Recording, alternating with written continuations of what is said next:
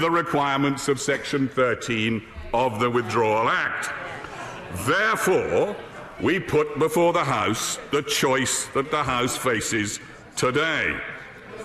What this choice will mean is that it will bring certainty to thousands of businesses and millions of individual citizens throughout this country, and to 1 million citizens of our country residing in the European Union.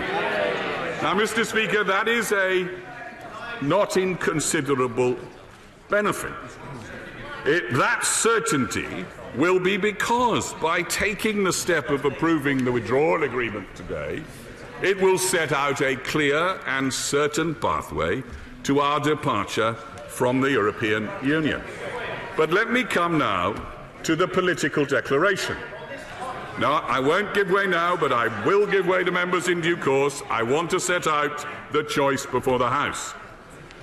As the motion acknowledges, the political declaration is open to change. The Union has accepted that it is open to negotiating change and that it will consent to discuss it. And so the House is undergoing a process at the moment of seeing whether a stable majority can be found for any political solution for the future. Of course, Mr. Speaker, the government respects that process. It acknowledges that it is continuing. It accepts, therefore, that further steps will be necessary to approve the political declaration in this House. This House will have to ratify not only the withdrawal agreement, but also the political declaration. And so the government will give consideration as to precisely how the full package will be approved with the political declaration. But one option for the House will be to introduce the EU withdrawal implementation agreement bill before this House. And if this agreement is approved today, the government will introduce the bill within the next few days. I give way to the honourable gentleman. Grateful to him for giving way. Does he agree with me that the motion today flatly contradicts the European Union withdrawal bill, which specifically provides that we are required to have the motion passed by both sides of both the political declaration and the withdrawal agreement in place before we comply with the Act? As the motion notes, the honourable member will understand, it notes that it is not purporting to be a Section 13(1) vote. This is simply designed to afford the House the chance of taking advantage of the legal right established by the Council decision. It is not. It is not a vote under Section 13. There's nothing unlawful. There is certainly nothing procedurally improper about it. It is done to afford the House this chance. I give way to the right honourable gentleman. I'm very grateful to the Attorney General for giving way. I want to ask him about the consequences for any further extension of this motion passing today. Because if we get until the 22nd of May, but in the week leading up to that, it becomes clear that we have still not reached agreement on a political declaration. If we ask the EU for a further extension, are they not likely to say, I'm sorry, you can't have one because you did not take part in the European Parliament elections, and that therefore defeating this motion today will at least give us the chance to make that choice with an extension to the 12th of April, where we could get a longer extension. At the 12th of April, we could not get it if we go to the 22nd of May. I understand the right honourable gentleman's point. I say straight away, the answer to that is this is the only right we have to an extension. if we move into next week without securing it, then we take the chance that of those 27 leaders, they will be vetoed. Now, the right honourable gentleman asks me about European parliamentary elections.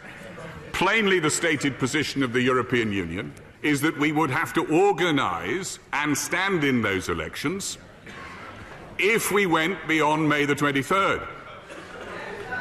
Some lawyers, of course, disagree with that stated position and say that it would not be necessary, but that is the stated position of the Union.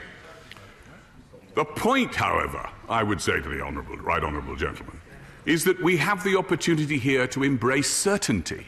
What the right honourable gentleman's prescription, what the right honourable gentleman's prescription would have us do is take a chance on the goodwill of the 27 member states of the European Union that they will grant us another extension. When, Mr. Speaker, this withdrawal agreement, everybody knows, the right honourable gentleman knows, is an essential prerequisite of our departure from the European Union. That may be why he doesn't want to vote for it. And the official Labour position is that they do not disagree or object to a clause or article of the withdrawal agreement. I have to say, the country looking on must judge this. They do not object. They have not emitted a peep of disagreement with a single clause or article of that agreement, and their position today is that they intend to vote it down. What kind of cynicism is that, Mr. Speaker? So I say to the House, the opportunity now is for us to embrace the certain legal right for an extension to May the 22nd. That will give us the opportunity of giving certainty to the country and allowing for the process of reconsideration of the political declaration to take place. I'm most grateful to my right honourable and learned friend, and I entirely agree with him that, of course, apart from the dates of the 12th of April and the 22nd of May, any other extension for a longer period would have to be agreed with the other 27 member states. But is it not the case that it was made quite clear when the Prime Minister was at the last European Union summit that an extension to the 22nd of May was what was described as a technical extension for the purpose of simply bringing about what had been agreed fully and completely in this House? And that therefore, if we extend to the 22nd of May without having reached that conclusion now, we do run the very serious risk that we will not be able to extend further at that date if we have not completed all the parts of both the withdrawal agreement and the political declaration. Whereas, if we were to go back now and ask for longer, it will be given to us if we wanted to consider other options. Well, I have to say, I know that my right honourable friend is a very distinguished and able lawyer, but I never knew that he had a crystal ball. The fact of the matter is, the European Union has not agreed to grant any longer extension. It will be subject to the veto of any of the 27, and it would certainly be subject to clear signs in this House that there was a stable majority for an alternative solution and a stable way of delivering it. So now I must make progress, but I will give way particularly to the honourable gentleman. So I say to the House, the reason for the motion today, the reason for the form of the motion today, is that it enables the House to secure this legal right. It is the case that the government makes that this agreement is required in any event. The members on the other side do not dispute a requirement that it will be the requirement that there is for this agreement to be passed, and therefore we invite the House to secure the certainty of the extension, to continue with the process of the political declaration reconsiderations, to enable us by May the 22nd to have ratified the domestic implementing legislation and to have concluded discussions on the political declaration. I will give way first to the honourable gentleman and then to. The attorney's argument is basically that this is a way of guaranteeing certainty for business in the country. However, if today's motion is carried, there will be no certainty. Correct. The government will not be able to ratify the treaty, will it? Yep. I think he accepts that they won't be able to ratify. There will still have to be the proper motion brought forward to this House and the other, including both sides. There will still have to be a bill which will be much contentiously disputed. There is no certainty. If anything, today throws more uncertainty into the process. There will certainly have to be the bill. There will have to be a process of ratification in this House, which is why, if the House votes for the withdrawal agreement today, it would be surprising if it didn't vote to implement the withdrawal agreement. And I would say this is the step that we need to take. May I just move on to the political declaration very briefly, if I may, to the honourable gentleman. To him.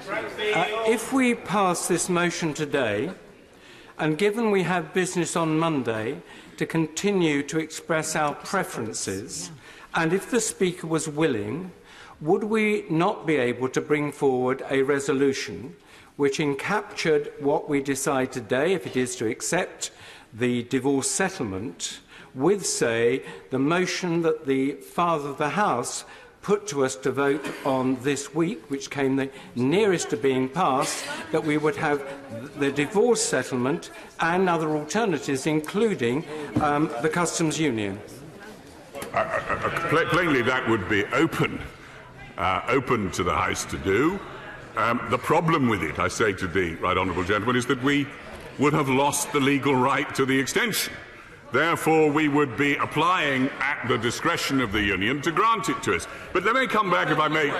Let me come back to the political declaration, because it's important I should say a few more words, if I may, about this. The process that is. I just wonder. I'm seeking to catch the attention of the Attorney General. I just wondered whether he might have a loss of hearing or something. And in my experience, the honourable gentleman is both noticeable and audible. The Attorney General. Jeffrey. Yes. Sorry. The political. I will give way to the the honourable gentleman in a moment, if I may. But let me just complete about the political declaration. The process is being undergone by the House at the moment. The government recognises that process and will in due course take decisions as to how and if it can implement anything that might emerge from it. But the whole point of the political declaration is that it cannot be negotiated with the European Union now. And what the government is saying, and there were some amendments down, I think, by the honourable member for Stoke Central, what the government is saying in connection with the next stage of the political declaration and its negotiation with the European Union is that there will be new mechanisms and new procedures so that this House can be properly consulted and have a particular role in the manner in which the political declaration, once it is finalised within this House, will be negotiated in that second stage. And I can say to the honourable member for Stoke Central, if I may, I'll give way to him in a moment, that the government would have accepted the amendments that he proposed with others standing in his name. I thank the Attorney General for giving way. The amendment that I put down with colleagues today was very clear. But any process for this House would have to be underpinned by legislation. It would have to form part of the Withdrawal Agreement implementation bill, and there would have to be a clear role for this House to agree the future relationship before it was signed off with the European Union. Is he able to give a confirmation from that dispatch box that if he brings forward the bill next week, those measures will be in clear text in that bill in black and white? Can I say to the honourable gentleman, we would have accepted his amendments, clearly in terms of the detailed working out of those amendments, in discussion. No. If it requires, the honourable member will be able to bring forward an amendment. If it requires an amendment to that legislation, we would obviously consider its detail carefully, but we would be minded to accept such.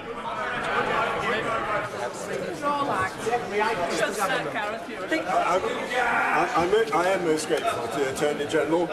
He has referred on a number of occasions to the Withdrawal and Implementation Bill. He knows, as does the Secretary of State for DEXU and the Prime Minister and others, that we, in my European Scrutiny Committee, have repeatedly asked over the last month for a draft or a copy of the Withdrawal and Implementation Bill. He's just said that if the Withdrawal Agreement goes through, then the Withdrawal and Implementation Bill will follow. Will he tell the House whether, if the Withdrawal Agreement is not approved today, whether the Withdrawal and Implementation Bill will come through to this House and be introduced in any event? Well, what I can say to my honourable friend is that certainly we'd give it very careful consideration. We've taken the view up to now that before the withdrawal agreement is approved, it's premature to publish the bill. And secondly, there are certain elements of it that still remain to be finalised. But as I've said to my honourable friend privately, the moment we are in a position to do so, he, as chairman of the committee, will be among the first to see it. So I can say that. Now, I must, if I may, because I'm very conscious that it's Friday and that we need to move forward as swiftly as we can. Therefore, Mr. Speaker, the House can take a single decisive step today to afford certainty to the millions of people throughout this country who are waiting for it, to have a short extension, not prolonged, that will bring our exit of the European Union to May the 22nd. There will be no further uncertainty. The political declaration can be resolved in that time, and the ratification of the bill can proceed with any amendments that might be forthcoming in connection with the subsequent negotiating stage. So I submit to the House the responsible thing. I ask the House to consider and reflect carefully, because what we have before us today is the legal right to extend. No other extension is guaranteed. Every other extension would require European parliamentary elections, as the right honourable gentleman has said. We therefore are at an important crossroads for the purposes of this nation's future and its history, and I urge all members of this House to embrace this opportunity now, when this withdrawal agreement, in its substance, is in no way objectionable to any members of this House willing to consider moving forward with it. In those circumstances, what conceivable point can there be now in not embracing this agreement, subject to further discussions on the political declaration? Mr. Speaker, I urge the House to vote for this agreement.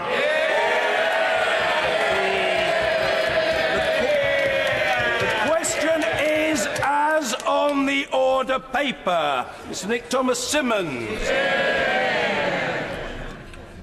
Mr. Speaker, members of this House secured a proper, meaningful vote for a purpose. And it was so that this House would be able to make an informed judgment on the future of our whole country. The point was not only to know the terms of the withdrawal, but also to know what the future relationship was going to look like. A future relationship to shape our economy and our constituents' jobs and livelihoods for decades to come. To consider those two things together is vital, Mr. Speaker. It's what this House should rightly expect and what has always been promised, because it is central to the whole process. Article 50 itself says, and I quote, "The Union shall negotiate and conclude an agreement with the State setting out the arrangements for its withdrawal, taking account of the framework for its future relationship with the Union. Look at the Withdrawal Agreement. Look at Article 184 of it. It specifically refers to the political declaration and even identifies the particular document. And in their letter to the Prime Minister of the 14th of January, Presidents Juncker and Tusk said this: "As for the link between the Withdrawal Agreement and the political declaration to which you make reference in your letter, it can be made clear that these two documents, whilst being of a different nature, are part of the same negotiated package. In order to underline the close relationship between the two texts, they can be published side by side in the official journal in a manner reflecting the link between the two as provided for in Article 50. And it's also, Mr. Speaker, what the Prime Minister herself has always said. On Sophie Ridge on the 21st of November last year, this was her view. "We agreed the withdrawal agreement in principle last week. The withdrawal agreement goes alongside the future relationship. It's the future relationship," she said, "that actually delivers, if you like, on people's concerns in the withdrawal agreement." Yet, I will give way in a moment. I just finished this part of my speech. "Getting that future relationship right is necessary, but nothing's agreed until everything's agreed," she says. Now, she isn't known for her flexibility, so unsurprisingly, on the 14th of January in this House, she said, again, "The link between them means that the commitments of one cannot be banked without the commitments of the other." The EU has been clear. Let me finish this section. The EU has been clear that they come as a package. Bad faith by either side in negotiating the legal instruments that will deliver the future relationship laid out in the political declaration would be a breach of their legal obligations under the withdrawal agreement. Mr. Speaker, I will give way in a moment. Mr. Speaker, how many times have I heard the Attorney General arguing from the dispatch box when we've spoken about the backstop and the future relationship about the importance of reasonable endeavours and good faith in ensuring that we secure in good time a future trade agreement? Yet the government has now decided to remove from our consideration today in the motion one of the documents against which you can even judge bad faith. I'll give way to the Honourable Gentleman. The fact is, the withdrawal agreement would be accepted by the European Union. That's the first point. The second point is it sorts out the implementation period, the money, and crucially guarantees citizens' rights for my constituents, EU nationals and Brits abroad. Which part of those factors does he actually disagree with? The answer is none.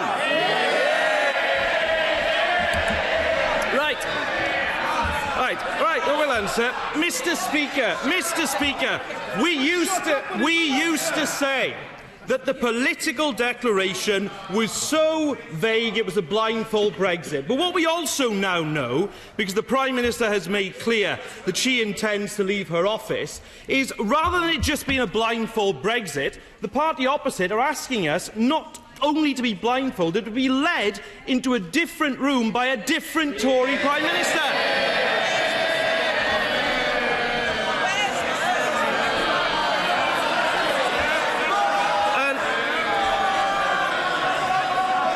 And let me not for a moment. And let's be clear as well. Mr. Speaker. It is a Prime Minister ultimately chosen by Conservative Party members who constitute a tiny part of the wider electorate. And the party opposite can talk about the national interest. It is not in the national interest for the future of our country to be decided by a Tory leadership contest.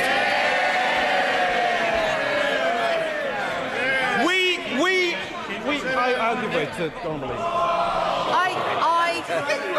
I thank my honourable friend for giving way. He's making excellent points, and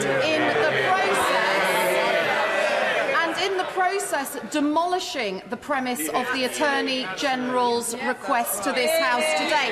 The Attorney General did not take my intervention, but in his speech, the Attorney General promised mechanisms and processes to Parliament to guarantee a future say.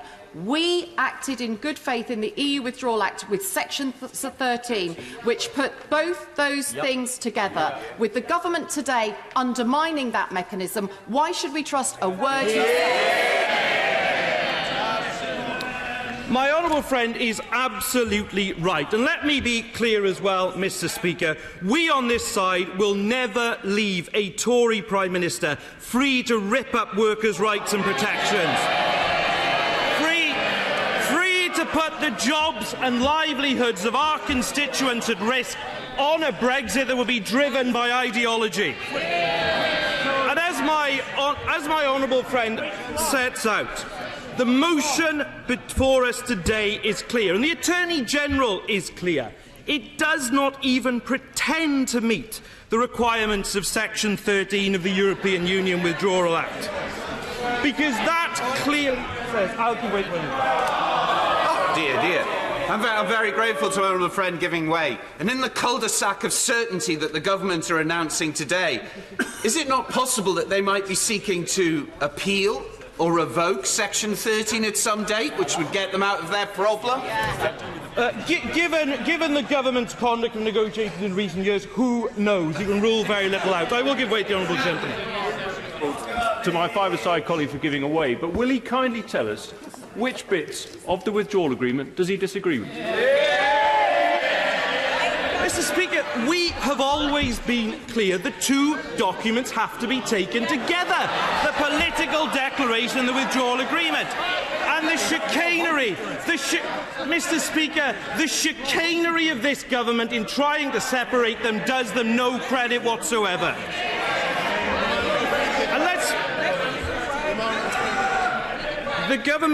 The government can seek to blame others as to why it can't carry out the statutory approval process in its own legislation. But we are here today, Mr. Speaker, because this government has manifestly failed on its central policy over the past 2 years. The handling of the negotiations has been frankly disastrous. Now, the Prime Minister took office in July 2016. It was then that she could have tried, after the referendum, to build a cross-party consensus on the way forward. The Prime Minister did not. The Prime Minister called a general election in June 2017. She lost her majority, knowing then she was leading a minority government. Again, she could have reached out across this House, and she did not. I'll give way to her. Friend for giving way. People outside of this chamber will rightly wonder what on earth is going on today, and rightly so. So can he confirm, for the benefit of my constituents and the rest of the country, that this party has voted repeatedly for Brexit, but for a different deal? For a Brexit that supports and protects jobs and workers. And if the party opposite would move their red lines a bit, we could honour the result of that referendum, as we all want to do. Mr. Speaker, for months and months, my right honourable friend, the Leader of the Opposition, the Shadow Brexit Secretary, and many others have set out to the Prime Minister, if only she would change her red lines, we could reach a consensus on the way forward. But rather than do that, I'll give way to him. I'm very grateful to the honourable gentleman for giving way. Does he agree with me that what we've heard today from the Attorney-General is an attempt to dress up political shenanigans as a requirement to get a legal certainty, when in actual fact what they're trying to do is to solve the Tory party's political problems so they can usher in an unelected right-wing Prime Minister to negotiate...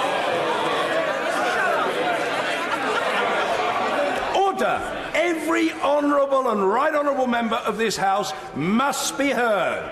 No attempt should be made to shout someone down, and if it is made, be in no doubt. It will fail. Joanna Cherry.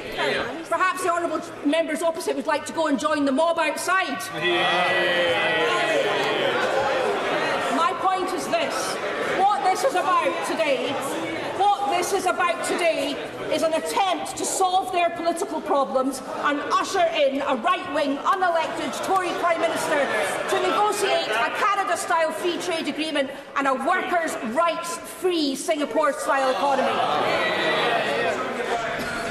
Well, the Honourable Lady, when we talk about political chicanery today, she's absolutely right, Mr Speaker. And remember as well, today was a non-binding motion. I appreciate, Mr Speaker, you've not chosen any amendments, but even if you had, they wouldn't have been binding in any event, and the government could have wriggled out of them in due course. Mr Speaker, I'll give way. I'm an honourable friend for giving way. I'll take no lecture from the SNP that failed to vote for a customs union that could have created the conditions for compromise. But can my honourable friend confirm that it is entirely conceivable? Order, far too much noise. The honourable gentleman must and will be heard. Jim McMahon. Thank you. It's entirely conceivable that this could be voted through today, but then when we are required to bring forward a meaningful vote, the exact same legislation could be voted down. Exactly. What type of constitutional crisis does that create? That's a good point. My honourable friend is absolutely right, and it is promoting uncertainty rather than providing certainty. I will give way to the honourable gentleman. I must make some progress. I'm very, very grateful to the honourable gentleman for giving way. It was the EU Council itself which separated these two strands of the process. Both strands have to be delivered.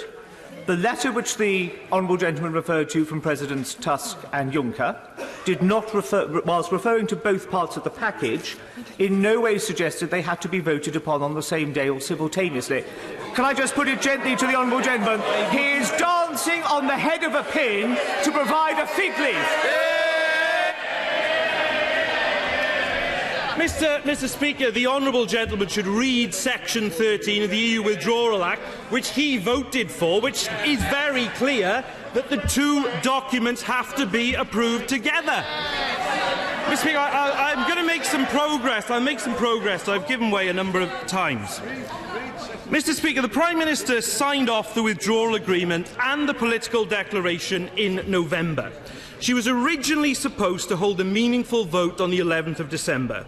Since the day she took the decision to abandon that vote, the day before it took place, 109 days have passed. She knew then that the deal was going to be defeated by a substantial margin, but she ploughed on. On the 15th of January, the government suffered the biggest defeat in parliamentary history, by a margin of 230 votes on the first meaningful vote. 2 weeks later, on the 29th of January, the Prime Minister promised the House she would change the withdrawal agreement. What I am talking about, she said, is not a further exchange of letters, but a significant and legally binding change to the withdrawal agreement. Negotiating such a change will not be easy. It will involve reopening the withdrawal agreement. Now, Mr Speaker, at this late stage in negotiations, any withdrawal agreement would have required the backstop. It was always totally unrealistic for the Prime Minister to pretend she could drop the backstop entirely or make substantive changes to the withdrawal agreement. Yet she wasted weeks and weeks on this fruitless pursuit, including voting for the amendment in the name of the Right Honourable Member for Altrincham and Sale West, which required the Northern Ireland backstop to be replaced by alternative arrangements. Those arrangements have not been secured, and they could never have been secured. On the 12th of March, the government suffered the fourth largest defeat in parliamentary history by a margin of 149 votes on the second meaningful vote.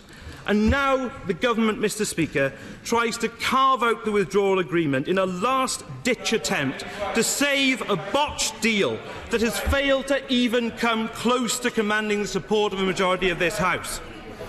This Prime Minister has recklessly run down the clock. She knows her deal is unacceptable, and she has failed time and time again to listen and to change course. Mr Speaker, too often this government has ignored motions of this House. It took Parliament to fight for a meaningful vote on the two documents, the withdrawal agreement and the political declaration, to be considered together. To suggest that they should be considered separately now is to go back on what the government has been saying about the importance of the link between them for months and months. I'll give way to my honourable friend.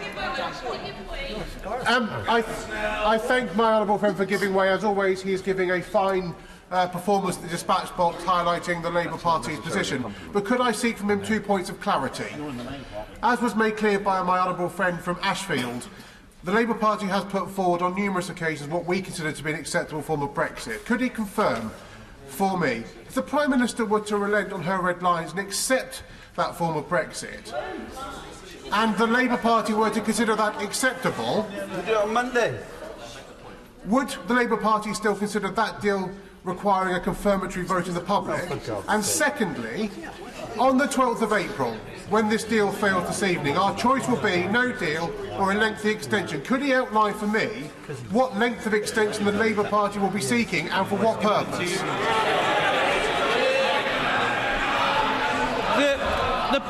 The purpose of the extension is always the critical issue. And let me just say, in respect of the issue of a Mr. Seeley, calm yourself. Your attempt to intervene was politely rejected. You don't holler across the chamber, man. Calm yourself. Zen. Nick Thomas-Simmons. Say to my honourable friend, we've been putting the idea of a comprehensive customs union for months and months and months. The reason it is being properly considered is because of the Prime Minister, nothing to do with the opposition. And let me be clear today, Mr. Speaker. We will never mortgage all our futures on the outcome of a Conservative leadership party contest over which most members of this House have no control at all and would have to sit back and watch. Without the clarity and protections we need in the political declaration, we should not approve this withdrawal agreement. Today's vote is a shoddy gimmick from a desperate government that is trying to hide away from the reality that this House would still need to bring the meaningful vote in the form of the political declaration and the withdrawal agreement back to this House. The Prime Minister's deal for months and months has simply created division and discord when we need a consensus on the way forward. The national interest, Mr. Speaker, is in building a consensus for a future that protects the jobs and livelihoods of all our constituents, and that's why the House should reject this motion today. Sir William Cash. Thank you, Mr. Speaker. Mr. Speaker, we've heard a great deal. Order. I understand the hubbub in the chamber and an air of excitement for which I'm sure the honourable gentleman, the member for Stone, is suitably grateful. But the House must hear colleagues deliver their speeches, in the first instance to that of the Chair of the European Scrutiny Committee. Sir William Cash. Thank you, Mr. Speaker.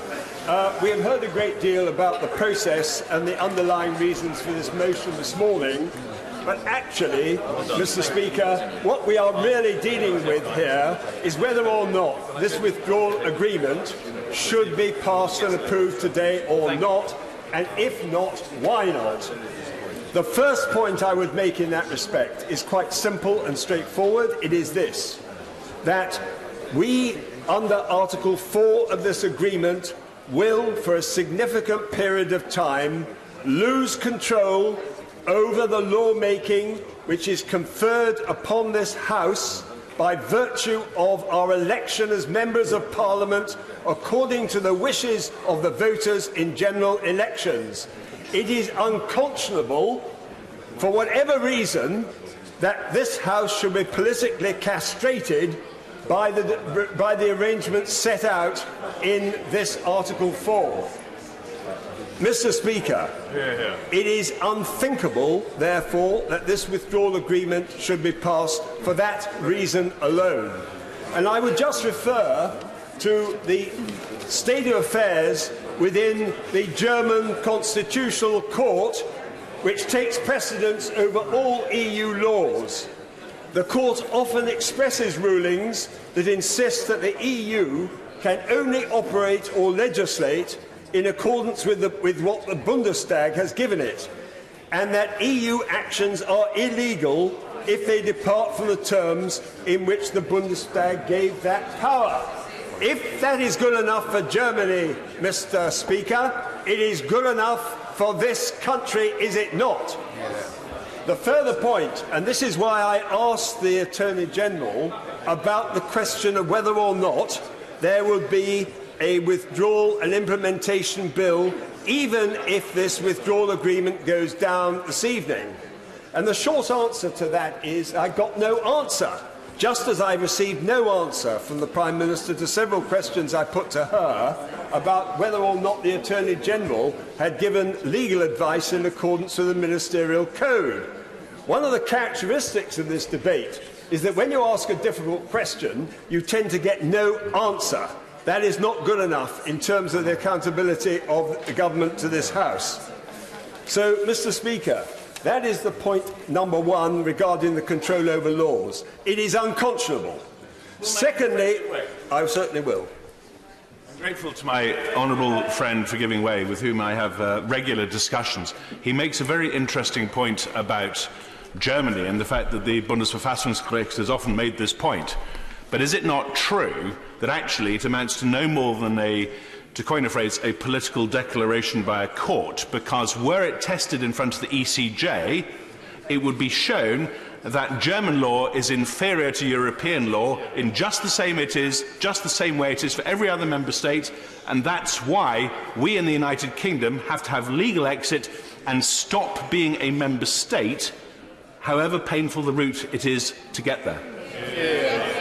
I understand my honourable friend's point, but I have to also point out to him that under EU law, the constitutional orders of the member states, under several cases, Van Genden, Luce and Costa and other ones of the similar kind, it is made abundantly clear that the European Court actually itself asserts superiority over the internal constitutional orders of the country in question. And the reality is that there is a conflict demonstrated by the competence case in relation to the question that he's raised and I've raised, because it is, as I stated, the German Constitutional Court will not countenance direct contradiction with its own law-making.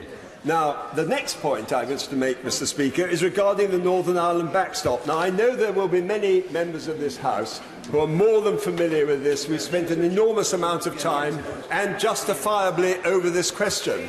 But what it really boils down to, Mr. Speaker, is the fact that this is about the constitutional status of Northern Ireland within the United Kingdom.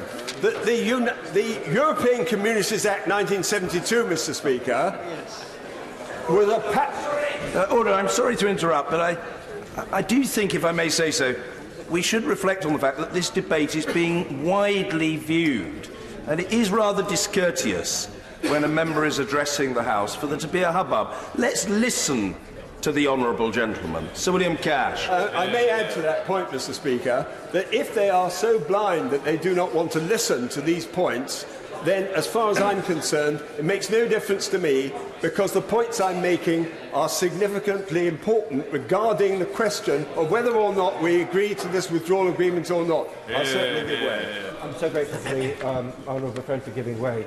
This is a problem that he makes a series of very powerful points. Sorry, Mr. Speaker, I do apologise. Isn't the problem that my honourable friend makes a series of very good points, but he's letting the perfect be the enemy of the acceptable. Exactly. And today we have the chance to leave the European Union, and he and others are preventing that happening, Mr. Speaker. I, of course, want to leave the European Union, but the problem with this withdrawal agreement is it does not, I assert, represent Brexit in the terms in which the repeal of the 1972 Act, which, as I was saying just now, is an Act of Parliament not only of Great Britain, but also with Northern Ireland. Therefore, the constitutional status of Northern Ireland is at stake with respect to the question of the Northern Ireland backstop, and there is no doubt about that. I'll certainly give way. I thank my right honourable friend for giving way. Isn't it the case that this withdrawal agreement places irreversible damage forever and will be lasting on Northern Ireland and on our precious Union? I hear the Prime Minister repeatedly stating when the question of our precious Union. This Northern Ireland backstop drives a coach and horses through the question of the precious union. That is the problem. And I would further say that the reason why, as I understand it, the DUP will be voting against the withdrawal agreement today is precisely for that purpose. It puts the union at risk. I will continue. I'll give way to my honourable friend. Speaker, I'm very grateful to my honourable friend. Is it his view that we're not being shown the bill to implement the withdrawal agreement today because that would reveal that we have to remove the repeal of the 72 Act or reintroduce all the European Union powers, proving that this is not leaving the European Union? All agrees exactly the point, and I see the Solicitor General chuntering a bit. He's a good friend of mine, but I have to say that he knows that this is a serious point. And they have, in discussions, the Attorney General referred to private conversations I've had. I will now refer to one I've had with both him and the Solicitor General. He acknowledges that this is something which would need to be sorted out, because there is a serious worry. And what happened, if I may say so, Mr. Speaker, is very simply stated. On the 26th of June last year, we passed the Withdrawal Act 2018. Section 1 says the European Communities Act 1972 is repealed on exit day. Exit day operates in lockstep with whatever exit day turns out to be. However, the reality is that because of the saving provisions and under Article 4, the capacity of the court to discipline enactments, it is just conceivable, in fact I believe it is highly potentially possible, that there will be issues of interpretation which could arise. We need to discuss this properly, but we can't do it unless we see a copy of that bill. And that is, I know that my honourable friend agrees. In fact, I have ministers, some secretaries of state, who've actually said to me, without disclosing their names, that they do think that we should see a copy of this bill. Because until we see the drafting of it, it isn't possible for us to be able to make a judgment about the impact that it will have on the repeal of the 1972 Act, which itself is the anchor of the referendum. And I repeat the point I'm making about this because the referendum itself was endorsed by a sovereign act of this Parliament, sovereign act, which transferred the decisions to the British people. And the British people made that decision in line with the wishes of the electorate. I'll give way to my honourable friend. Grateful, and I'm perfectly clear that whatever the public voted for in the referendum or at the last general election, nobody had a clue they were going to be voting for a withdrawal agreement, anything like the one before the House today. But can I ask him about a matter of good faith? Because I interpreted the Attorney General's remarks to be a suggestion that we should perhaps approve this today in order to satisfy the technical terms of the extension agreed by the 27 on the basis of some kind of a ruse to get an extra extension, even though we haven't actually approved the withdrawal agreement and the political declaration in the terms that we said we would. Is that an act of good faith with our European partners? I very much agree with what my honourable friend is saying. And I go further and say that the change of gear between the 26th of June, when the Withdrawal Act received royal assent, and the 6th of July, and then the introduction of the White Paper after the Chequers proposals, demonstrated to me bad faith, because it must have been pre-planned while that withdrawal bill was going through, with which I was thoroughly in agreement and gave every conceivable assistance to the government to get it through. And the reality is that because it was only produced 10 days later, you only have to ask the question, how can they write an 80-page white paper without planning it some months in advance? I'll give way to my honourable friend. Grateful to my my honourable friend for giving way, and you know I revere him when it comes to constitutional law. I just wonder, in the course of his argument, I wonder, isn't he slightly making the case that we need to get to the bill, because it is within the bill, and we debate the bill, that we actually then end up being able to decide what are the protections left. And I would love to hear him in the bill, because I will certainly support his amendments when we get to the bill. That's a very, very good point. Because, and I make this point, and that is why I've been saying to the Attorney General just now, will he give me an assurance, and he didn't answer my question, that if the withdrawal agreement is not approved tonight, are they going to bring in the bill anyway? Because there are a lot of people who I'm hearing, as Chairman of the Europe, well, I'm very glad to see that the Leader of the House shakes her head, that the withdrawal agreement will not be followed if it is rejected by a bill. Is that absolutely crystal clear? I look at the Leader of the House. Is it quite clear? There will be no bill if, in fact, this agreement is rejected. She doesn't answer. Well, that is the point.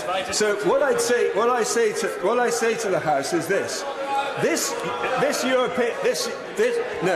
European Council meeting, this European Council decision is yet another example of the manner in which this country, this great country, has again effectively capitulated to the demands of the European Council. That is one of my greatest objections to this motion, as well as all the other things I've mentioned. And it is exactly the same as when the European Scrutiny Committee last March, a whole year ago, made a report saying we should never, ever have accepted the sequencing or, for that matter, the terms of reference laid down by the European Union. We have capitulated. This is not compromise, Mr. Speaker. This has been capitulation. And that is the reason why it is so important that the House recognises this in the vote this evening. Yeah, I will give way to the lady. Hey. Well done, Sylvia. Thank you indeed, Mr. Speaker. I'm enormously grateful that patience has paid off. Let me take the honourable member back to his remarks about Northern Ireland. May I just gently remind him that the DUP do not speak for the majority of people in Northern Ireland. And may I also reflect the fact that the Prime Minister cares deeply about the United Kingdom. She cares so deeply about the United Kingdom that the Good Friday Belfast Agreement and the consent principle are protected in her withdrawal deal. They're protected in black and white, and therefore the constitutional status of Northern Ireland remains the same. It remains in the hands of the people of Northern Ireland voting in a border poll. Go in the hands of Brussels. I'm grateful. I have great respect for the Honourable Lady. I only say this, that we've had this debate before. We do differ about it.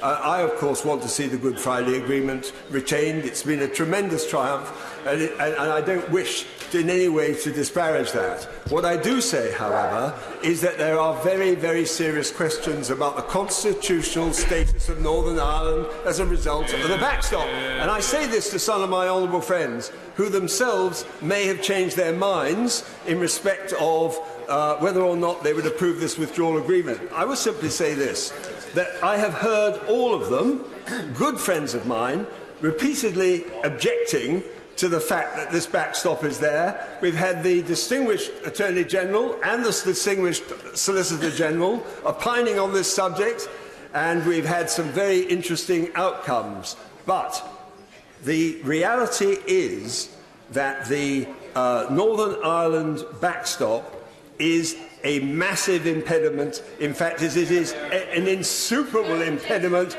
to agreeing this withdrawal agreement. I will give way. Very grateful. He talks about opting back in to the European Communities Act, which we all know is what will happen in the transition. But there's a key word there, transition. Does he not accept the risk today of defeating this withdrawal agreement is that we will stay in the European Communities Act forever? No, because there is no suggestion, and I've heard, that the repeal of the 1972 Act would be itself, the repeal of that Act would be repealed.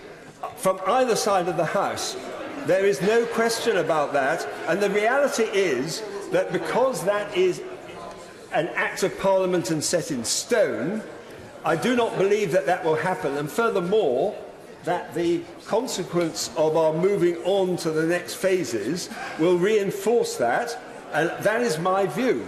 I can only say that the British people will be incredibly angry, and they will be very devastated if they find that the repeal of the 1972 Act takes place. And that would be a massive breach of faith with the British people. I'll give way. I'm very grateful to give way. I understand he will oppose this motion on the basis that he wants a clean break with the European Union. I understand that. But does he realise he'll be walking through the lobbies with people who are looking for a very, very soft Brexit or no Brexit at all?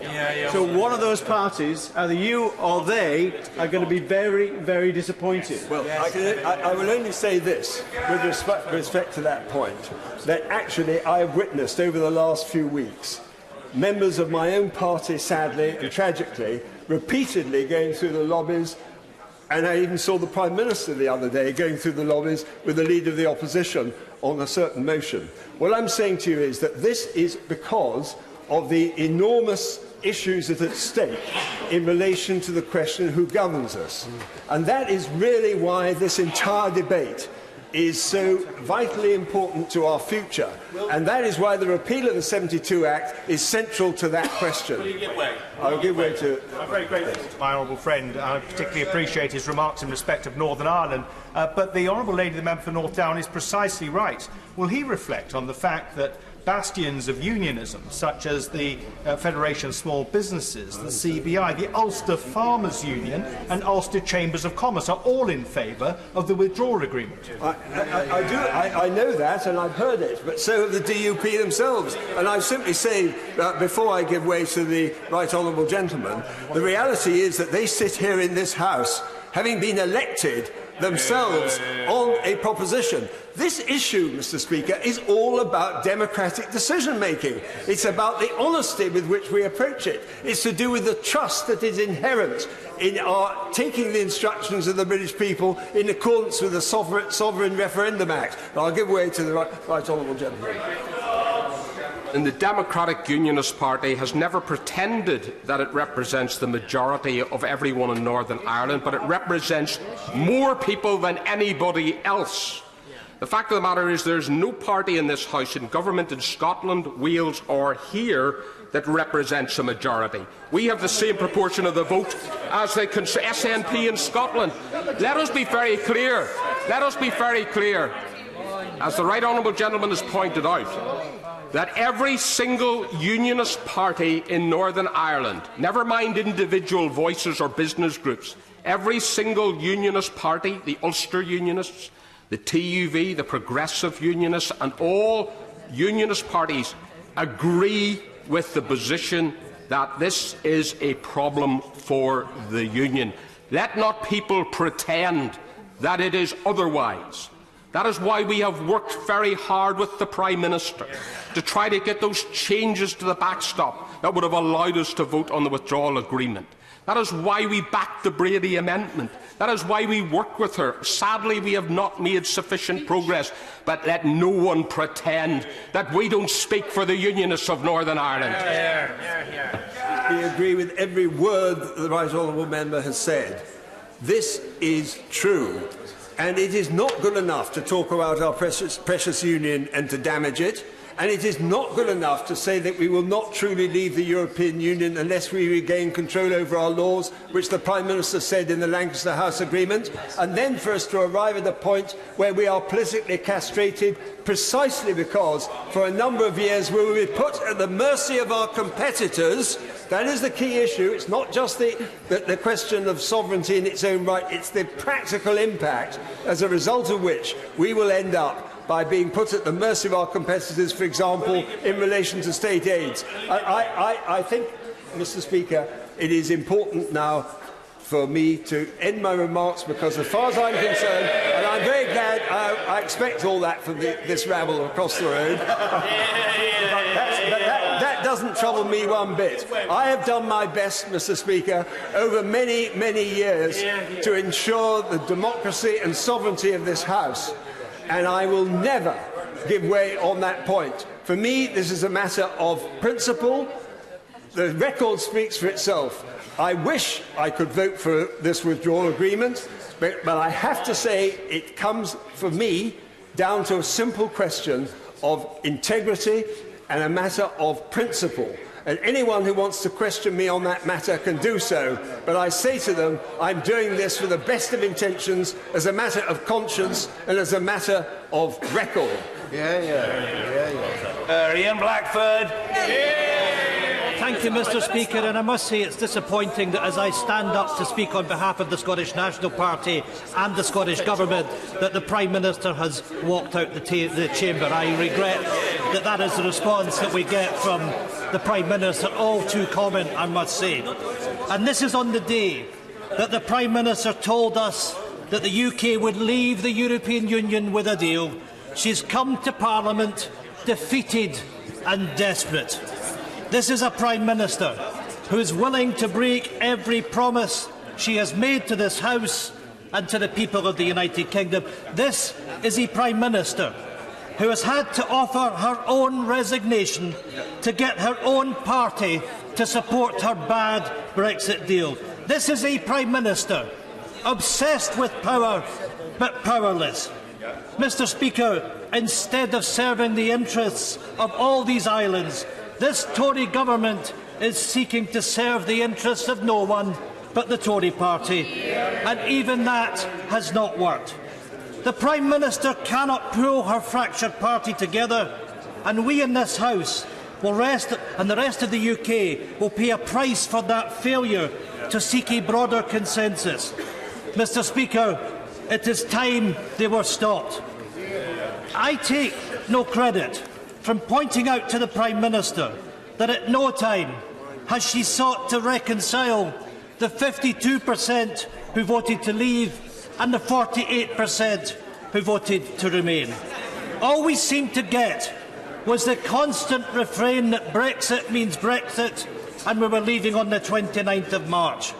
There was no attempt to go beyond the soundbite and engage. No attempt to engage across this House.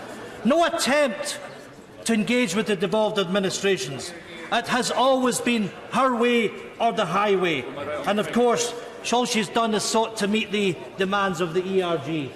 I thank my right honourable friend for giving way, and he sets out well the game playing that has gone on up until today. And there's no doubt that there's game playing going on with the motion today, but it appears that some Labour MPs may be getting bought by that game playing, in spite of the damage that it's going to cause to our constituents, our poorest constituents, in spite of the cost that it is going to have in terms of this terrible Brexit, but also that it's going to usher in a right-wing Tory Prime Minister, even worse than the disaster we have right now. Can my right honourable friend reflect on the damage to Labour that that vote, passing by this House, by Labour votes, would have on the Labour Party in Scotland? I'm very grateful to my honourable friend. We are at a very dangerous juncture. And I appeal to members on the Labour benches to think very, very carefully as to where we are today. Because if the government, somehow or other, manages to get this through on the back of Labour MPs voting for this government, we know that the Prime Minister is going to depart. I will in a second. We know that the Prime Minister is going to depart. And we're all going to be left in the hands of the Tory MPs that are going to appoint a new Prime Minister. A Prime Minister who is in all event likely to be a Brexiteer. And I appeal to Labour members. Don't give that authority to the Conservative Party. Don't be the midwives of Brexit. Don't allow this Tory government, on the backs of a few Labour MPs, to deliver a hard Brexit that is going to imperil all our constituents, and I give way. Thank him for giving way. Can we have a bit less of the holier than thou grandstanding from the SNP on this issue? Let's be honest, they would be completely happy for the current deal, with all its faults and the danger to Northern Ireland, to go on a ballot paper on a people's vote, with the possibility that that could be the deal that people vote for. Where's the integrity in that? My goodness, Mr. Speaker, you know, this is a very serious moment for all of us. And I applaud the million-odd people that marched in London last weekend, the 6 million people that have want to see revoke on the ballot paper, and I will in a second. But I do appeal to Labour members. Because if you go through the lobbies tonight with the Conservatives, then you're delivering a hard Tory Brexit. And you will pay a price economically for that. And thank goodness in Scotland, Mr. Speaker, we have the opportunity to defend ourselves, because we will not allow ourselves to be dragged out of the European Union. And it will usher in the day that the thing that so many members of this House tell us that they want to preserve, the Union of the United Kingdom, that will be over. Because Scotland will and Scotland must become an independent member of the European Union. Speak for Scotland. I'm very grateful to the right honourable gentleman for giving way. The first thing I would say is that SNP does not speak for Scotland. The second thing is, and I think the honourable gentleman needs to reflect on this, everyone on this side of the House, with the exception of a few people who are standing up for their constituents, are on the same side, and he should remember that. His entire speech so far has attacked the Labour Party, but tells you all you need to know about the Nationalists. So I would say to the right honourable gentleman, rather than using his speech to attack the Labour Party when we'll all be in the same lobby tonight, why was he not in the lobby with us with the customs union on Wednesday night, and we could have got out of this mess? You know, I say to my honourable friend, and he knows I have respect for him, that I want us to unite together. I'm not attacking the Labour Party. You know, you can laugh, but what I'm saying to Labour members is don't be duped by voting for the Conservatives today. Have some backbone, and let's make sure that all of us are united. That's what I'm appealing for you to do. But the Labour Party have to reflect on the fact that in 2014 in Scotland, that's exactly what you did. You joined with the Conservatives in better together. And you would have thought by now that you would have learned the lesson. That the reason that you become also-rans in Scottish politics is because time after time you side with the Tories. One of these days, the Labour Party have to understand that they should be standing up with the people of Scotland. And let me say to the honourable member, I can see him gesticulating wildly, that day of the referendum... Order! Order, I'm sorry. There is a very disorderly atmosphere in the House. Sustained barracking and finger-pointing of a most unseemly kind. Please, let's try to lower the decibel level and treat each other with respect. Mr. Ian Blackford. You are, of course, quite right, Mr. Speaker. But I say to the Labour Party that the day will come where there will be a referendum on Scottish independence. And I hope next time that they decide to stand with the people of Scotland and we can get that safe passage towards independence in Europe. I am going to make some progress. Mr. Speaker, there has been no attempt to engage across this House, no attempt to engage with the devolved institutions. It has always been the Prime Minister's way or the highway. There has been no appreciation that rather than being sucked in to reconcile herself with the ERG, the Prime Minister should have sought to work across party. Mr. Speaker, last Wednesday the Prime Minister met opposition party leaders. Many of us set out our positions, but crucially, Mr. Speaker, when we extended an olive branch and sought to work with the Prime Minister, it was rejected. It was the Prime Minister who would not budge, transfixed, repeating the same old mantra, caught in a trap of her own making. Leadership brings responsibility. It has been sadly lacking in this case. It is little wonder that we are left in this situation, that the Prime Minister is isolated from the other parties in this House and leaving the UK in a position of division. I will give you the right honourable gentleman giving way, and I'm really delighted that he's now looking at the substance of the government's motion, because I think it's really important that all of us who see this motion for what it is and are going to vote against it stick together, don't turn against each other. But can he help us with this?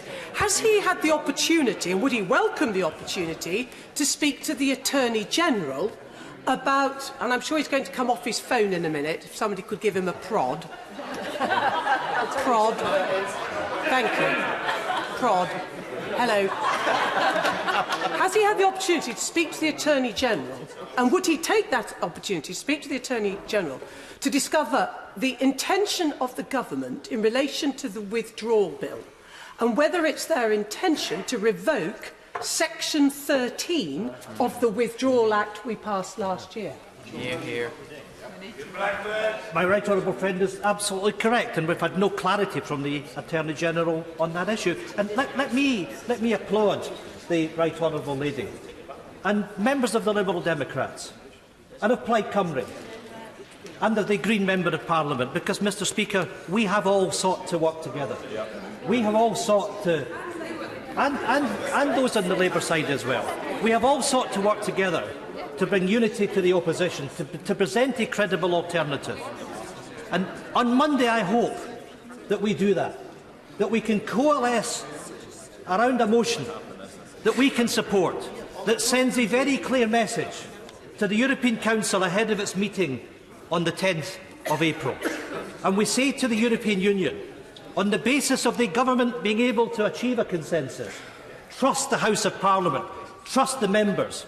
But it is in that spirit that I say to all colleagues in this House, and I plead with you, under no circumstances, vote with the government today. Don't make it easy for this government to deliver us into a blind Brexit. I'm going to make some progress. Mr Speaker, I don't think I will forget the Prime Minister failing to take responsibility for her own failings and blaming Parliament for the impasse. In so doing, seeking to put Parliament against the people in a way that was quite shameless. Having made a catastrophic error of judgment, we are still waiting for an apology. Where is that apology, Prime Minister? Today, Mr Speaker, we must close the door on the Prime Minister's proposal. Close the door and move on. Parliament today must reject this shambolic proposal before us. I will give way. Thank you very much. It's very kind of the right honourable member for giving way. But would you agree with the Scottish Fishermen's Federation, the Scottish NFU, the Scottish CBI and the Federation of Small Business that what is important today that Scottish MPs and all the MPs in the United Kingdom vote for jobs and businesses in their constituencies? And voting against the motion makes no deal more likely. And Scotland is watching the SNP. Well, I'm very grateful to the honourable gentleman for his intervention, and I would ask him to reflect on the situation that every local authority area in Scotland voted to remain. And the people of Scotland can reflect on the fact that the 13 Conservative MPs have failed time and time again, Mr Speaker, to stand up for the people of Scotland. And when I hear the honourable gentleman praising the unicorn of no deal, it is very simple, because what he must do, along with his colleagues, the so-called Scottish Conservatives, is to vote with us on Monday to support the motion on revocation and stop this Conservative government driving Scotland out of the European Union, because, Mr Speaker, that is the way to protect jobs in Scotland. I'm very grateful to my right honourable friend for giving way. And I'm sure Scotland, unlike the Prime Minister, is watching and listening to him. Is he aware, like me, from talking to his businesses in his constituency and businesses across Scotland, that their foremost consideration is that freedom of movement should be preserved for the benefit of the Scottish economy and because of Scotland's demographics? And is that one of the main reasons that SNP MPs cannot vote for this withdrawal agreement, because it ushers in the end of freedom of movement? My learned and honourable friend is absolutely correct. We've been enriched by freedom of movement. We've been enriched by those that have come to live and work and contribute to life in Scotland. And it's perhaps the most shameful aspect of this whole consideration, that we're turning back, that we're turning inwards, and we're closing the door on those that would come to Scotland and help us grow our economy. You know, Mr Speaker, our population has barely grown over the course of the last 100 years. It started to increase over the course of the last decade. And the Conservatives opposite want to put that handbrake and to stop those that want to come and live and work in our beautiful country. We want them to come in, and that is why, Mr Speaker, that not only must we reject this motion today, but yes, we must stop Brexit in all our interests. Mr. Speaker, I'm going to make some progress because I'm aware that other people wish to speak. We were promised another vote on the Prime Minister's deal, but because the Prime Minister knows she has no support for her deal, she comes here to play games, to trick MPs that backing her disastrous deal, yet it's still the same deal the House voted against not once but twice. Mr. Speaker, this deal should be dead. Before us are the terms in which the Prime Minister wants us to agree to withdraw from the European Union without any clarity about our future. Mr. Speaker, this is a blindfold Brexit. I'll give way one more time. I'm very grateful to the right honourable gentleman, but can I just beg him, because I'm standing in front of a plaque that says more in common than divides us, and he knows in this House on many issues we put aside the party issues and we have very subtly, sometimes worked together on certain issues. And I beg him today to just, as he ends his speech, to come a little bit back on calling all of us who believe that this isn't an honest debate today. This is a confidence trick to trick us into misleading our constituents. We are nearly there. We can defeat this. Let's stay together. Well, I have to say, I applaud the honourable gentleman for that intervention, because I agree with him, and that's precisely what we're seeking to do. And I hope all his colleagues, every single one of his colleagues, stay with us today, and we can defeat this government. I'm conscious, Mr. Speaker, of time, and I've been generous with interventions. I do now want to make some progress. How can any MP agree to sleepwalk in behind a deal that they have no idea what it means for the future of our countries, our constituents and our communities? It is incomprehensible that anyone could even consider simply taking the Prime Minister's word for it, especially a Prime Minister who can't even be truthful about living up to her word. Like her predecessor, the Prime Minister is going to ride off into the sunset after delivering crisis, chaos and further uncertainty for the UK. Mr. Speaker, the Prime Minister has committed the ultimate betrayal. She is abdicating all responsibility. How humiliating, how reckless. History will remember her premiership as one defined by cowardice, falsehoods and negligence. Mr. Speaker, I cannot believe that any leader could take us to this place. It is a disgrace. The constant promises to find consensus, to find a way forward, yet the Prime Minister has done as expected. She has run down the clock, only to ignore the wishes of Parliament, the wishes of the people, and engage in a game of blackmail and trickery to win support. It is an absolute outrage. Those who go through the lobbies in support of the Prime Minister and the Government will be responsible for aiding and abetting the greatest act of self-harm in the United Kingdom. Mr. Speaker, the arguments against the Prime Minister's plan do not need to be rehearsed. They are well known in this House. They are well known to every household in the country. But let me say this. It is not only the substance of the plans the Prime Minister has put together, but it is the disgusting treatment that the Prime Minister and the Tory government have displayed towards the people of Scotland that need to be known in every household in Scotland. One more time. Some time ago, the right honourable gentleman talked about the enrichment of free movement. Isn't it the fact that the greatest enrichment of free movement enjoyed by Scotland has been the free movement between the nations of the United Kingdom? And isn't it ironic that he talks about the Prime Minister not paying attention to the 48%? He absolutely fails to pay attention to the 55% who voted to stay within the United Kingdom. And when is he going to acknowledge that he is a member of the Parliament of the United Kingdom of Great Britain and Northern Ireland, and not just a Scottish member? My goodness, I was almost expecting the honourable gentleman to burst into a chorus of Land and Hope of Glory. You know, is he really suggesting... Is he really suggesting, friends, that people from Scotland won't have the right to come and live and work in the rest of the United Kingdom? Is that what he's suggesting? Because, quite frankly, if he should apologise, because that's a disgrace.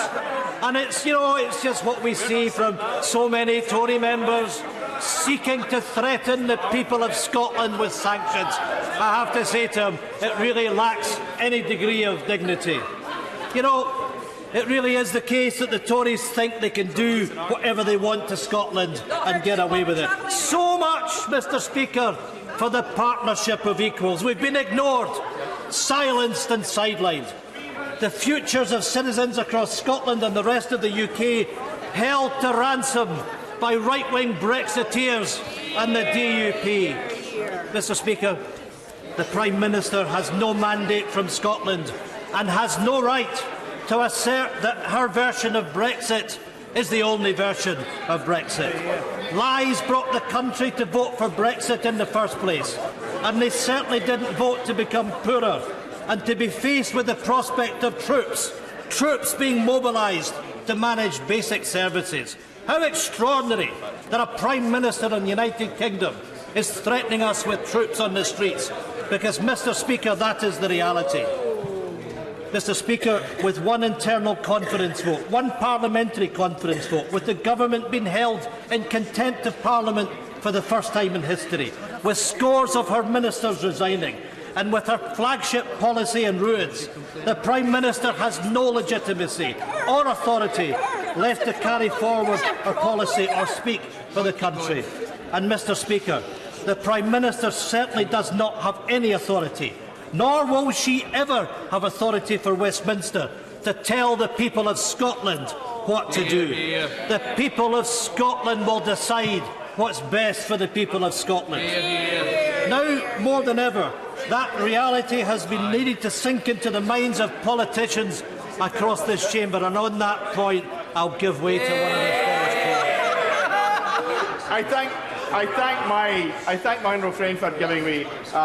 Does he have a kindly word for the businesses in Scotland? And does he have a kindly word for the over 1 million people who voted to leave the EU? The million people are from Scotland.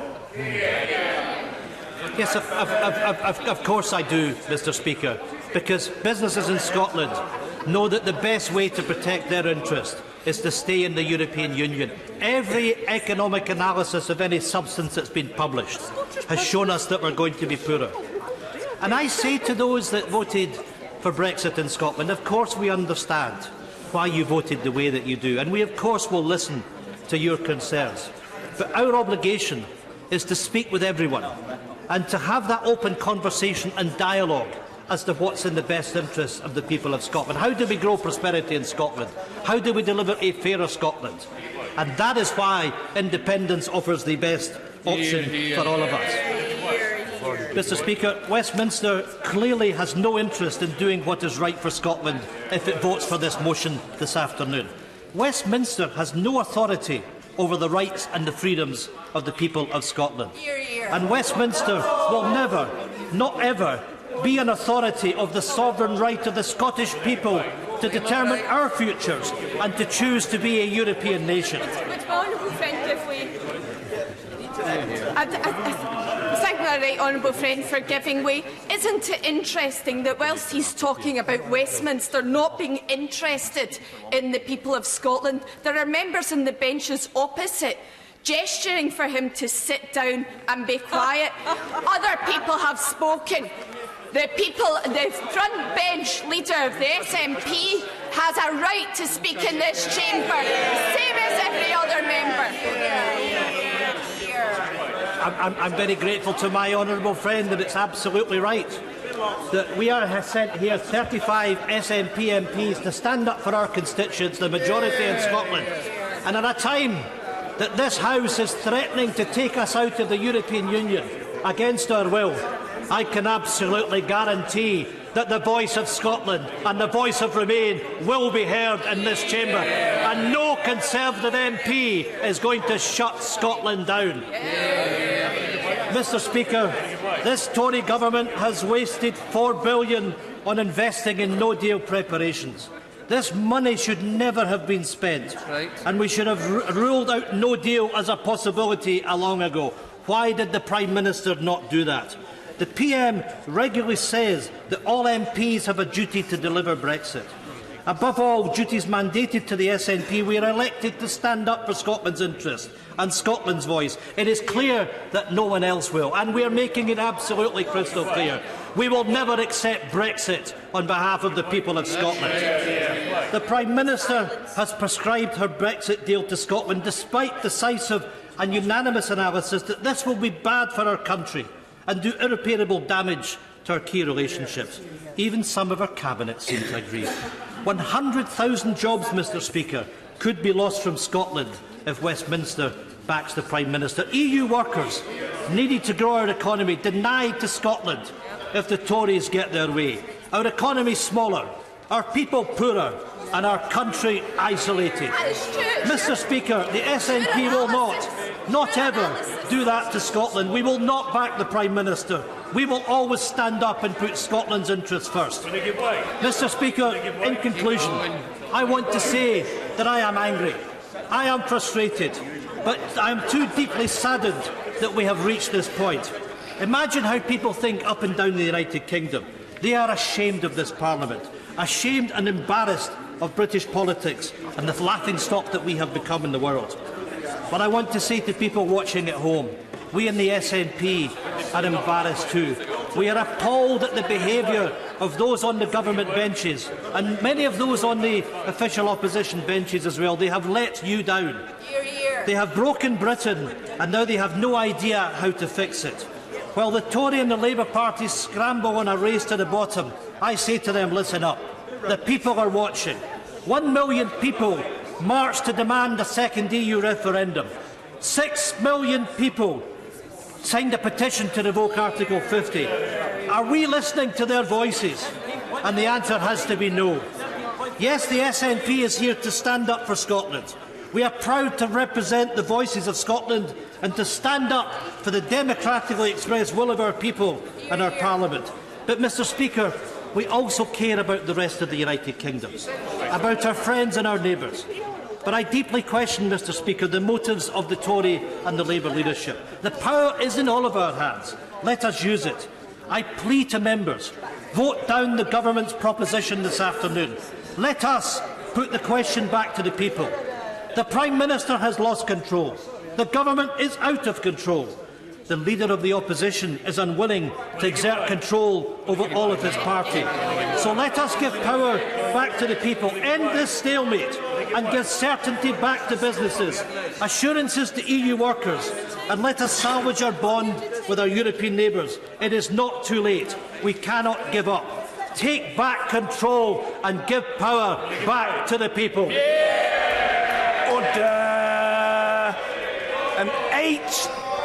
Order. An 8-minute limit on backbench speeches applies with immediate effect. Mr. Ian Duncan Smith. Speaker, it's a pleasure to follow the right honourable gentleman. He'll forgive me if I don't completely follow him, because we would never finish this debate. So I want to appraise the House of my view on this particular motion. First of all, this motion, as my right honourable and learned friend said, is not the motion that we have already voted on. This is a different motion. And I'm not going to make an excuse about it. It is a different motion. Now, the other side agreed it, so how they can laugh, I don't know. The reality is today I am going to support the government in this. I'm going to do it for a very simple reason, that I think nothing huge has changed within the nature of the bill that is likely to come ahead of us, or even within the withdrawal agreement. But I do think what has changed is the balance of risks.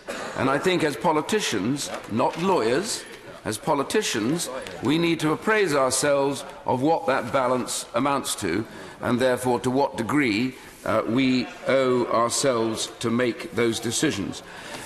When I look at it, I recognise at the moment, since we had the 2-week extension, we now face a choice about, therefore, what is likely to happen. Some of my colleagues do genuinely believe that there was no chance that if we vote this down, we go to the 12th, and that we will not get any extension from the EU. I just find that very difficult to believe. I think if one looks at what the EU has already said, Mrs Merkel and various others, they really do want to keep the UK inside the EU. One way or the other, they would rather have us in, even if it's troublesome at the stage they want it.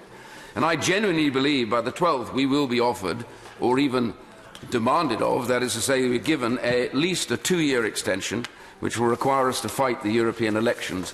And I don't know how I'm going to go onto the doorstep, having campaigned to leave the European Union, to support 17.4 million people, and then tell them, don't worry, we're not leaving right now, but we may leave a little bit later. That is simply inexplicable, and I don't believe genuinely for myself it is what I campaigned on or campaigned for. The second area that some have said is that actually it's all right because an extension doesn't really matter, because we'll be able to stay in the EU and we'll be able to make those negotiations and get those changes, and we are in control because we have votes and we have an ability to take that control. All I say to them, I voted against Maastricht 26 years ago, and I've always maintained that we have never had real control. And in 40 years, if we had so much control, why are we here now trying to get out of a European Union that has extended its power and its competence year in, year out? Will you forgive me for 1 second? I want to make a point, and I'll give way but once, because, as Mr. Speaker says, we want to try and keep this short. So my point about this is I genuinely believe that the way to stand up for the 17.4 million is now to get to the bill. And I said to my honourable friend who's not here in his place from Stone, who I revere, as I said, in constitutional law, here he is. I say to my honourable friend, Bill needs to get to the bill. And the reason for that is we will then look and see what of the Attorney General's issues that he raised and how he protects us is in the bill. What can we ensure is in this bill? And we can then still make a judgment about whether this bill represents what we believe is the way in which we should leave. And I therefore say to my honourable friends, they do need to consider this immediately. I give way to the honourable gentleman. I'm very grateful for him giving way. On the 3rd of March, on his website, the Right Honourable Member said British governments have lied about the EU for decades. This deal is the final deceit, and he's going to vote for it. My simple point that I simply make to him is absolutely, this has been a trail of deceit on both sides of the House by different governments. But the judgment I'm taking today is what is that balance of risks?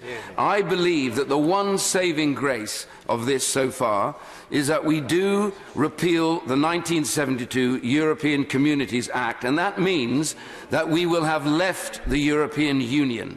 And the point I make about that is why that is a single issue that I would take. Is, as my honourable friend, the member for Stone, said earlier on, we need to get to the bill and figure out how that is protected. Is that the default mechanism? And is the attorney's comment right that they will protect? No, I'm not giving way because others wish to speak.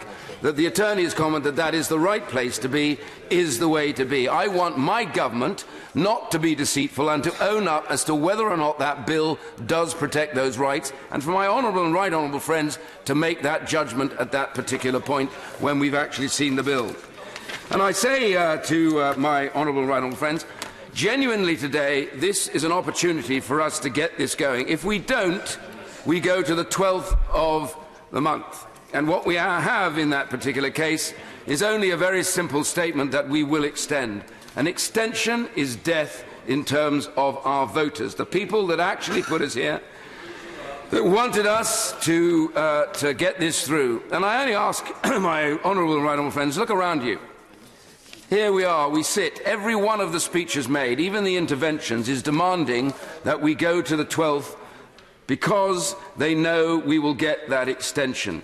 So it's very important. We are in a chamber of people who really don't want to leave the European Union at all. And I know and honour my friends who have fought and campaigned to get this changed. But I simply say to them right now, we need to have a moment when we recognise that what we need to take hold of is that one element that gets us out leaves us out and then shuts down the debate about future referendums and allows us, therefore, to take the confidence that under a new leadership we can go forward to change the nature of what is in this process. I therefore say to my colleagues, in conclusion, Mr. Speaker, I say to my colleagues that for me this is not an easy decision, because there is a lot about this bill that I do not like, and I stand on that position. But I do say that if we don't send this forward to look at the legislation, we will rue that day, because we will end up having to accept what I think is a damaging and destructive extension, meaning we will never leave the European Union. And if we say we stand up for 17.4 million people, then we have to get those people what they asked for, is to leave the European Union, and this now is the only way. Meg Hillier. Thank you, Mr. Speaker. Mr. Speaker, what a shambles it has been, and today we see desperate measures by a desperate government. We hear the cabinet is riven. We know that members of the government party are at loggerheads with each other. And to add insult to injury, we now know that this issue, this important, hugely important constitutional issue, the biggest issue of my lifetime, is now going to be the centre of a Conservative Party leadership contest. And that tells us what we need to know, that this has stopped a long time ago being anything about the referendum in 2016, anything about the British people, and it is everything about the party that purports to be our government today. And we have seen repeated mistakes. First of all, a referendum passed with no rules and no planning. Not even half a dozen civil servants in the basement of the Treasury or the Cabinet Office working out what might have happened if the vote went the way it did. And then the Prime Minister triggering Article 50 in March of 2017 in order to rush in to a process with, again, no plan. And then, recklessly, to call a general election a month later, where she lost even the fig leaf of a majority. And now we see a PM incapable of negotiation over that two-year period, a government that was secretive. And I chair the Public Accounts Committee, Mr. Speaker, and my committee has worked hard, along with other committees, to make sure to try and get information about what was happening in preparing for Brexit. Answer comes there none. I met the late head of the Cabinet Office, who said it would damage our negotiation position if the government revealed this information. Information that is flowing around Brussels like no tomorrow. Information that sectors of industry and of the community know about. And I'll give way to the honourable lady. I thank my honourable friend for giving way. She's making a powerful and important speech. On the Environmental Audit Committee, just a week ago, we asked the DEFRA Secretary what steps he was taking in the event of a no-deal Brexit to protect British farmers. He said there was a package of funds that would be available, but he couldn't tell us, as MPs, accountable for taxpayers' money, how and how much and where it would be spent. Does she agree with me that that is the most incredible abuse of a government's power, to commit funding to farmers and not to tell MPs about how much is going to be spent? My honourable friend makes an important point, and my committee has repeatedly said that businesses and people need to know what's happening, and yet government was only advising businesses in October of last year about some of the preparations they would need to make for a no-deal Brexit. And we estimate huge costs, billions of pounds, which I don't have time to go into today, of the costs of business just for preparing for a potential no-deal alone. And we had this unveiling of a deal last November with none of this information, and it would have been easy and sensible and proper government to be talking to sectors about what might happen. And had the government been doing that, it might have been listening to the reality for people on the ground. And yet we are here in this desperate last-ditch attempt by the government to rescue itself and this country from a disaster of its own making. We are being asked to agree the withdrawal agreement with no guarantee about what next. The little certainty that that gives is little comfort, cold comfort for businesses out there. It is a leap of faith that we are being asked to take. But, Mr. Speaker, I have no faith in this government to deliver on this or any further stages of Brexit. We're being asked to vote for this withdrawal agreement with no knowledge of what will be in the political agreement. It is a leap into the dark, and I am not prepared to take that leap and put my constituents in that position. Quite right. And the Public Accounts Committee has highlighted through 10 reports the problems and challenges and the costs of preparing for no deal. And of course the civil service has had to prepare for no deal and for a deal simultaneously, double the cost. The cost is high in pounds, but it is hugely high in the confidence of this nation. This utter failure. I'll give way to the Honourable Lady. Thank you for giving way. I had the honour of serving on the Public Accounts with her just when I entered into this House. She's talking about risk. Knowing what she does through the Public Accounts Committee, does she not recognise that the greatest risk is not passing this withdrawal agreement, not having that certainty on data, not having that certainty on customs, not having that certainty for the United Kingdom for their move forward? She is very right. No, sorry, the Honourable Lady is right. There's a big discussion to have about the future, but we've got to do this first before we get to that discussion. Together. The honourable gentleman served honourably on the Public Accounts Committee, and he was an assiduous member of that committee, and he knows, and I know, that yes, we need certainty, but to jump into the dark, to pass this today without any of that detail is too much of a leap of faith. And my point is very clearly that the government could have been sharing and discussing a lot more. If we remember back to the 2017 general election, the discourse that we were having then was remarkably different to the discourse we are having 2 years later. And it is for that reason that I now think we need to have a deal that goes back to the people, because we are now 3 years on from that original referendum, and people are now seeing that there is no certainty here about what is being proposed. And this lack of certainty is hitting prices in our shops, and our consumers, our constituents are having to pay more for the basics. It's hitting businesses who are stopping me in the street to tell me about the challenges that they are facing as they prepare potentially for no deal. And the cost of preparing for that no deal is very real for them. Every time we speak about this, Mr. Speaker, the exchange rate jumps and there is uncertainty there. It is utter recklessness for a government, Her Majesty's government, to lead the country into this uncertainty. So we need to accept that we do need a longer extension in order to reach both agreement and then make sure we pass the relevant laws on whatever that agreement is. And it has often been quoted today and elsewhere that we should not be rushing into European Union elections. I say don't let the tail wag the dog. If that's what has to happen in order to have a longer extension, then so be it. Understandably, many in this House will feel that is not ideal.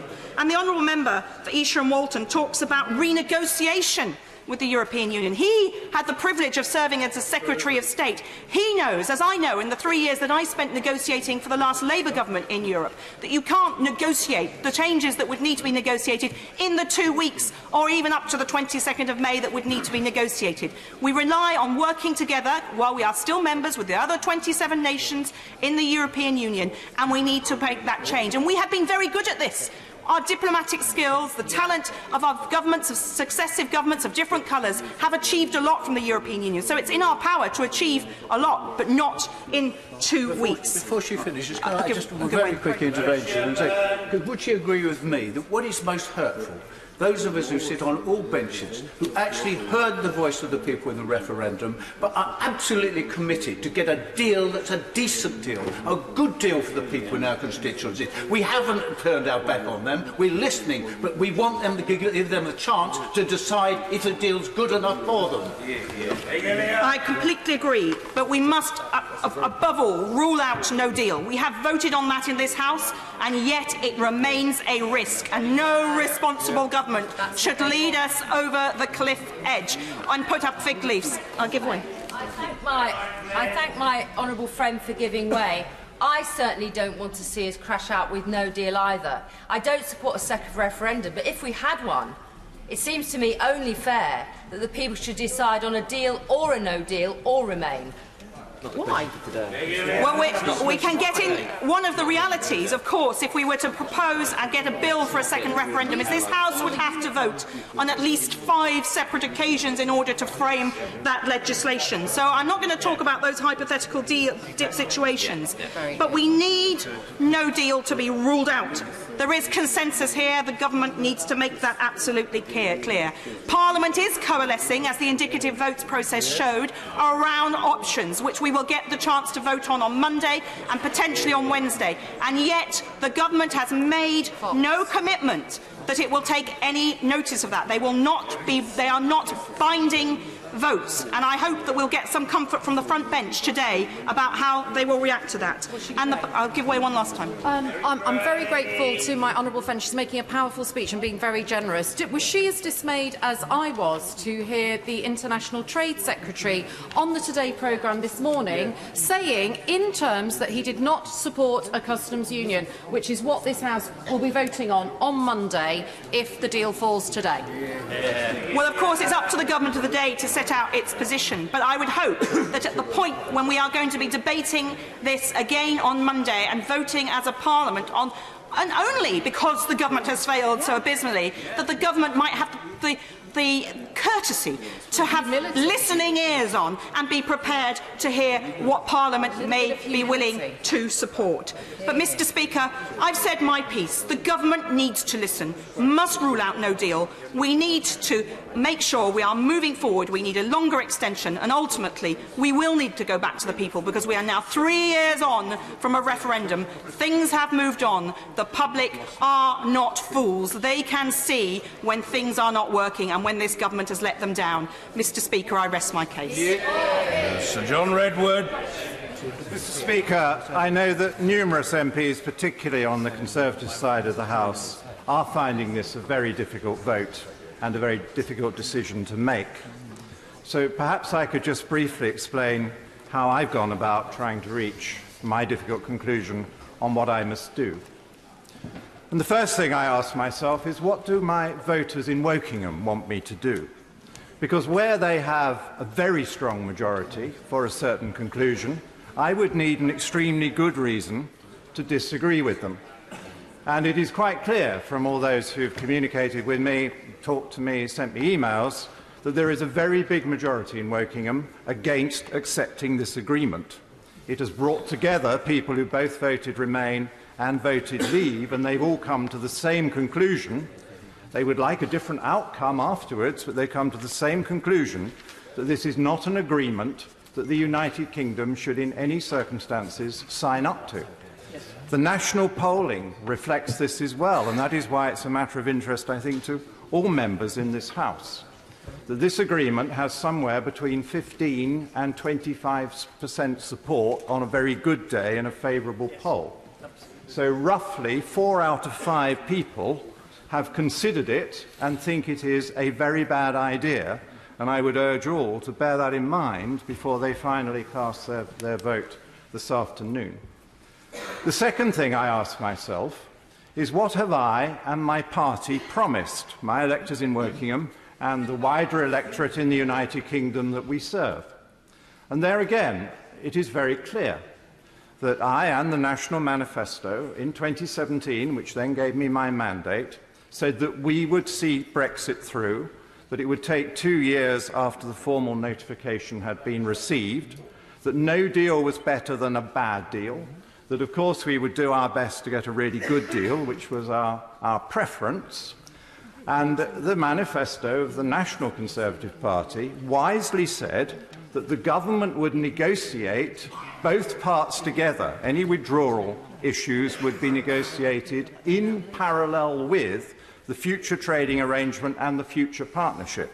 And how wise that was, because at that point the government and our leader understood that there would be compromises made, and if you were going to make concessions in the withdrawal bit, you wanted the good news in the partnership bit to be nailed down at the same time.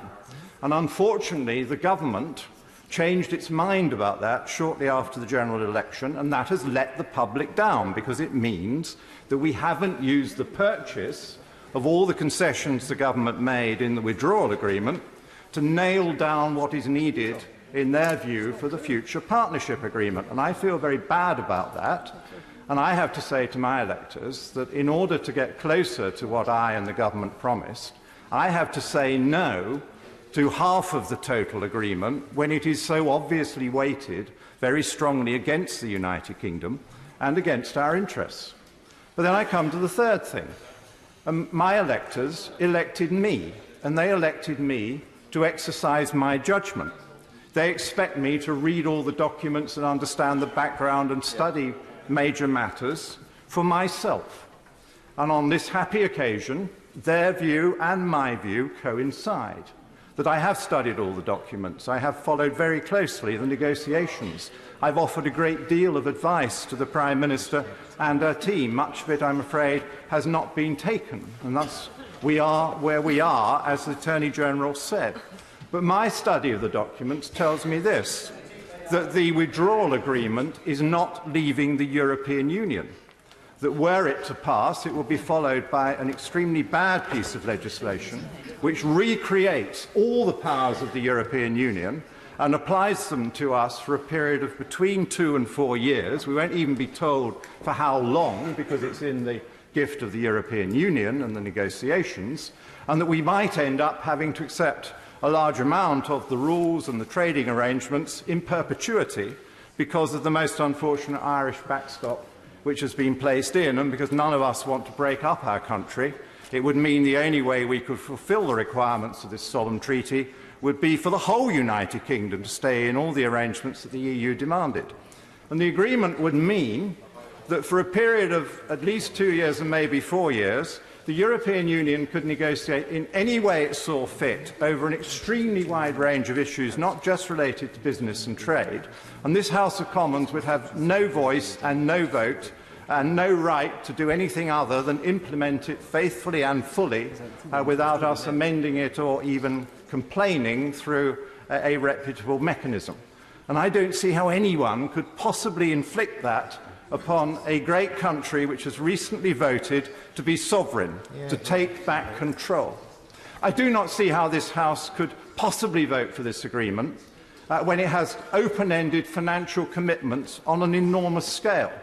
The Treasury has, I think, very optimistically priced them at a pretty big £39 billion. But there are no numbers in the agreement. There is no agreement about the bills that will be set.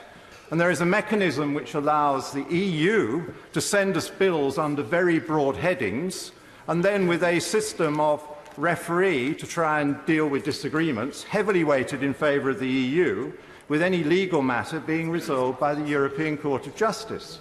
Now, who on earth would agree to pay unlimited, unknown bills and not have genuinely independent arbitration over the purpose? And when will the government give us any purpose for offering to pay all this money?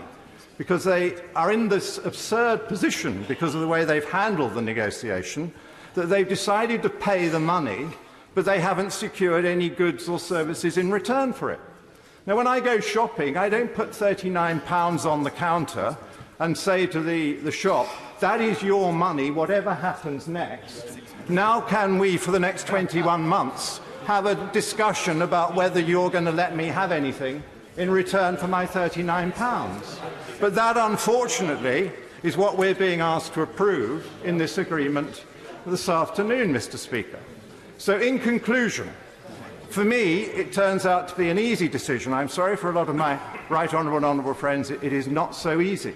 I never find it easy to vote against the government I want to support. And in this Parliament, I very rarely voted against the government I want to support. But on this one issue, I have voted against the government before, and I will vote against it again this afternoon, because this is a dreadful agreement. It is a fully binding treaty with no exit clause, something we can't get out of, and there would be requirement after requirement after requirement. We would have subcontracted our legislation to someone we can't control and we have to obey, and we'd offered them to pay them for a lot of money for no obvious good reason. Thank you. Mr. Hilary Benn.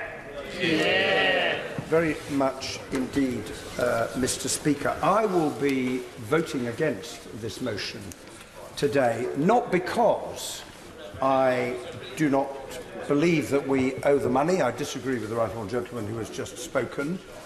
Not because I disagree that we need to protect EU and UK citizens, we need a long transition, we need an Irish backstop, but because this motion is a transparent attempt by the government to avoid another meaningful vote in the terms of Section 13(1) of the 2018 European Union Withdrawal Act, for which this House fought long and hard in the summer of 2018.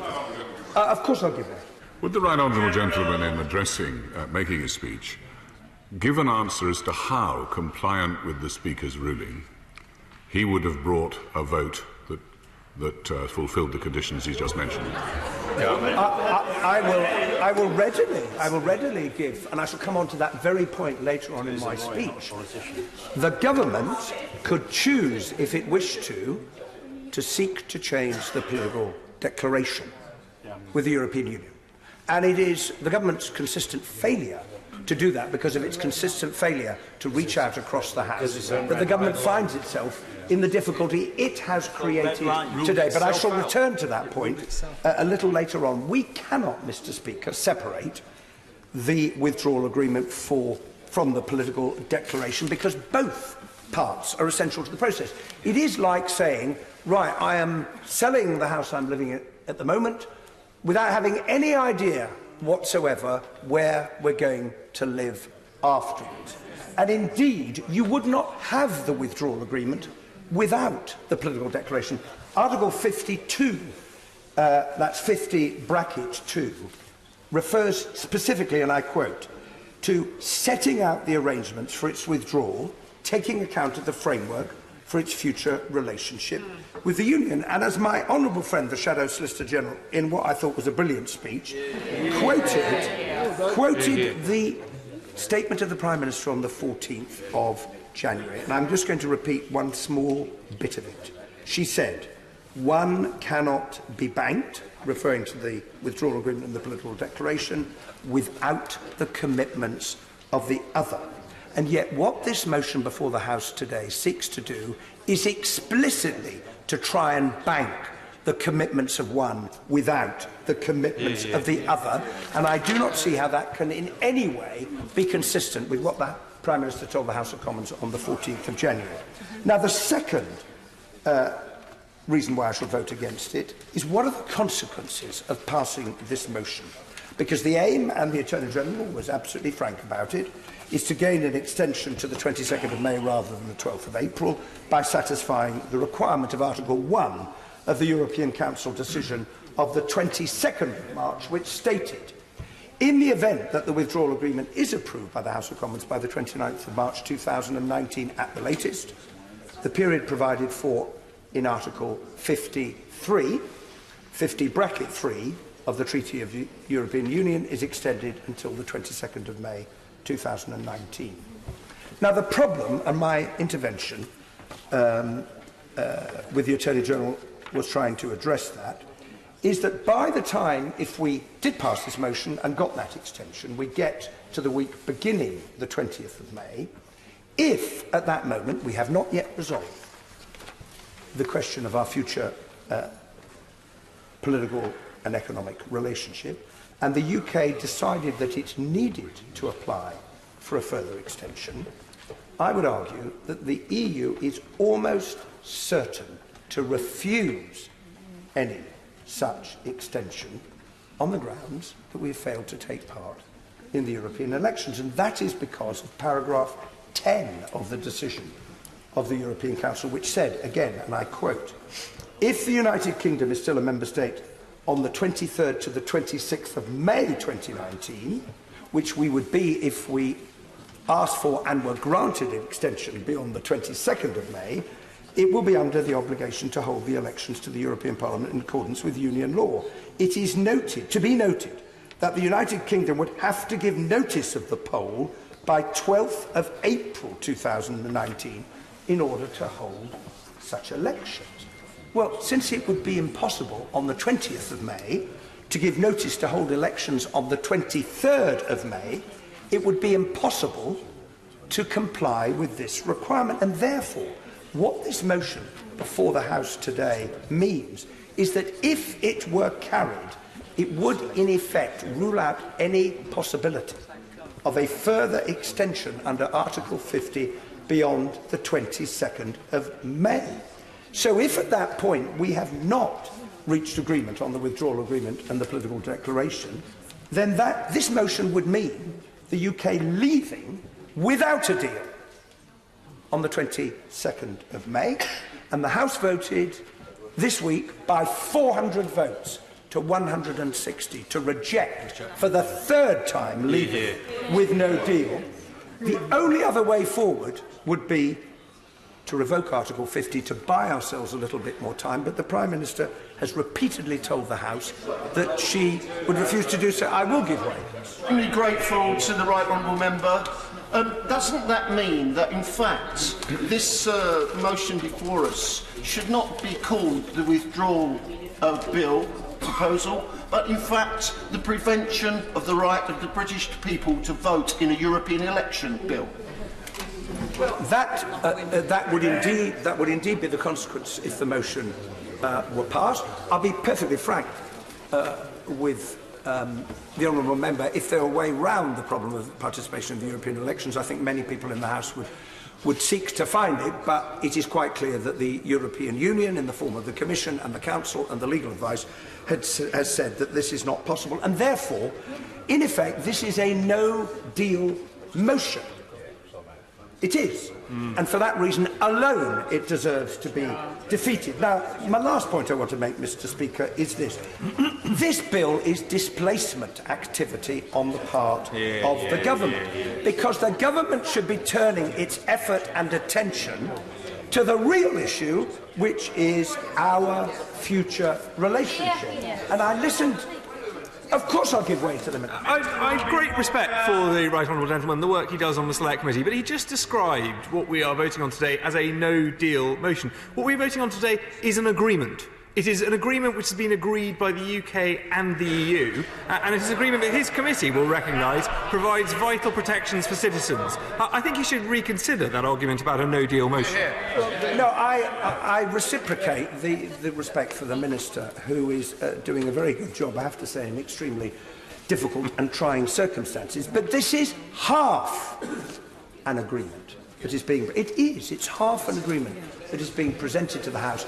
And I am saying to the government that it should be focusing all of its attention on the real problem on this side of the House, which is the content, or to be more precise, the lack of content, of the political declaration. Very briefly, and then I'm going to... I thank my right honourable friend for giving way. He's making a very powerful and important speech. Does he agree with me that if the bill, the withdrawal bill, actually ends up getting put through Parliament, it's likely to be highly contentious, not least because it's going to have to reverse the previous EU Withdrawal Act in order to pass? Well, indeed, and it's always been the case that it would have to, because of the withdrawal agreement, that it was going to have to reverse, in particular, It's the same session.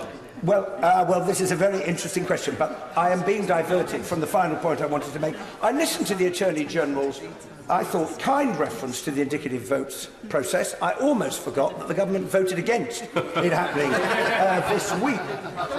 But if they were taking it seriously, then they would indicate a willingness to compromise if the House is able to find a way forward. And why has the deal been defeated twice? Because it offers no clarity and no certainty for our future. If businesses come to me in my constituency and say, Hillary, I know how it works today, I export. Tell me how it will work with this political declaration in 3, 5, 10 years' time. I have to look them in the eye and tell them the truth. I have absolutely no idea. And therefore, is it right to ask the House to take us out of the European Union on that basis, especially when a new Prime Minister may be coming? Now, on Newsnight last night, it was reported that a Cabinet Minister was asked, why is the government going ahead with this vote? And that Cabinet Minister replied, expletive deleted, I'm past caring, it's like the living dead in here. So that is the problem. I won't I won't comment on the language, but that is the problem. That has always been the problem. No. We have a divided cabinet. We have a divided parliament. We have a divided country. People are feeling very passionate out there. But this vote isn't going to solve the problem. It isn't. Monday's vote might offer us a way forward, and I hope the House is going to seize it. Mr. Dominic Grieve. Thank you, Mr. Speaker. Mr. Speaker, I think there may be one thing which probably unites us all on many sides of the on both sides of the House for most of us, which is the utterly wearing quality of the debate on which we've been engaged for so long. And so, as a consequence, when we find ourselves being presented with an opportunity that might bring that debate to a conclusion, there's always a temptation to look at it and to think that it could be a way out. And that's particularly the case because, of course, for many of us in this House, although I accept not all, the sword of Damocles of a no-deal Brexit hangs over us. And that sword of Damocles is a matter of huge anxiety, because I happen to believe it would be catastrophic for this country. But the issue that we have to the issue that we have to consider today is whether the offer that the Attorney General and the government has made to this House goes any way to resolving this problem. And in my view, it cannot and does not. The origin of the problem lies, has been so rightly said, and here I find myself in agreement with my right honourable friend member Stone and my right honourable friend the member for Wokingham, in the fact that the government set out on an enterprise where it said that at the end this House would be able to vote not only on a withdrawal agreement but upon a future relationship. Indeed, page 39 of the Conservative Party manifesto, because I'm sometimes accused of not following it, it said, "We believe it is necessary to agree the terms of our future partnership alongside our withdrawal, reaching agreement on both within the 2 years allowed by Article 50 of the Treaty on European Union." And the problems that the government has had started to multiply when it became clear that that was not happening. Whatever the motivation of different members of this House in rejecting the government's deal, the truth is that at its kernel was the fact that we did not have any ability to make that assessment. That's why the government lost twice on Section 13 motions, and in truth, I suspect, even if a Section 13 motion could be brought back, it would again be rejected for the same reasons. Now the Attorney General and the government say to us that there's a way out of this by which we can agree the withdrawal agreement, get a technical extension, I will come back to that in a moment, to the 22nd of May, and expect in the intervening period to resolve the outstanding issues to the satisfaction of this House. Just in the last week, this current week, this House finally, in its frustration, took control of the order paper because it wanted to debate the alternatives that the government didn't want us to debate. But one thing is quite clear from that debate: the alternatives need time to agree, they need time to work up, and they need time to negotiate with our EU partners. How can that be done in the context of a technical extension that my right honourable friend the Prime Minister stated at the dispatch box would be there if we reached our agreement merely to implement it? At an earlier date, I said to my right honourable friend the Chief Whip, explaining my position that if we reached agreement in this House, even if I didn't like it, I would not seek to use the passage of the Withdrawal Agreement Act for the purpose of wrecking it. That's a self-denying ordinance on my part. But it's perfectly obvious, I'm afraid I have to say, that some of my honourable friends and other honourable members in this House have an intention to use the Withdrawal Agreement Act to wreck the passage of any agreement. And I have to say, speaking personally, that if I can't vote on a clean motion to approve a deal, I will be constrained on the passage of the EU Withdrawal Act to be much freer in my opposition. The truth is that it is, I think, most unlikely that between now and the 22nd of May we have any possibility of reaching that sort of consensus, which is why I've been of the view for some time that we ought to seek to extend Article 50 further if we couldn't come to an agreement by the 12th of April. And I believe, in just a moment, and I believe that our European Union partners have understood that and would be willing for us to do it. I give way, of course, to my honourable friend. I thank my right honourable and learned friend. I don't say this with any sense of rancour. I say it out of frustration and concern for this country. It seems to me that the losers don't know how to lose and the winners don't know how to win. And that is why we're at this sort of juncture, which almost seems insurmountable for this House to cross. If I may say to my honourable friend that I greatly respect him, as indeed I respect the views of all my honourable friends on this side of the House and indeed elsewhere on this matter. Compromise is a very important part of the political process. But compromise happens when people come together to accept an outcome which they are prepared to endorse and respect. And it's manifestly obvious.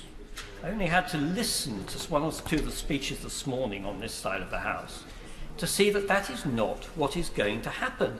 There is no compromise, and there's no compromise because there's nothing to compromise on in terms of the future relationship. So there is no settled will. And therefore, this siren song that is being given to us, in which I share his desire to get this over with, but this siren song will just take us further onto the rocks.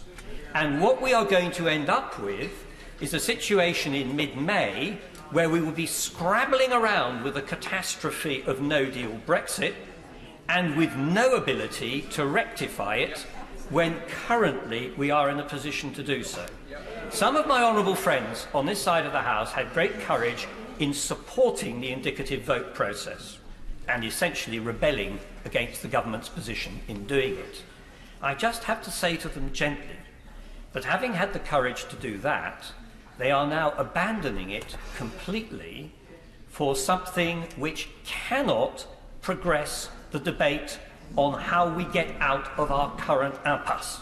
It just will not happen.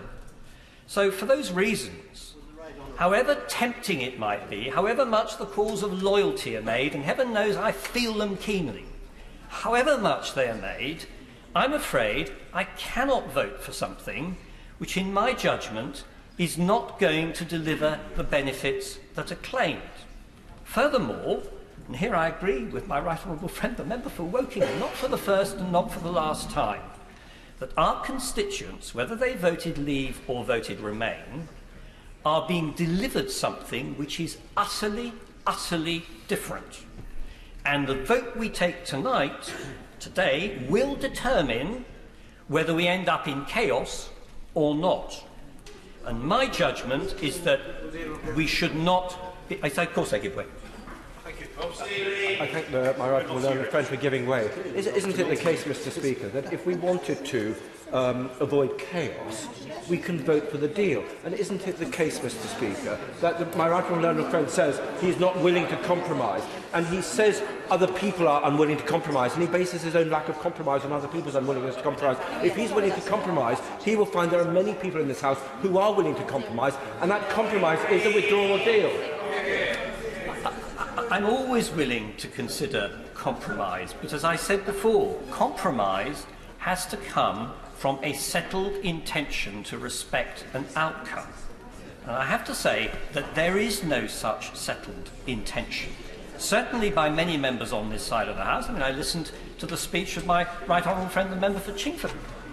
It was quite clear from what he said that his purpose will be to use the passage of the WAP to entirely reorder the future relationship in the way he wants. Now, I don't disagree with that. It's his right. But it highlights why separating the two is plainly, in my judgment, impossible. And yet that's what we're being asked to do. Of course I give way to my right. I hope he's not asserting that it's wrong to want to amend a bill or to debate the bill, but that to get to the bill is of vital importance, and there's nothing sinister, surely, about that. But But the bill was intended to implement the agreement for the future relationship on which we had voted. It has now been transformed into something entirely different. A free-for-all opportunity, as I understand it, although I don't suspect the government really intends that, for MPs to pile in their ideas as to not only the future relationship, but caveats in respect of Brexit, which in my view are incompatible in many cases with the withdrawal obligations themselves. Now, we have to be clear about these things. And here I revert to being an ex-law officer. Of course there will be differences of view in this House, but we have to be honest in our purposes. And I do not intend to sell my constituents short, however tempting it might be for party political advantage. In any case, if ultimately we fail the country, then we as a party are not worth existing. And the national interest in this matter must come first. Order. After the honourable gentleman, the member for East Antrim, who is the next honourable member to speak in this debate, the time limit on backbench speeches will be reduced to 6 minutes in an attempt to accommodate the maximum number of colleagues. Mr. Sammy Wilson. Thank you, Mr. Speaker. I don't intend to spend a long time referring to or looking at the political and parliamentary skullduggery and chicanery that we have reached or had to go through to get this motion here today. Sufficient to say that we are breaking the legislation and ignoring the legislation that this House passed in order, on the day that we were meant to be leaving the EU, to comply with a deadline which has been imposed on us by the European Union. And I think there is a certain irony in that. As far as the withdrawal agreement is concerned and the motion before us is concerned, our position has not changed. We have sought to, over the last number of weeks, to work with the government to try and find a way of either getting legal assurances or legislative changes which would enable us to move this process on. Because, of course, we want to see a deal, because we want out of the European Union, and we want to have a clear path as to how we do that.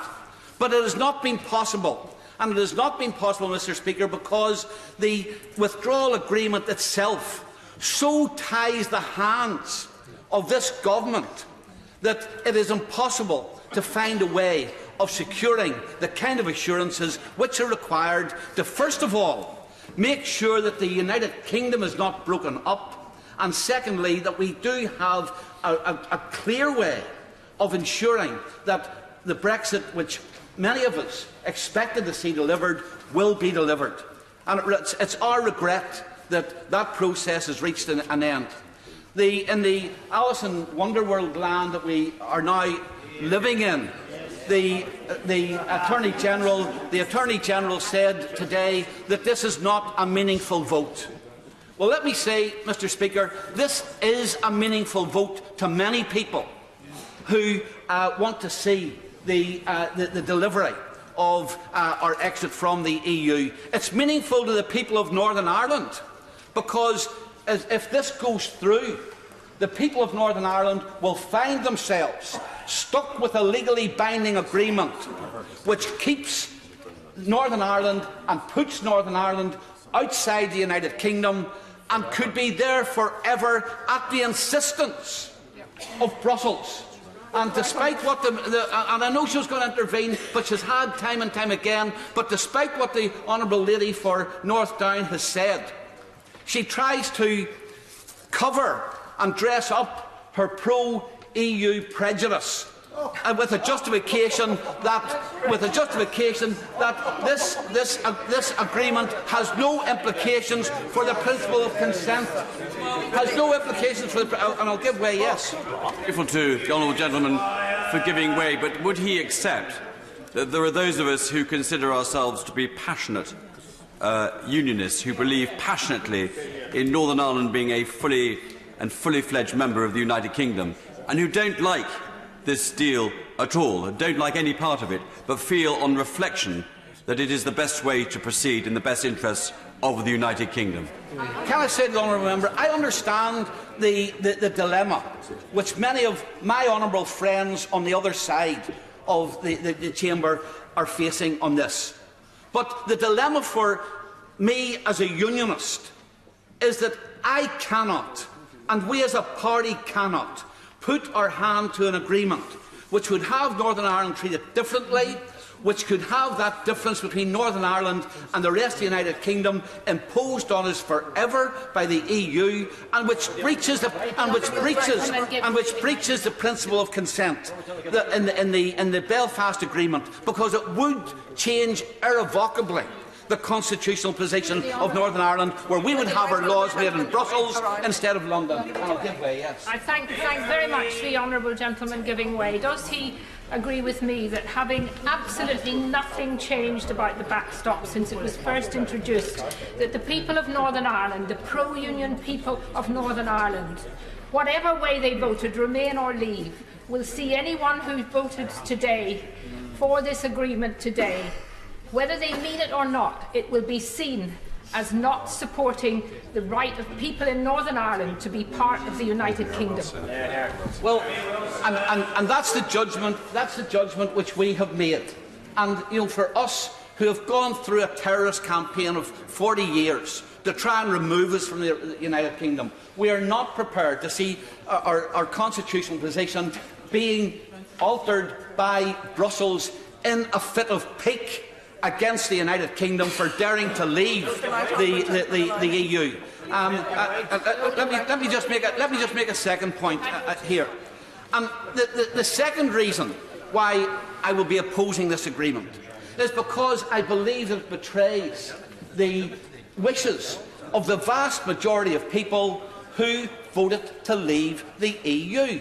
And I know that the honourable lady for Edinburgh South, who is not in her place, has described those who voted to leave and who are standing outside today protesting as a mob. And that's a kind of disdain. That's the kind of disdain which those who have voted to leave have been, and they're being treated disdainfully in this particular withdrawal agreement. I'll give way, yes.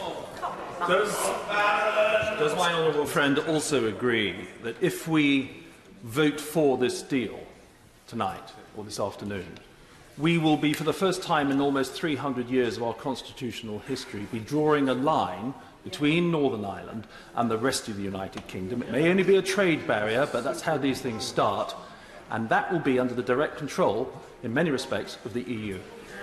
And of course, whether it's just a line down the Irish Sea, as described by some people, it will have serious implications for the economy of Northern Ireland.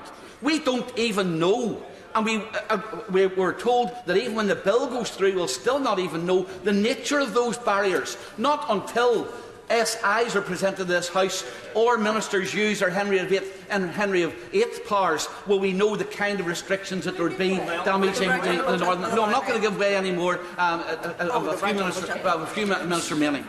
The third reason why I'll be voting against this is because one of the fundamental reasons that we were opposed to this is that it leaves us in a situation where we will be part of the EU without having any say, subject to EU rules during the implementation period and any extension, subject to the European Court of Justice, and only have the ability to break out of it if and when the EU decide they have screwed as much out of us in negotiations as they possibly can. And that is not the kind of agreement that I believe anyone should sign on. There's only one thing, Mr. Speaker, that has changed, and it's this: that the Irish government and the EU this week have let the cat out of the bag. The premise on which the withdrawal agreement is based, namely that there would be a hard border down between Northern Ireland and the Irish Republic, and that somehow would give targets for terrorists to hit and would break the peace in Northern Ireland. We have been told that in the event of a no deal, and even in their written preparations, in their legislation, The Irish government has said that no such thing will happen. We have argued that all along. We have argued that this agreement is based on a contract. And why would we vote today for a contract which breaks up the United Kingdom, which ties us into an arrangement with the EU that we can't get out of without their assent, which is going to be the basis for any future trade relationships that we have with them? Because the EU have made it quite clear. The agreement will be the basis of any future relationships. So we go in handcuffed into any negotiations. And I don't believe that that's an agreement which is worth voting for. We voted against it the first time, we voted against it the second time, and we will vote against it this time. I don't know, Mr. Speaker, what the outcome of this vote will be today. But can I assure the House that whatever means there are available to us should this agreement go through, we will continue to oppose it, because we will not allow Northern Ireland's position within the United Kingdom, Northern Ireland's economy and the will of the people of the United Kingdom as a whole to become the plaything in the hands of bureaucrats from Brussels. Mr. Andrew Mitchell. Speaker, I draw the House's attention to my entry in the Register of Members' Interests, and it is a great pleasure to follow the honourable gentleman for Antrim East, who I first met more than 25 years ago when he was the Mayor of Belfast. Mr. Speaker, I want to speak up today for compromise, and I find myself very much drawn to the arguments put by my right honourable friend from Chingford. I was, of course, his whip more than a quarter of a century ago during the Maastricht debates, and today we are in absolute agreement, and I think he spoke extremely well in the cause of compromise. And, Mr. Speaker, I voted against the Prime Minister's deal in January. I voted against it then because I thought that there was time for the overall deal to be changed in the best interests of those I represent in the royal town of Sutton Coldfield. I voted for it, however, earlier this month because I thought the options and the opportunities have narrowed significantly, and I will be voting for it today. I don't like the deal. I've concluded it's the least worst option. I'm particularly worried about the issue of the backstop, but above all I'm worried about the central point that was made by my right honourable friend for Wokingham, which is that we have gone about this and breached the fundamental rule that was certainly the case when I used to go to ministerial meetings in Brussels, which is that nothing is agreed until everything is agreed. And it is the failure to endorse that cardinal principle of negotiating with the EU which has let us down so badly. So, Mr. Speaker, the government has found a way to keep themselves compliant with your directions from the Chair, but we're negotiating today, we're discussing and voting today on essentially the government's deal. I will vote for it. If it goes down tonight and the government fails, then this House must accept that we are back fair and square in the process set out by my right honourable friend for West Dorset, which I supported, and where it was no surprise at all, Mr. Speaker, that the House did not make a decision on Wednesday this week and voted no effectively for everything. But next Monday, Mr. Speaker, if the government fails today, then the House must recognise that those votes on Monday are extremely important, and in my judgment it is likely that the House will vote yes to at least two of them. I'll give way. I thank the honourable member for giving way. He's making an important point on that. Was he not also, though, in some way inspired by the process of a couple of days ago, that on Monday we do have an opportunity to actually vote for something where there could be a majority, and in fact just 2 days ago, on 3 options, achieved more votes than actually the Prime Minister's withdrawal agreement in 2 previous votes?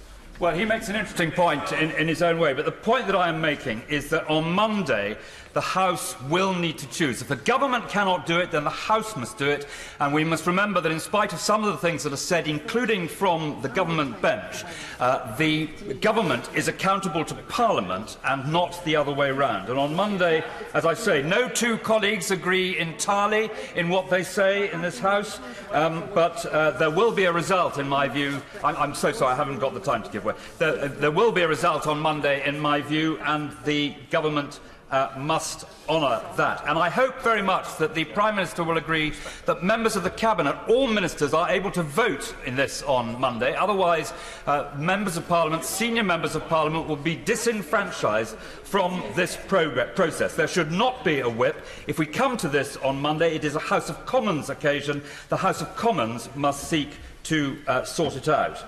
Now, Mr. Speaker, the final point I want to make is this. I think, for me, I find myself in a minority in the House of Commons. I think the House of Commons overstates the dangers of no deal. I don't believe there is such a thing as no deal.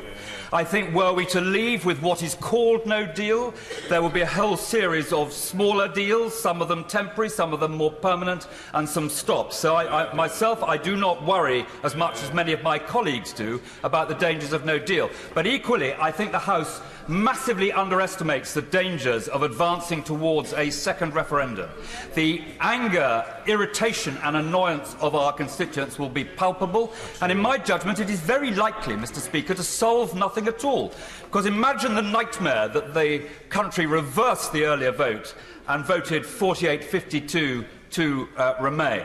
What would that mean for our democracy? What would that mean for the votes of the people in both those referenda? So I think that to advance, for this House to advance down the route of another referendum would, in my view, be a very serious mistake at all. But it is, however, if the House of Commons the government cannot do a deal that the House of Commons will accept, if the House of Commons cannot come to an agreement in the way that I have described, then it is the ineluctable logic of that position that it will have to be referred again to the British people, and in my view that would be an absolute disaster, Mr. Speaker.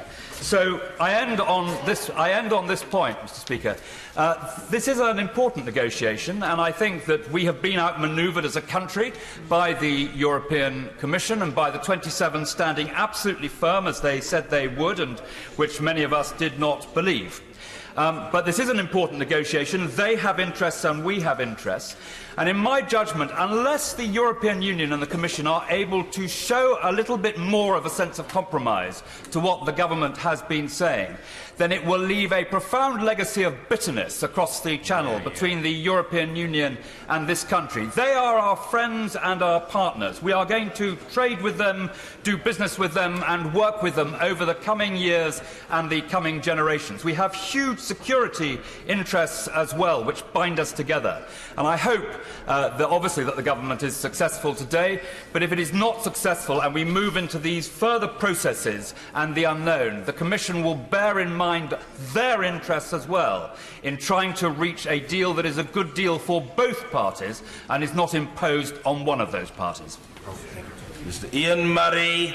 Thank you very much, Mr. Speaker. I'm very grateful to be called in this important debate. And let me just say at the very start, I will do this afternoon what's in the best interests of the country and what's in the best interests of my constituents by not supporting this deal. And I just have to say at the start, I was very disappointed by the leader of the SNP's contribution to this debate. We agree on 95% of everything in this particular EU debate, and to attack the Labour Party perhaps just shows where their thought processes are at the moment, rather than trying to attack the government for the deal that they've got in front of us. Let's not forget, Mr. Speaker, that the House voted for this process against the government's wishes. And one thing we can all say with great certainty is since mid-November last year, nothing has changed. Neither has it changed in this withdrawal agreement, nor has it changed in the political declaration. The only thing that has changed is the Attorney General's legal advice. And if you ask a lawyer the conclusion that you want and pay that lawyer for that conclusion, you're likely to get the conclusion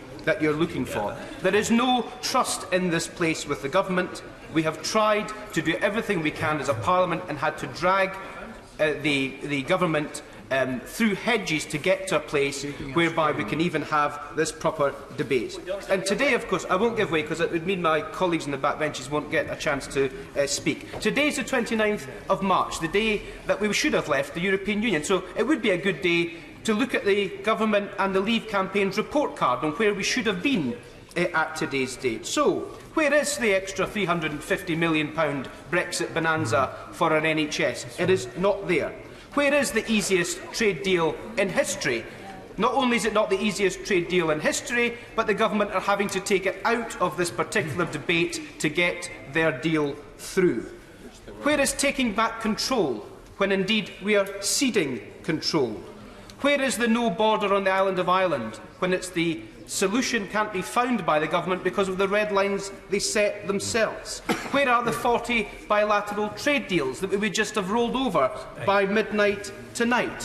Where is the cap and the reduction in net migration? It can't be met.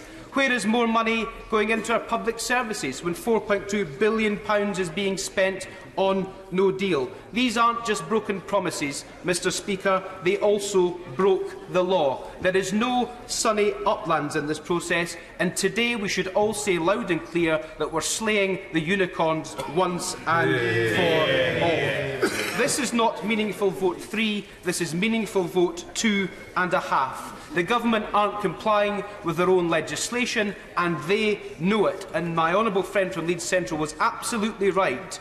There is nothing wrong with selling your house, but you have to know where you're going to go next. And the government are asking us to sell the house without knowing where we go next. And it's not just not knowing where we go next with the political declaration. We don't know who will even be doing that negotiation. This is a blind Brexit with a blind Prime Minister and a blind government.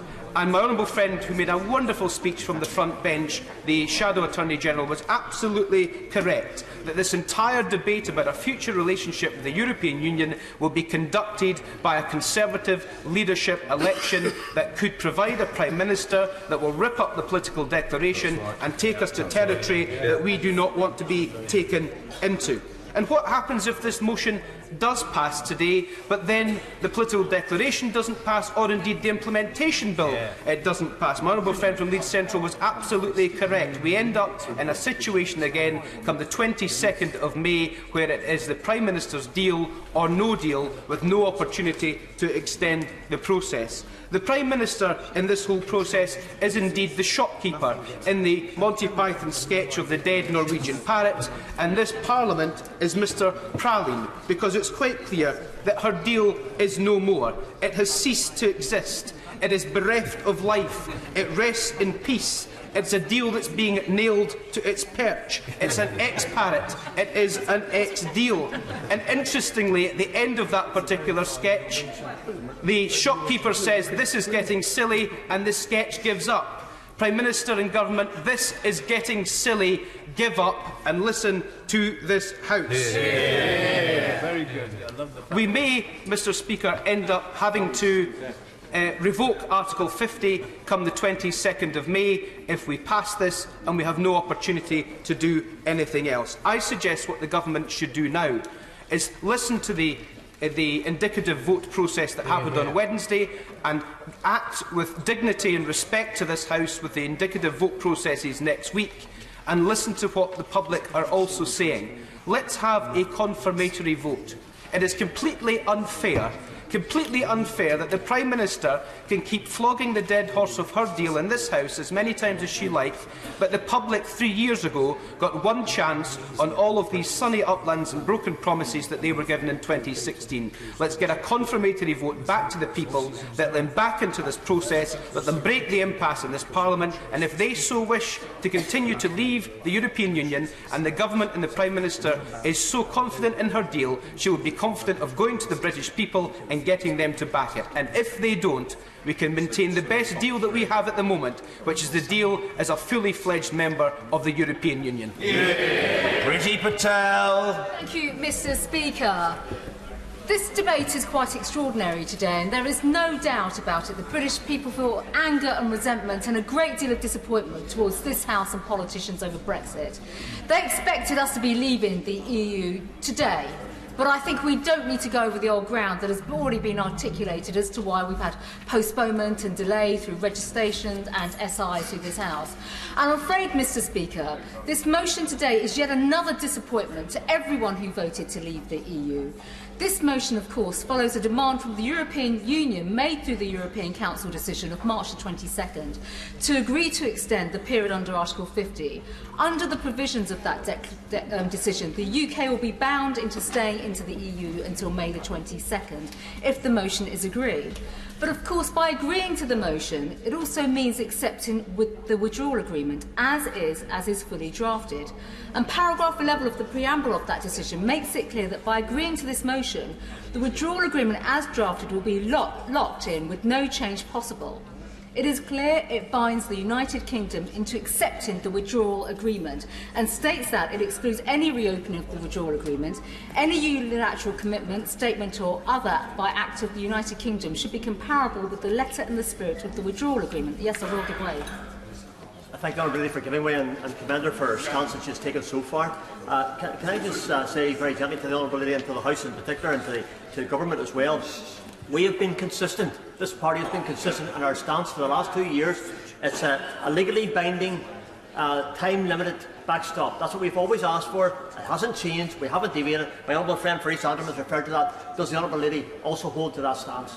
Well, I absolutely agree with my honourable friend's intervention, and of course the purpose of this motion and also the debate that we are having today and the comments that he's just made and I've been making is that it means that once this withdrawal agreement is agreed, there is no turning back, as the UK will be bound into an international agreement with the EU, which means, as my honourable friends and many other honourable and right honourable members know, no chance to change the withdrawal agreement, no chance to change the Northern Ireland backstop, no chance to put safeguards in place to protect our democracy from the harmful laws that will be imposed upon us, no chance to freely negotiate new trade deals with the rest of the world, and no chance to change in any meaningful way the legislation coming forward to implement the withdrawal agreement. Seeking to amend and change the legislation would risk the UK being in breach of its international obligations.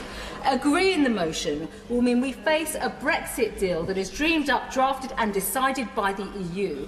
Once the motion is passed, we will be forced to comply with the EU's demand.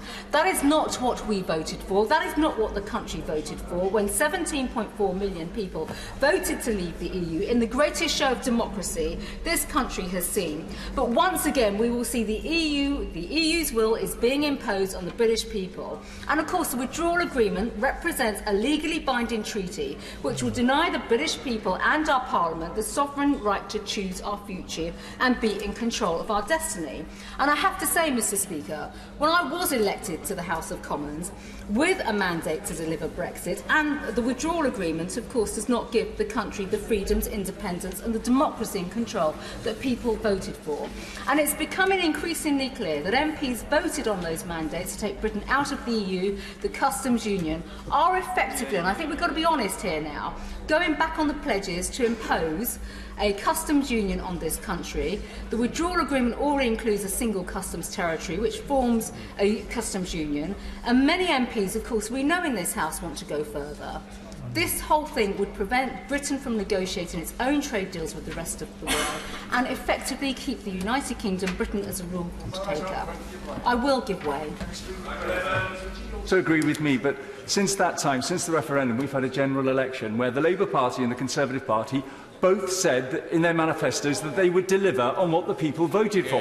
And the customs union simply is not that. Well, my honourable friend is absolutely right, but there is something else, of course. I think people in the House now have to ask themselves whether or not they have faith in our democracy and also in the ability to govern ourselves. And as a fact of the matter is, we all should be, and rightly doing every possible, to actually keep that referendum mandate and keep us, basically, sticking to those fundamental commitments that brought every single Member of Parliament to this place here today, and the very clear commitments, because Members of Parliament who are committed to keeping our promises to the people are now being forced to make choices, hard and difficult choices, between the risk of this motion, taking a risk with this motion, or the risk of giving other supporters in this House who simply don't want to deliver Brexit or deliver those commitments that we stood on to get us here in the first place. And it is supporters in this House of Commons who we know will look to sabotage Brexit. And that is a problem that we all face and we are all confronted with right now. And it is a difficult challenge and a difficult problem. So, Mr. Speaker, to conclude, I do not take the decision that I'm going to take today in terms of how I vote following this debate at all likely. There is grave disappointment, and nothing upsets me more today than being here, listening to the debate, and also listening to members of Parliament who want to renege on the very commitments that brought them here. Ultimately, Mr. Speaker, I will be judged on the choice that I make and the decisions that I make today, and rightly so, by the people of the Whittam constituency, the constituency that voted overwhelmingly to leave the European Union. And Mr. Speaker, if I may say so, leave means leave. And I think that is exactly what the British public voted for today. They didn't vote for motion after motion coming forward in this House. They didn't vote for members of Parliament to effectively come here, say one thing to their electorate and do something else in this House today. Individual members of Parliament will have to make their own judgment today and not listen to what will be, what ifs, the buts and everything else. It is, as so many colleagues have said today, it is a balance of risk and probabilities. We all know this. But ultimately, Mr. Speaker, we as all members of Parliament should be judged on how we vote today by the very constituents who elected us today. And finally, is it any wonder that trust in British politics is broken when we listen to some of the most extraordinary contributions, and rightly so, Mr. Speaker, but ultimately, the fact of the matter is, as we've heard today, many of the pledges that we've made to our electorate are now being moved away from. Little Hob House. Thank you, Mr. Speaker. Today is a sad day. Not because we should have left the EU but haven't, but because today signifies the pinnacle of a process in which a government has for months refused to respect and listen to Parliament. We live in a parliamentary democracy. The sovereignty of our Parliament is a cornerstone of our democracy. And today, MPs are being handcuffed, blindfolded and threatened to approve a deal that it has overwhelmingly refused twice. If anything signifies the death of our democracy, which is a parliamentary democracy, it would be that. This is a desperate last attempt of a government and a prime minister who has lost control, and for anybody who is a passionate supporter of democracy, parliament and sovereignty, this, to me, is an outrage. And for that reason alone, MPs should vote against today's motion, an attempt of an arrogant government which has attempted to bamboozle, arm twist and vilify the very representatives of the will of the people. The government has not just lost trust, but the last morsel of goodwill, and I wonder what way that is to get consent. And who buys the argument that voting for today's motion will provide certainty? It will do nothing of the sort. I'm happy to give way.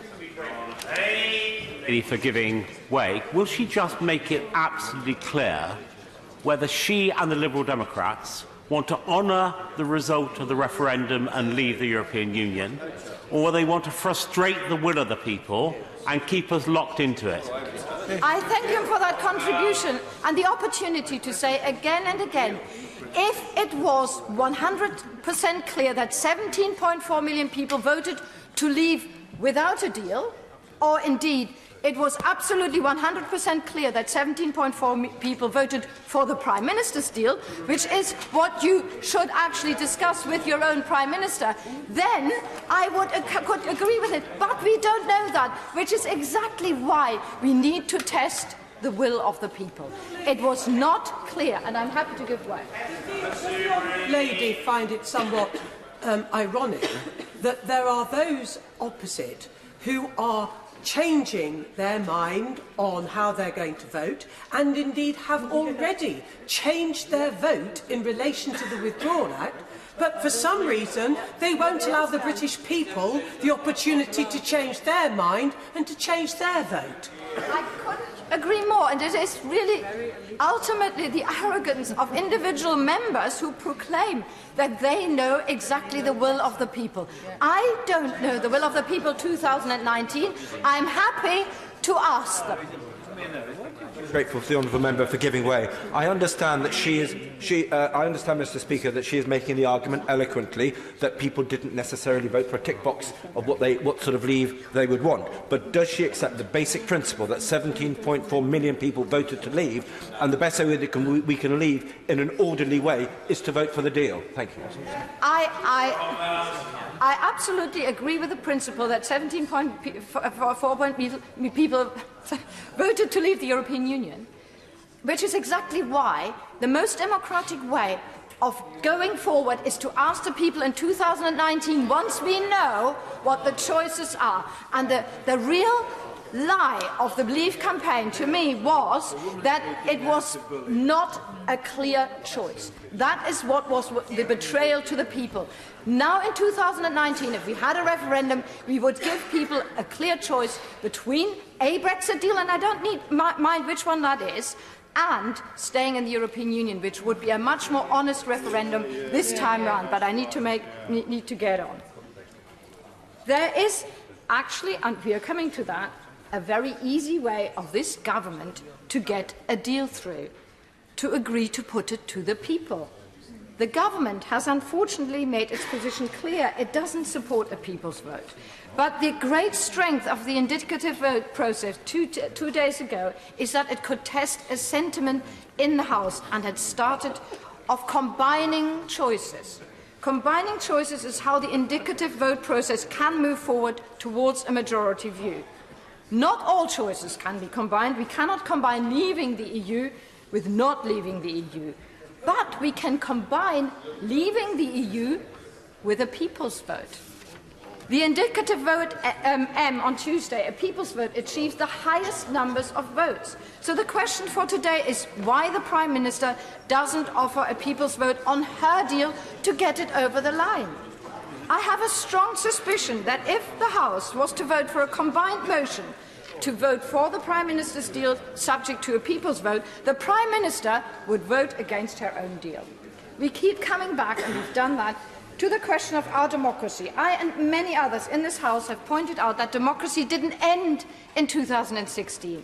It is now over 2.5 years since that date, and it is increasingly absurd for members to argue for implementing the will of the people in 2016 while simultaneously refusing to ask the people what they think in 2019. And absolutely, if we have the right to change our minds, why do we not give that democratic right to the people of this country? And I say to the Prime Minister, you can get your deal over the line by combining it with a people's vote, and I hope very much that moving on into next week's indicative votes, we can all agree to combine some of our options as a compromise. But the ultimate thing has to be, if we are doing that here, if we are changing things, that change needs to be put back to the people. Thank you, Mr. Speaker. Mr. Dominic Raab. Speaker, and it's a pleasure to follow the Honourable Lady, even though I take a fairly fundamentally different view from her. Mr. Speaker, last November I resigned from the Cabinet because I couldn't support the government's Brexit deal, and I would tell the House I still believe it to be a bad deal. I also recognise that with the government purporting to take no deal off the table and its acquiescence in the extension of Article 50, that we potentially now face an even worse alternative that could reverse Brexit and betray our democracy.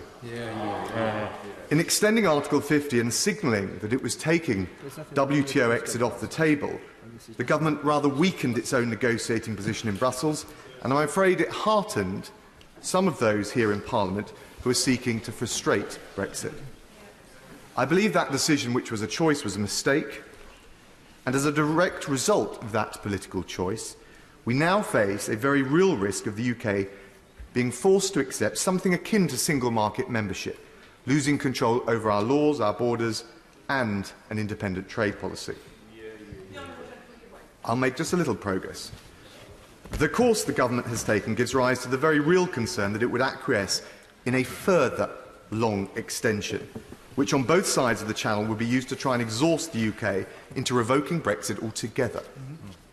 That is something that I believe we must not entertain nor allow.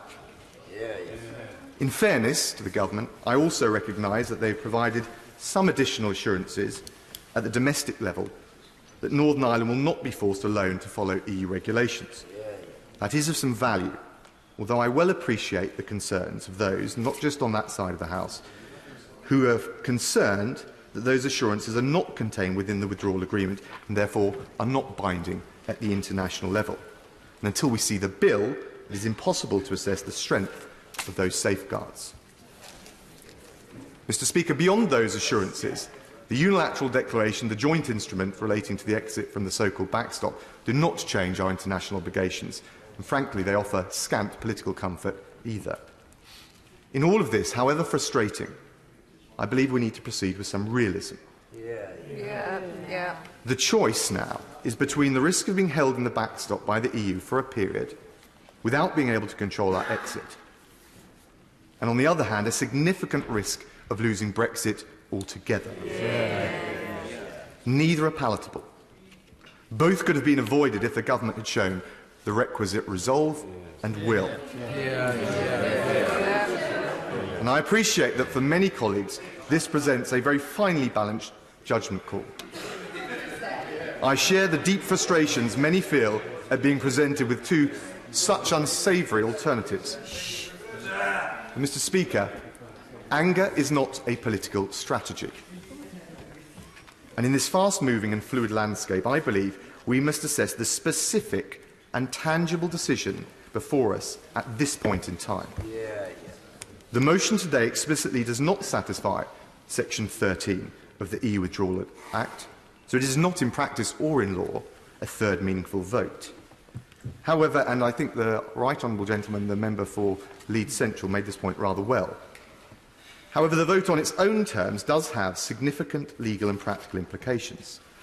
First, it is necessary to satisfy the EU Council decision on the 22nd of March to avoid and indeed prevent the government from returning to the EU to seek an even longer extension. I regard that as essential. The second implication of the motion, by virtue of that, is to avoid the UK holding European elections in May, and I regard that as absolutely essential, to avoid the very dangerous and corrosive effect on public trust in our democracy. I give way to my... May I urge my right honourable friend to think again before deciding to change his mind and support what is, in all intents and purposes, a meaningful vote 3. We don't know what the future holds for sure, but what we do know for sure is that we can only decide on those facts that are before us, and we know this is a bad deal that could lock the UK indefinitely in a backstop for a very long time. When deciding to vote against Iraq, and like many others in this place, we could only judge it on the facts at the time, not about threats about WMD. Please consider that before he finally makes his mind up. Always listen very attentively to my honourable friend. He posits the dilemma, I think, absolutely correctly, and this is a finely balanced judgment of risk. The problem I have is that I cannot countenance an even longer extension, and I cannot countenance holding European elections in May. And the third implication is that a duly constituted third meaningful vote under Section 13 will have to return to this House for a vote, presumably under second reading vote on the Withdrawal and Implementation Bill. That will buy the government a little more time and a little more room for manoeuvre. In my view, the government should use that time to revert to the EU and seek an exchange of letters that can provide the legally binding changes to give effect to the Brady Amendment. Well, I hear some honourable members on that side looking in rather disbelief, and I listened very carefully to the honourable lady when she spoke to this.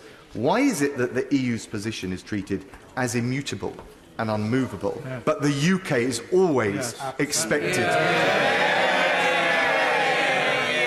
And I say to the House, I won't because of the time, and I say to the House that it is succumbing to that mindset, which is precisely what led us to this predicament in the first place.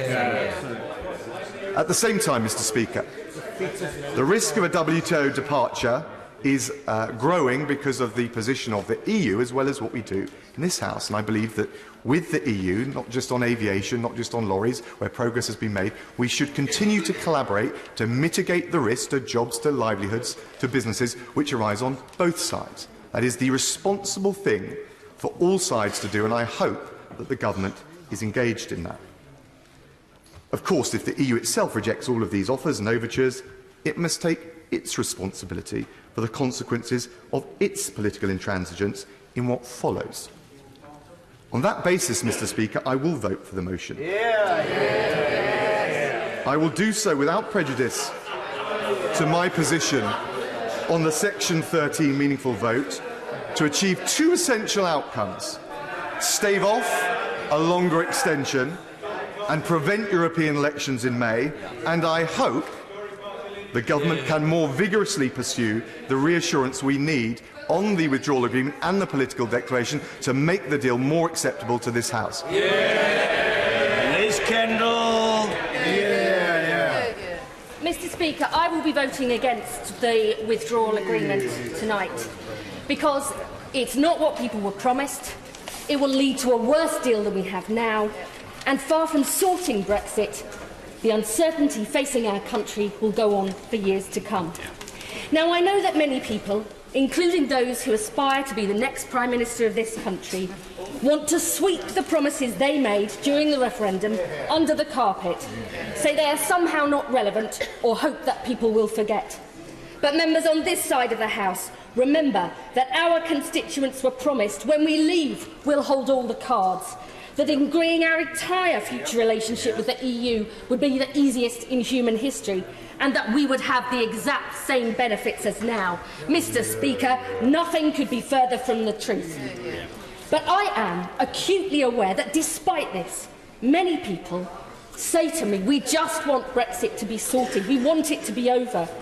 They're fed up with all the incomprehensible twists and turns, all the arguments and anger, and they want us to get on with it. They want us to deal with the issues that matter in their daily lives.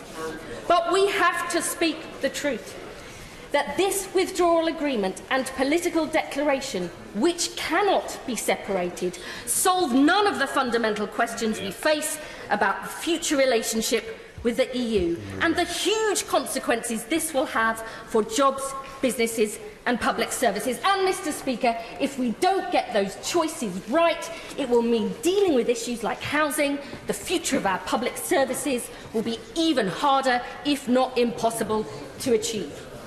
And the grim truth is that if this withdrawal agreement gets through today, we will be taking a huge leap into the unknown.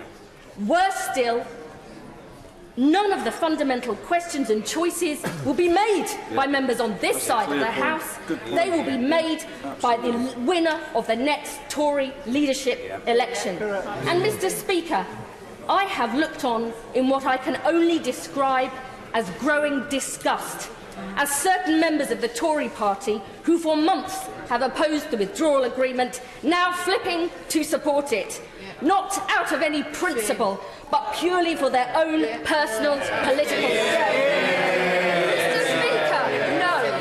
Mr. Speaker, we cannot allow the future of this country to be held to ransom by the never-ending internal Tory psychodrama and people who want to put their own jobs and ambitions before the jobs and ambitions of people in this country. Mr. Speaker, in my closing comments, I want to touch on something that may not be the main focus of today's debate.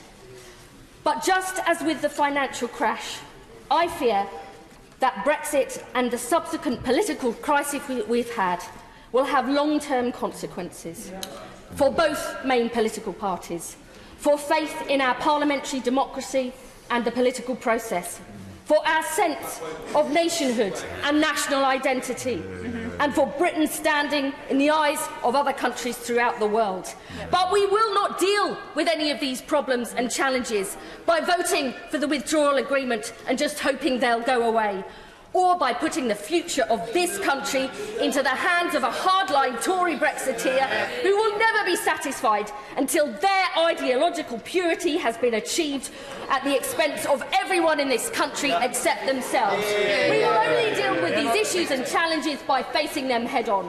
We need, Mr. Speaker, a longer extension so we can build a lasting consensus about the best way forward, not just within this House, but crucially with the British people. And I hope all honourable members on this side of the House, for this reason, will join me by voting against the withdrawal agreement tonight. Sir Christopher Chope. Mr. Speaker, I shall be joining the honourable lady in voting against this agreement tonight. And I must say that despite the best interests of so many of my colleagues, I fear that they are falling for the siren song of the government, which is threatening no Brexit or an even softer Brexit as the only alternatives to voting for the agreement today. But do my right honourable friends not realise that if the agreement were to be approved today, they will be powerless to prevent the ensuing legislation being amended to keep the United Kingdom in the single market, in the customs union, and indeed without our ability to control immigration. We will have given up £39 billion and our unilateral right to leave the European Union, and we were being held to ransom by those people in this House who do not wish to honour the Conservative Party manifesto, or for that matter the Labour Party manifesto, both of which manifestos were committed to implementing the will of the people as enunciated in the referendum. So I must say I associate myself absolutely with the words of wisdom from my right honourable friend the member for Wokingham, the honourable gentleman the member for East Antrim, and also my right honourable friend for Witham. I think that they sum up accurately my mood. The Attorney General sought to make a virtue of a new legal right to stay in the European Union until the 22nd of May. Mr. Speaker, I'm more concerned to enforce and deliver our existing legal right to leave on the 12th of April. Leaving on the 12th of April, although 2 weeks later than we hoped, will, on WTO terms, will bring certainty. Those 2 weeks can be used to further reduce the short-term problems. And let's also remember that in the indicative votes, the overwhelming majority of the Conservative Party in the Parliament voted in favour of the no-deal option. And let's not forget that. And we know also from what my right honourable friend for Wokingham was saying that there's very little support for the Prime Minister's deal across the country, and indeed there is growing support and much greater support for the no-deal WTO outcome. So I think we should be listening to those people, and we should be expecting more support for the no-deal option, which of course remains the default option. If we vote against this agreement this evening, then we will be leaving on the 12th of April, as indeed we could have been leaving today had it not been for the way in which the Prime Minister unilaterally decided to stand up against the will of the people. Some of my right honourable and honourable friends are holding their noses for this, for a withdrawal agreement that they despise. Why would you want to hold your nose and vote for something that was so much against your own instincts and against the interests of the British people? Mr. Speaker, I fear that in having this debate today, on the basis of the European Council decision on the 22nd of March to provide an extension to Article 50 to the 12th of April, but to the 22nd of May if we approve the withdrawal agreement, that our European colleagues were rather misled into thinking that the reference there to the withdrawal agreement included a reference to the political declaration. Because, Mr. Speaker, if one looks at the letter sent by the Prime Minister to Donald Tusk on the 20th of March, not that long ago, she asserted the United Kingdom's policy remains to leave the European Union on the basis of the withdrawal agreement and political declaration agreed in November. Yet there seems to be a clear indication from the front bench that there's now they're minded to change the content of the political declaration through further negotiation. In that letter, the Prime Minister also said that the House of Commons had rejected the deal for a second time, and she had said that she had intended to bring the vote back in the week to the 20th of March, but that hadn't been possible because of your rulings, Mr. Speaker. And she said, in respect of those rulings, some members of Parliament have interpreted that this means a further change to the deal is necessary, implying that she perhaps was distancing herself from that interpretation. But then she said, it remains my intention to bring the deal back to the House. Not part of the deal, the deal. And then she went on to say that I intend to put forward a motion as soon as possible under Section 13 and make the argument for the withdrawal and so on. So she hasn't come back with the deal. She hasn't put forward a motion under Section 13. So I suspect, Mr. Speaker, that our European friends may find that when they look at the detail of this, that they've been rather gravely misled into actually the Council decision that they made. We know that they are very angry at the way in which the Prime Minister negotiated the deal, which she then sought to renege on by, for example, supporting the Brady Amendment. So I'm sure that what has been going on, and we'll get more of it next week perhaps, when we've defeated this motion tonight, but I suspect the Prime Minister now really needs to concentrate on delivering the will of the British people and allowing no deal on the 12th of April to proceed. Mr. Speaker, it's a pleasure to follow the honourable member for Christchurch. I don't agree with much of what he says, but I will say this in his favour. At least he's consistent with the arguments that he has made repeatedly in this place as to why he believes this is a bad deal and why he and I will be in the same lobby tonight, perhaps for some different reasons, but at least he, as I say, has been consistent, and indeed much of what he says about this deal I do agree with him for, and apparently now honourable members now decry that. It is quite bizarre, Mr. Speaker, and forgive me, I'm repeating comments that I made only a few days ago, that honourable members think it is entirely proper and indeed honourable that they should be allowed to change their vote and to change their minds, but they deny the British people exactly the same right on this matter of Brexit. And I gently, the honourable gentleman for Spalding and the Deepest is one such right honourable member who voted against the Prime Minister's deal but now has voted for it, and again he's going to go and vote for it tonight. Mr. Speaker, in all the shameful shenanigans that have embraced Brexit, I think we've sunk to real depths, if I may say, today. And I want to explain why that is. It really isn't good enough for people to stand up and say, as we have heard, that they are now going to vote for the deal, not because they think that it might actually be rather good for our country or rather good for our constituents, but because it will stop... oh, I see, Mr. Speaker, I've got your note. I've got 4 minutes, but he's not listening, and I shall carry on. I will take an intervention, but not yet, because I want to make this point. To say that you're going to now back the deal because it will stop an extension, even though the government's made it very clear that no more further extensions would be allowed, is, if I may say, perverse. To say you're now going to vote for the deal because it stops the European parliamentary elections, these aren't good reasons. Other honourable members opposite have said they'll vote for the Prime Minister's deal on the basis that the Prime Minister will stand down.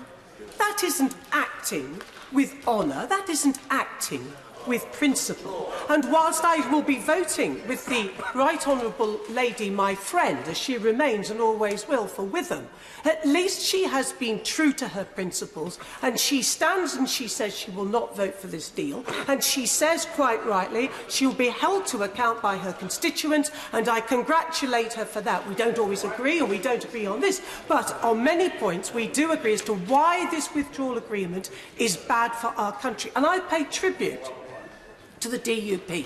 Mr. Speaker, as individuals, the honourable gentleman at the front decries that. He hasn't even let me finish my sentence. As a grouping, I have grave difficulties. As individuals, I find most of them pleasant. But at least the right honourable members who sit here have been consistent, and on this I absolutely agree with them.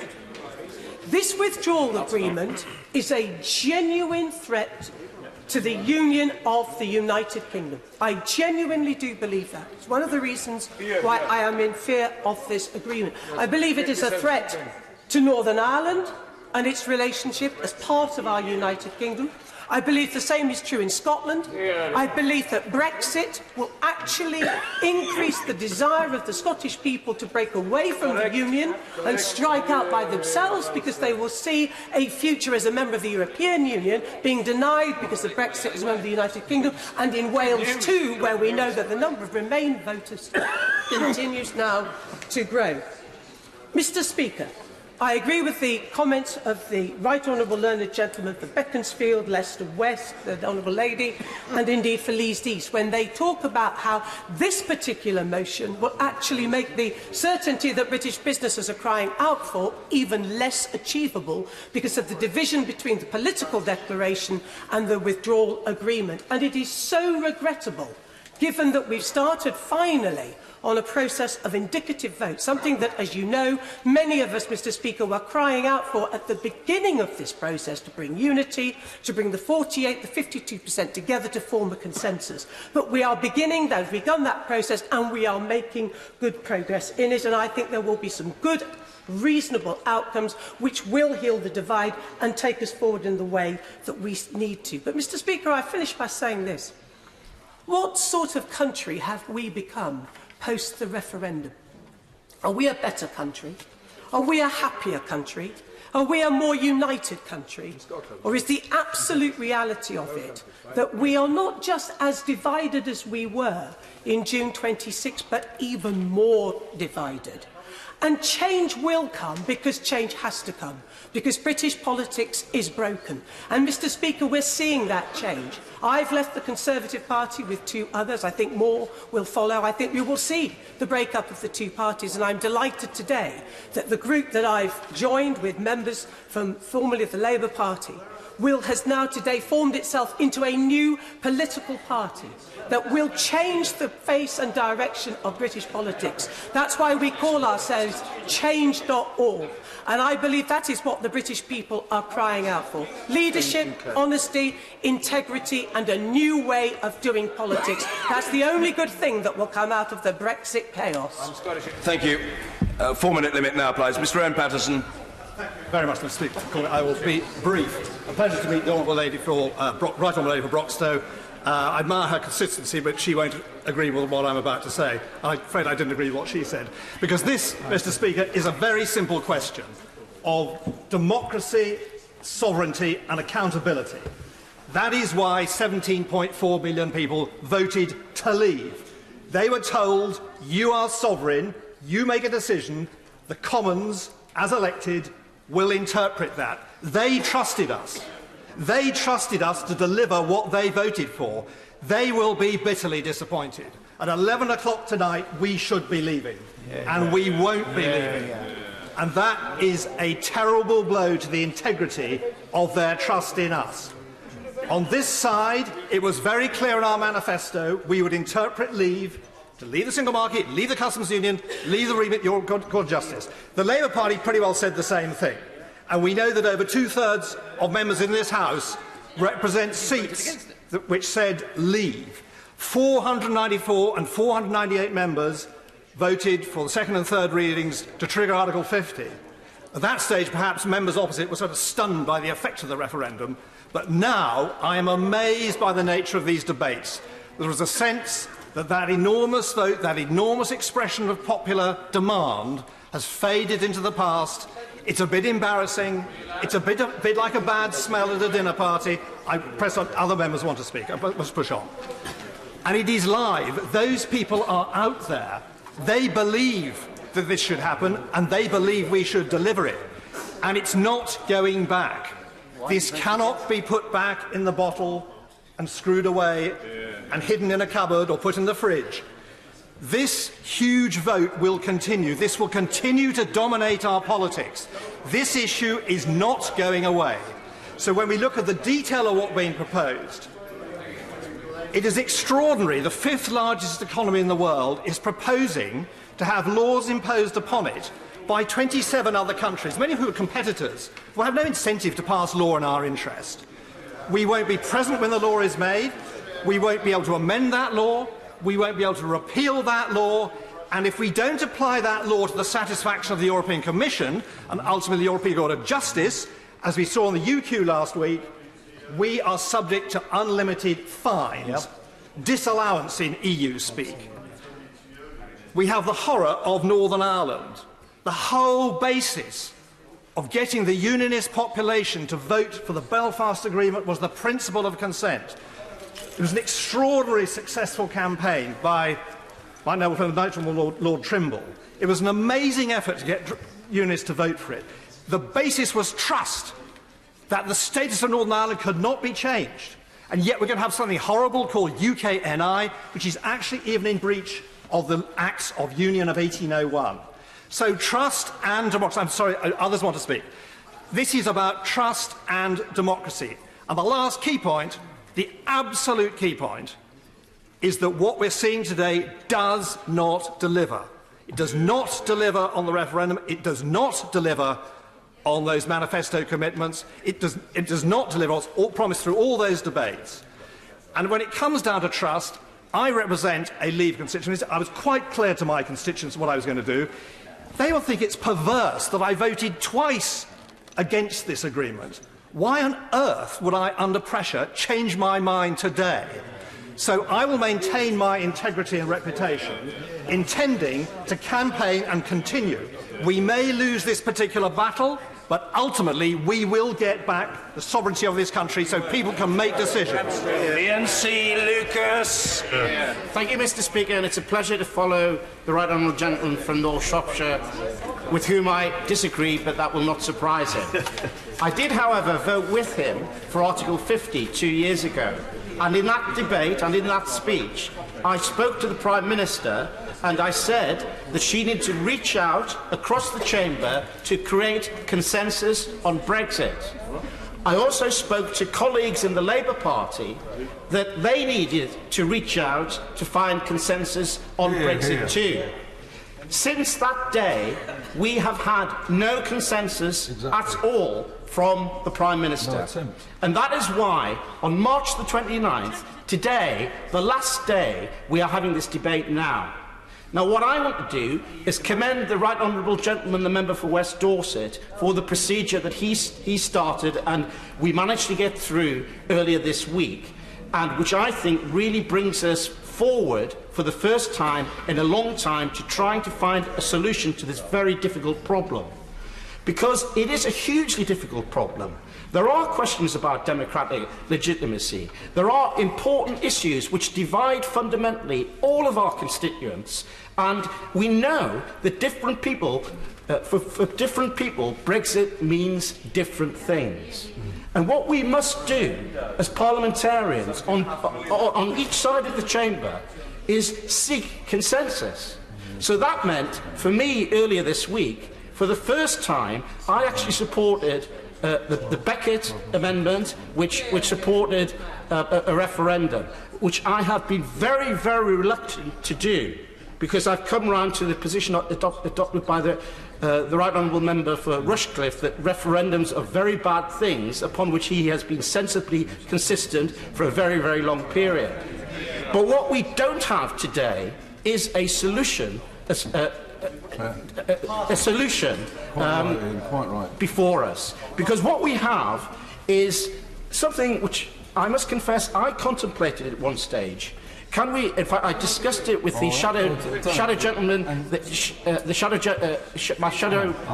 shadow member for Brexit, spokesman for Brexit. Please don't interrupt me. So I did consider this myself, but then I looked at the law. And what the law says in the European Union Withdrawal Act is that these issues have to be considered together. And also, what the Prime Minister has consistently said, until she has reached the last day, is that these issues must be considered together. And what we have also seen is a beauty parade by cynical individuals who are seeking personal advancement within the Conservative Party, reversing their position today because their competitors have reversed their position, and the honest challenges that we are seeking as members of Parliament are not being supported. So what we need to do, and what I will do, is vote against this motion today, and I will then, on Monday, be looking for consensus so that this Parliament can begin to take back control and act responsibly in a way that this Prime Minister has singularly failed to do. We could have achieved consensus across these benches months, even years ago. The Prime Minister has not sought it. Parliament needs to do that now. Rebecca Powell.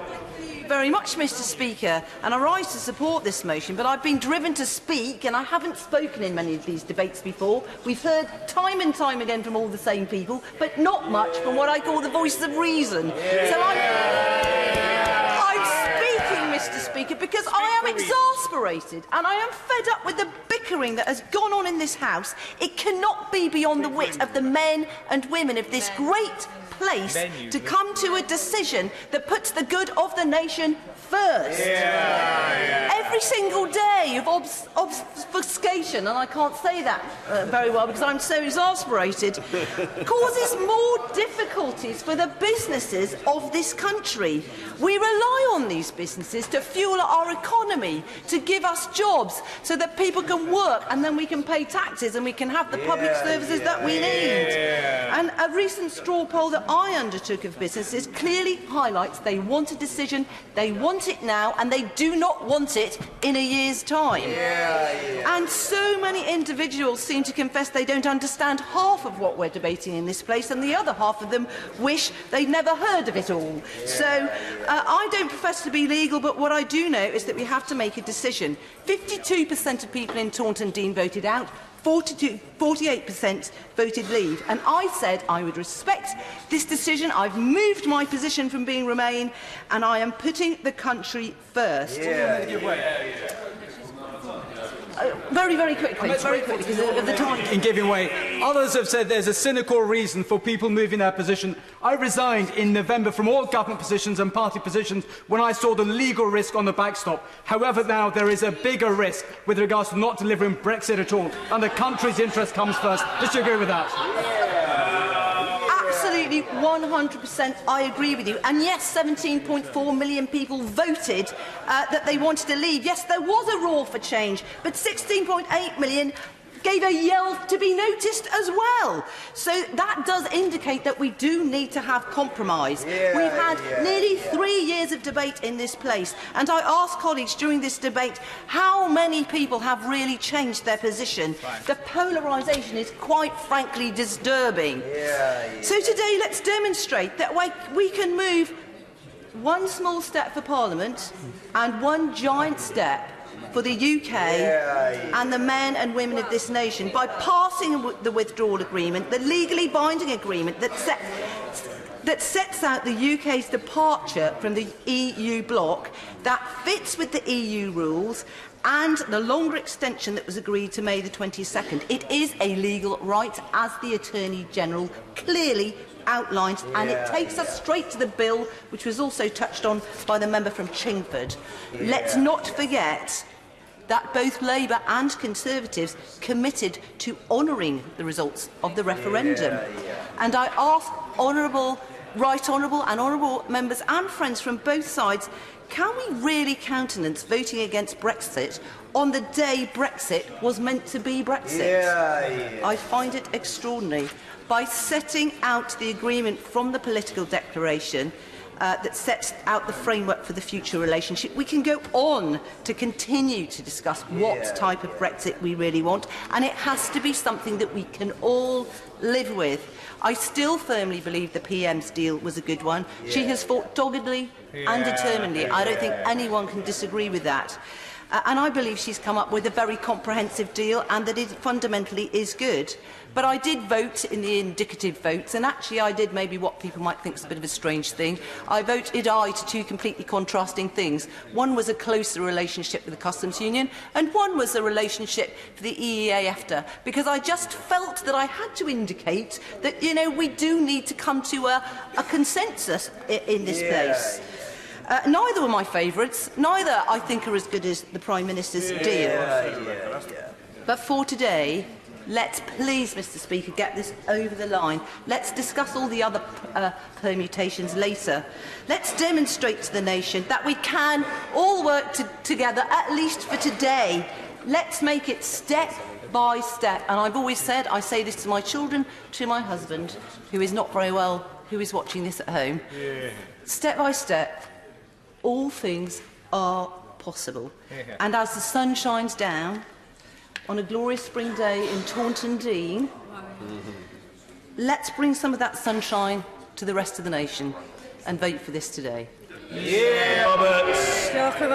it is an honour to follow the honourable member for Taunton Deane.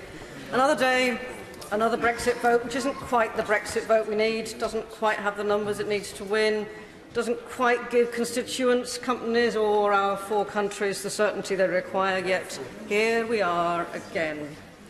The British state is beset with a Tory Westminster government behaving like Olympian gods, as though our constituents, many of whom have livelihoods which depend on our relationship with Europe, as though we were mere pawns in their chess game.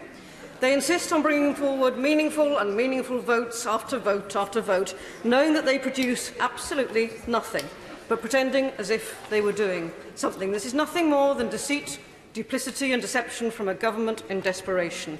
And then the Prime Minister has the audacity to go on national television and blame us, members of this House, for her failure as head of state to govern. Well said. Mr Speaker, we are ensnared in a morass of procedural minutiae, in twists and turns of Byzantine complexity, a 6-volume Gibson's Decline and Fall of the British Empire, played out in painfully tedious slow motion in what used to be held in respect as the mother of parliaments. Well said. And we cannot discuss the failure of this House without turning to the benches on this side.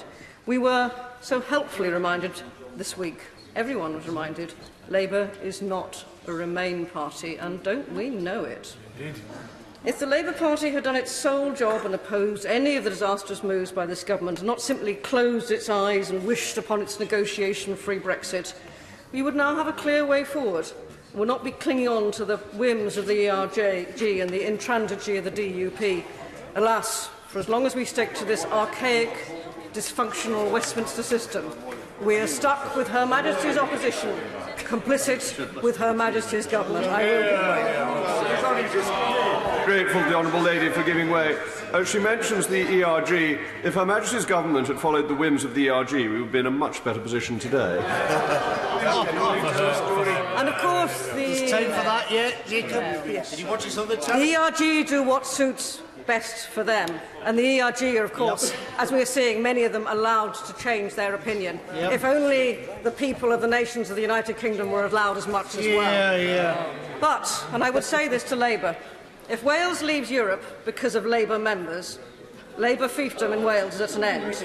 If Labour abandons the interests of Wales, Wales will abandon Labour. This House, at the behest of both the Brexiteering unionist parties, has so far failed to make any decision about about our future relationship with the European Union. The blame is at their door. We have suggested ways forward to marshal decision-making, with my honourable friend, the member for Carmarthen East and Dunevor, suggesting indicative votes, using an alternative voting system to decide how we proceed. This was first raised weeks upon weeks ago, way back before the government lost its first meaningful vote. If the Prime Minister had pulled her fingers out of her ears and listened to anyone other than the privileged elite of the ERG and the DUP, the elite of the Brexiteers, we could have used the last 2.5 months to make some progress, decide on what the House thinks is the best way to move forward, and simply get on with it.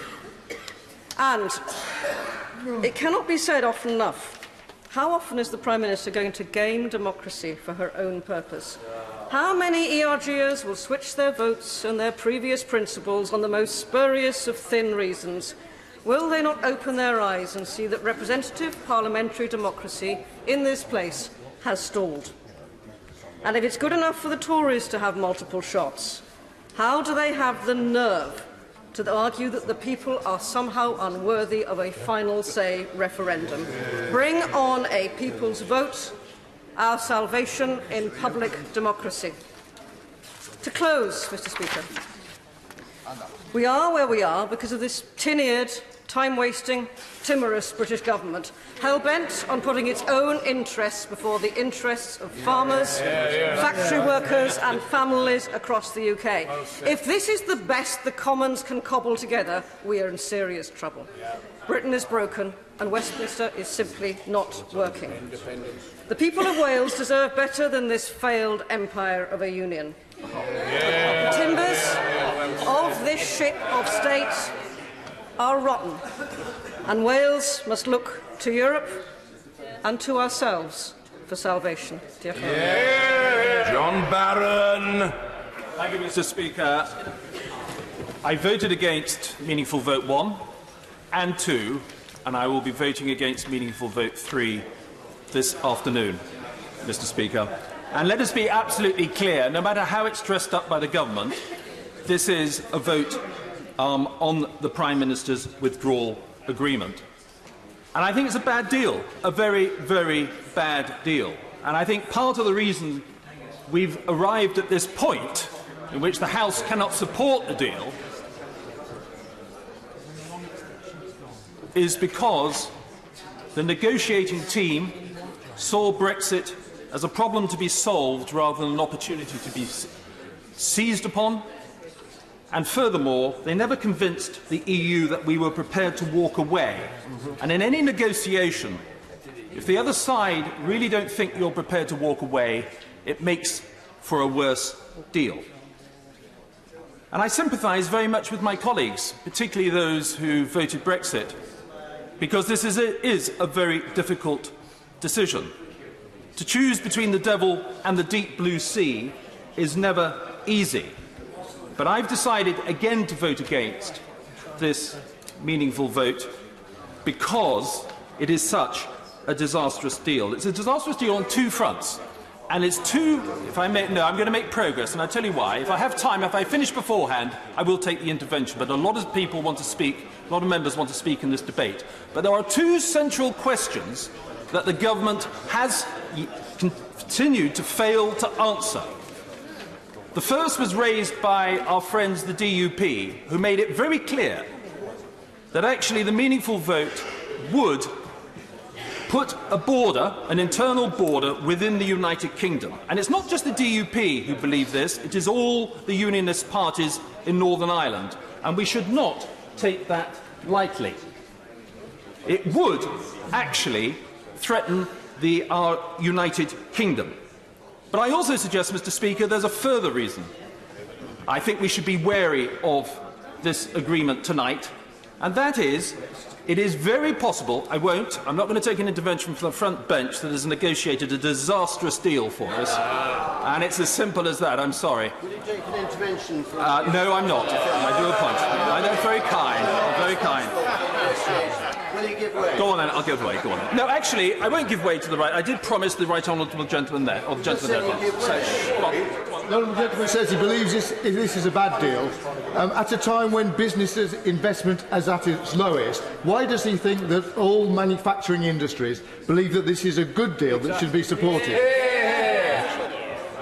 Because he will remember, as I do, the dire predictions that if we voted to leave in 2016 that never materialised. They were so poor that actually the Bank of England and many others had to publicly apologise, and since then we've seen record low unemployment, record high manufacturing output and record investment, and those decisions in recent years have been made on the basis that we could be leaving on no-deal WTO terms. But, Mr. Speaker, the second reason I'm going to continue for a little bit. The second reason I'm going to be voting against this agreement tonight is because of the indefinite nature of the backstop. I fully agree with those who say there's a need for compromise. I do not like the transition arrangement. But I can hold my nose to it because, in a sense, it's no worse than being in the EU. But what I find very difficult to swallow is the indefinite nature of the backstop, because I can't imagine there'd be anybody in this place who would enter a very serious legal arrangement, an agreement that only gave the key to exit to the other party. And we could be locked in this backstop indefinitely. That is not delivering on the results of the EU referendum. It's not delivering on the extension or the triggering of Article 50. It's not delivering on the referendum on the general election result, in which both parties committed to honouring the referendum in their manifestos. So, Mr. Speaker, in conclusion, Article 50 we triggered. The legal default position of that triggering, and we passed it by 384 majority, is that we would leave with or without a deal.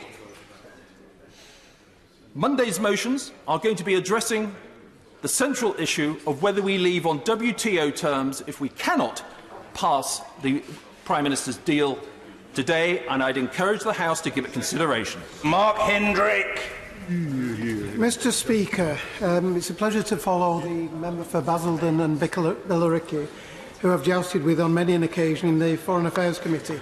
But as you'd expect, Mr. Speaker, my views are very different, although we draw the same conclusion on this deal today. I will be voting against this deal today because I believe it is a trap, and a final attempt by the Prime Minister to leave us in a situation where it will be her deal or no deal. And that is the situation which she wants to create on the 22nd of May, should this deal pass today. But hopefully it won't. During the last 2 years, 18 months has been wasted because the Prime Minister would not discuss with Parliament, nor her government, what was being discussed and negotiated with the EU. After 18 months, the Prime Minister produced the so-called Chequers Plan, which was roundly rejected by many of her own MPs, as well as other members of Parliament. That plan formed the basis for negotiations, leading to the resignations of Cabinet Ministers and deep divisions in the party opposite. The stubbornness of the Prime Minister in running down the clock has left us in the embarrassing position and situation that we are in today. Still, we are debating this on the day that we were due to leave the European Union. Mr. Speaker, let me discuss the separation of the withdrawal agreement and the political declaration, because the way that this has been put forward today would seem to me to be a blank cheque, if it's passed, for the new Conservative Prime Minister to put through what I would regard as a hard-right Brexit deal through in the future. And we can already see the leadership candidates trying to outright each other, look more to the right than each other, in the run-up to a competition which I believe has already started, and started from the moment the Prime Minister issued her resignation at the 1922 committee. And what we will see is whatever is agreed by this government, and particularly by a new Prime Minister, is some hard-right version, possibly a Canada-style international trade agreement. And, Mr. Speaker, I'm a member now of the International Trade Committee, and I've seen the International Trade Secretary talk about rollovers, and the EU currently has something like 40 international trade agreements, and at the moment only 8 of those look in any way, shape or form as though they could possibly be rolled over. And if we look at who they're with, very, very minor countries, none of which are of the size and mass of the market that we face in the European Union. And the European Union are still, even though we will leave the European Union, will still be, I believe, the major trading partner, irrespective of what many of the Brexiteers and flat earthers on the other side of this chamber will say. Now, to consider this motion in isolation from the political declaration, as I said, is to give the power to any new Conservative Prime Minister to actually make a mess of our relations in terms of trade with the rest of the world. I think investment decisions, location is key, and the businesses at the moment, irrespective of what the Attorney General said earlier on, is actually going to upset a lot of businesses. And it's not just about when we leave, it's about how we leave. The deal is key, and that's why I think the indicative process that we've already started was important, and I think what we do on Monday is key. But I will be voting down with other colleagues this deal today in the hope that we can get a good agreement on Monday. Thank you, Mr. Speaker. 3-minute limit now applies. Mr. David Jones. Speaker, today's debate is proceeding for one reason only. It's not being held, as my right honourable friend the Attorney General acknowledged, with a view to delivering a positive, meaningful vote for the purposes of the Act. Indeed, it's hard to see how another meaningful vote could be held, since there has been no change whatever to the withdrawal agreement, which was so convincingly rejected by this House only 2 weeks ago. The European Union has made it clear that the withdrawal agreement cannot be reopened, and you yourself, Mr. Speaker, have made it absolutely clear that you would not countenance the last rejected motion being put to the House again. So the motion before us today does not fulfil the statutory requirements of the Act. We are being asked to approve it for one reason only, and that is to keep the clock ticking, to ensure that that can that has been so repeatedly kicked doesn't complete its progress down the road on the 12th of April, but bumps along a bit until the 22nd of May. And to be fair to the government, they're openly acknowledging that that is the case. But they're also saying, ostensibly and illogically, that today we are considering the withdrawal agreement separately from the political declaration. That is not the case, Mr. Speaker. It's illogical to say that, because the political declaration is incorporated by reference into the body of the withdrawal agreement. It's there in black and white in Article 184. So in reality, we are considering the political declaration today. We're in reality considering the whole package that we rejected by 149 votes only a few days ago. Mr. Speaker, this was to be the day when we celebrated or lamented, whichever is our point of view, the departure of the United Kingdom from the European Union. It could have been the moment when we put the travails of the last 3 fractious years behind us. But we are not. Humiliatingly, we are going through today's exercise because the government has been told by the European Union that we have until the 22nd of May to sign up to the withdrawal agreement, but only if it's approved by this House by 11 o'clock tonight.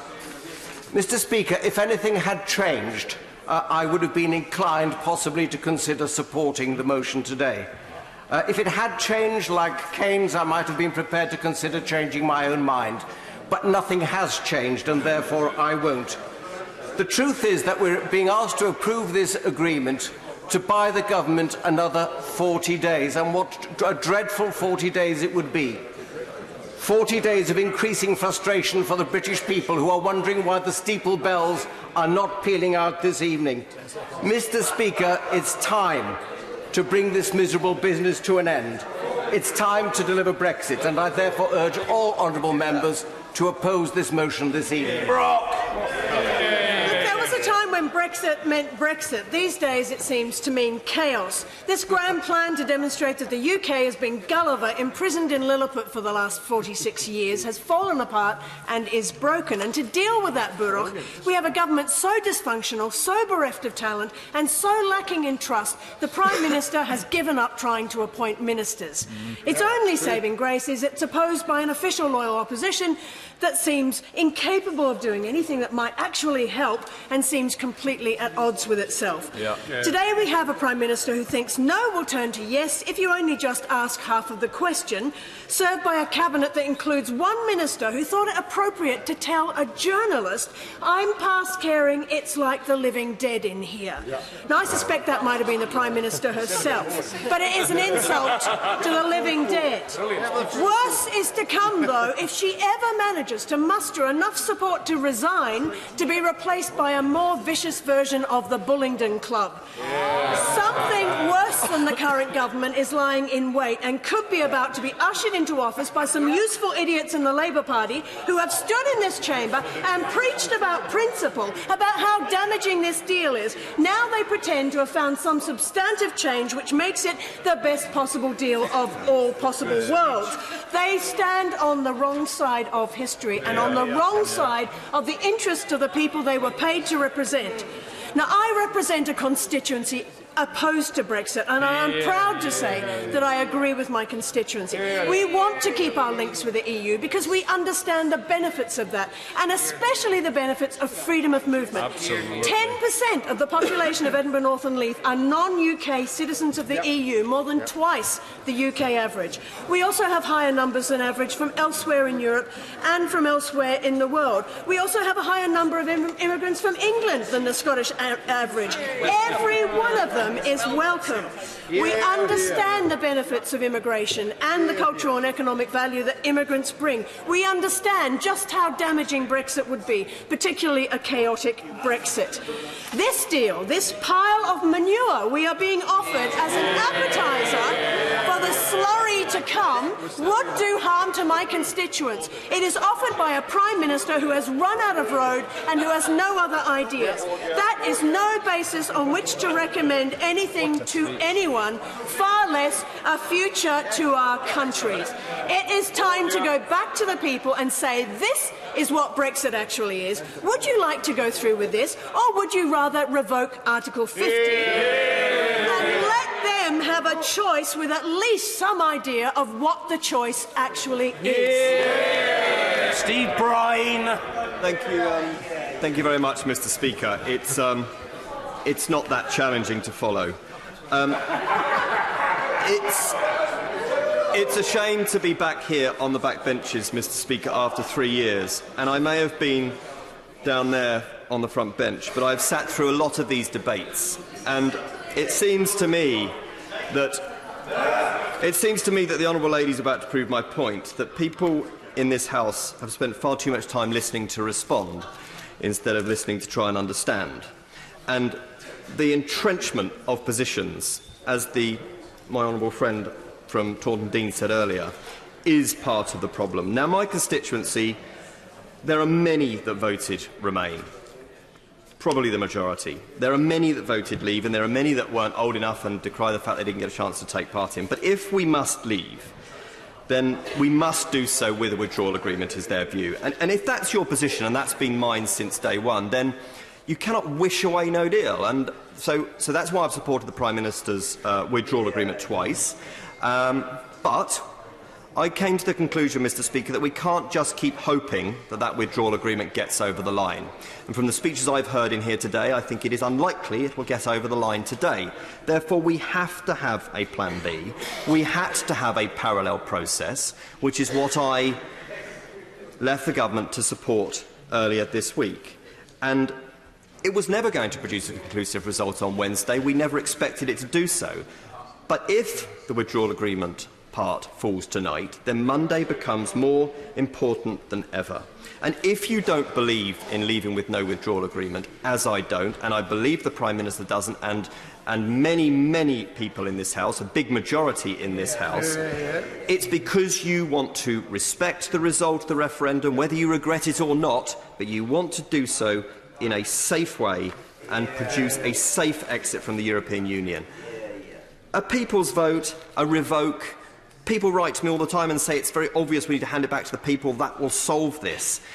It might produce an outcome, but it isn't consequence-free, as was voting against the withdrawal agreement the second time and tonight. There will be consequences to whatever this House decides tonight.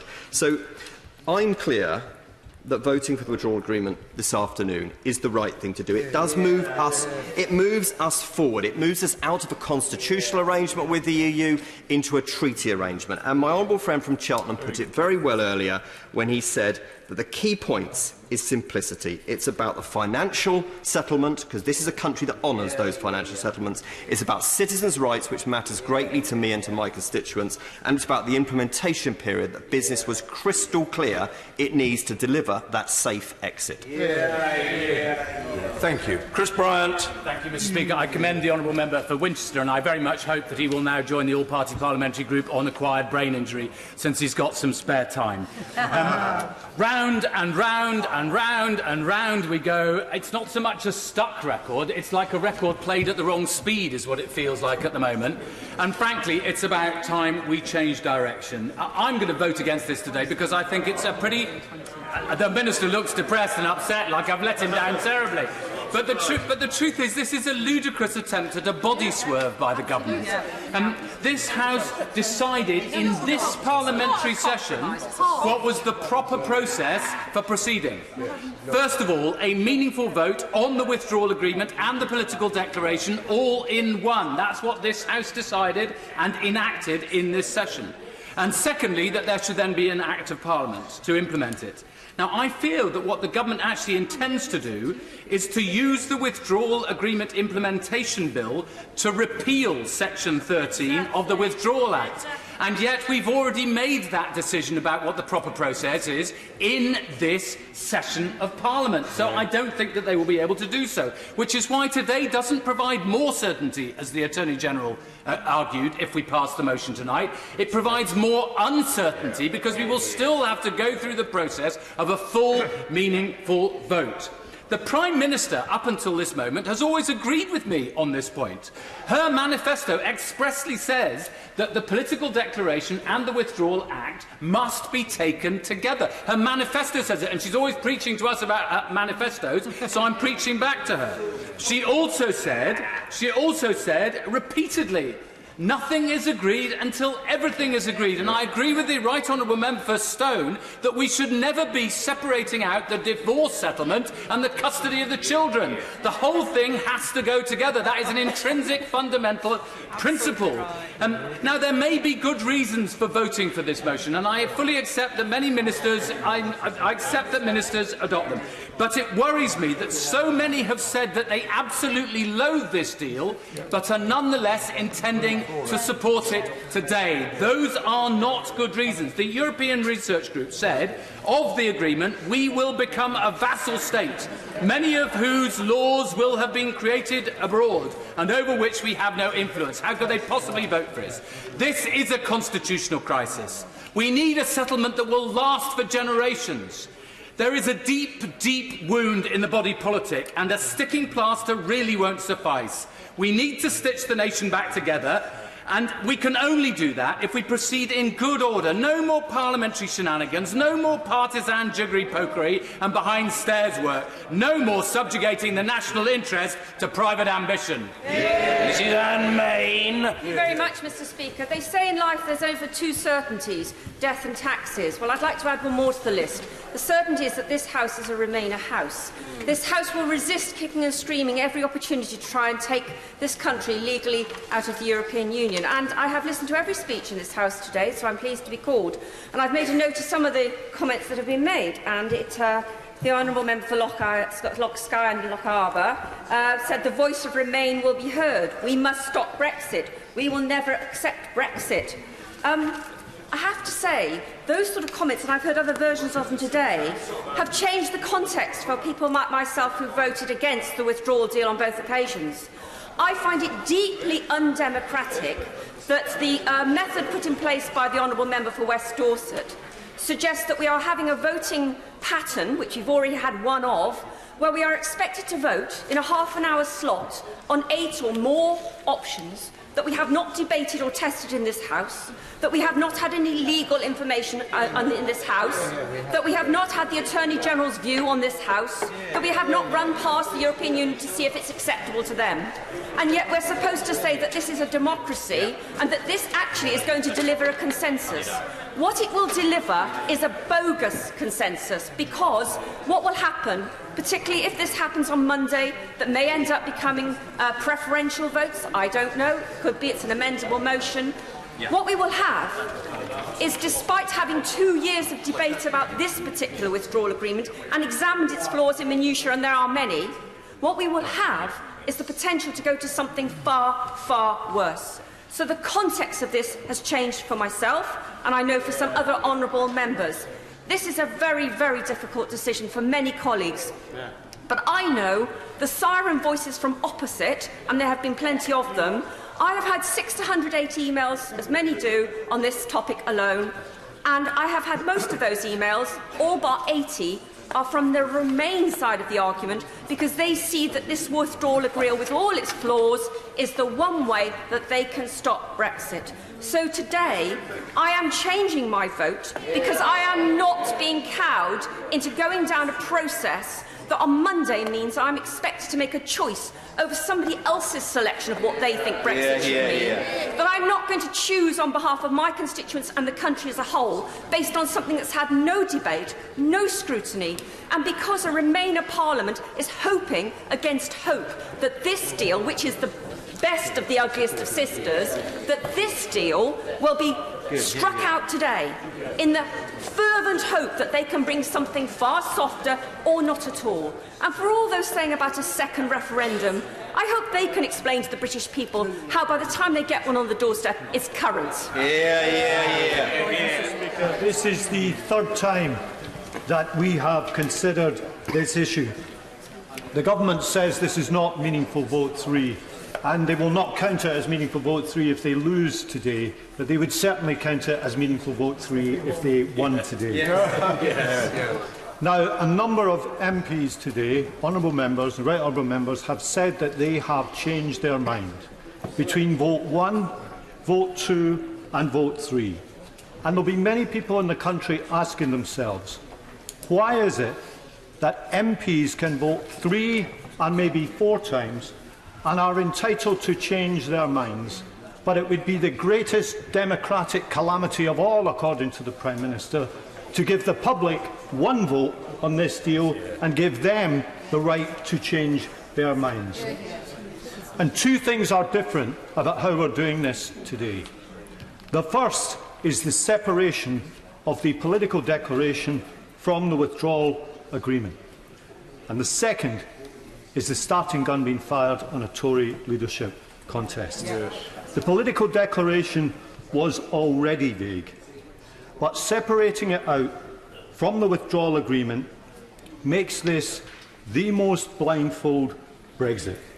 And we are being asked to vote to leave with no idea at all of what the future relationship between the UK and the EU will be. And no attempt to answer the fundamental question that Brexit poses. Do we want a more distant economic relationship where, in all likelihood, Northern Ireland will have to be treated differently from the rest of the UK? Or do we want a close economic relationship where we continue to obey the EU's rules, yet give ourselves no say over them? That question must be answered. And now, we are being asked to give all of this, to mortgage all of this, to the outcome of a Tory leadership contest, where the battle will be between candidates trying to prove that they are the truest believer of all. Exactly. Mirror, mirror on the wall will be the question. Who's the most right-wing nationalist of them all? That is what the candidates will be asking. Now, if the Prime Minister wins tonight, I would contend that the battering ram approach to parliamentary democracy will still not bring the country together. This has not been good enough as a process. And if she loses, she will have a decision to make.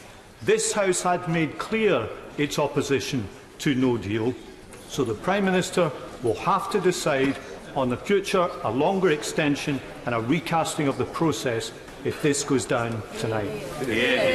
Johnson. Mr. Speaker, I was rather hoping tonight to be able to crack open some champagne and celebrate the United Kingdom leaving the European Union.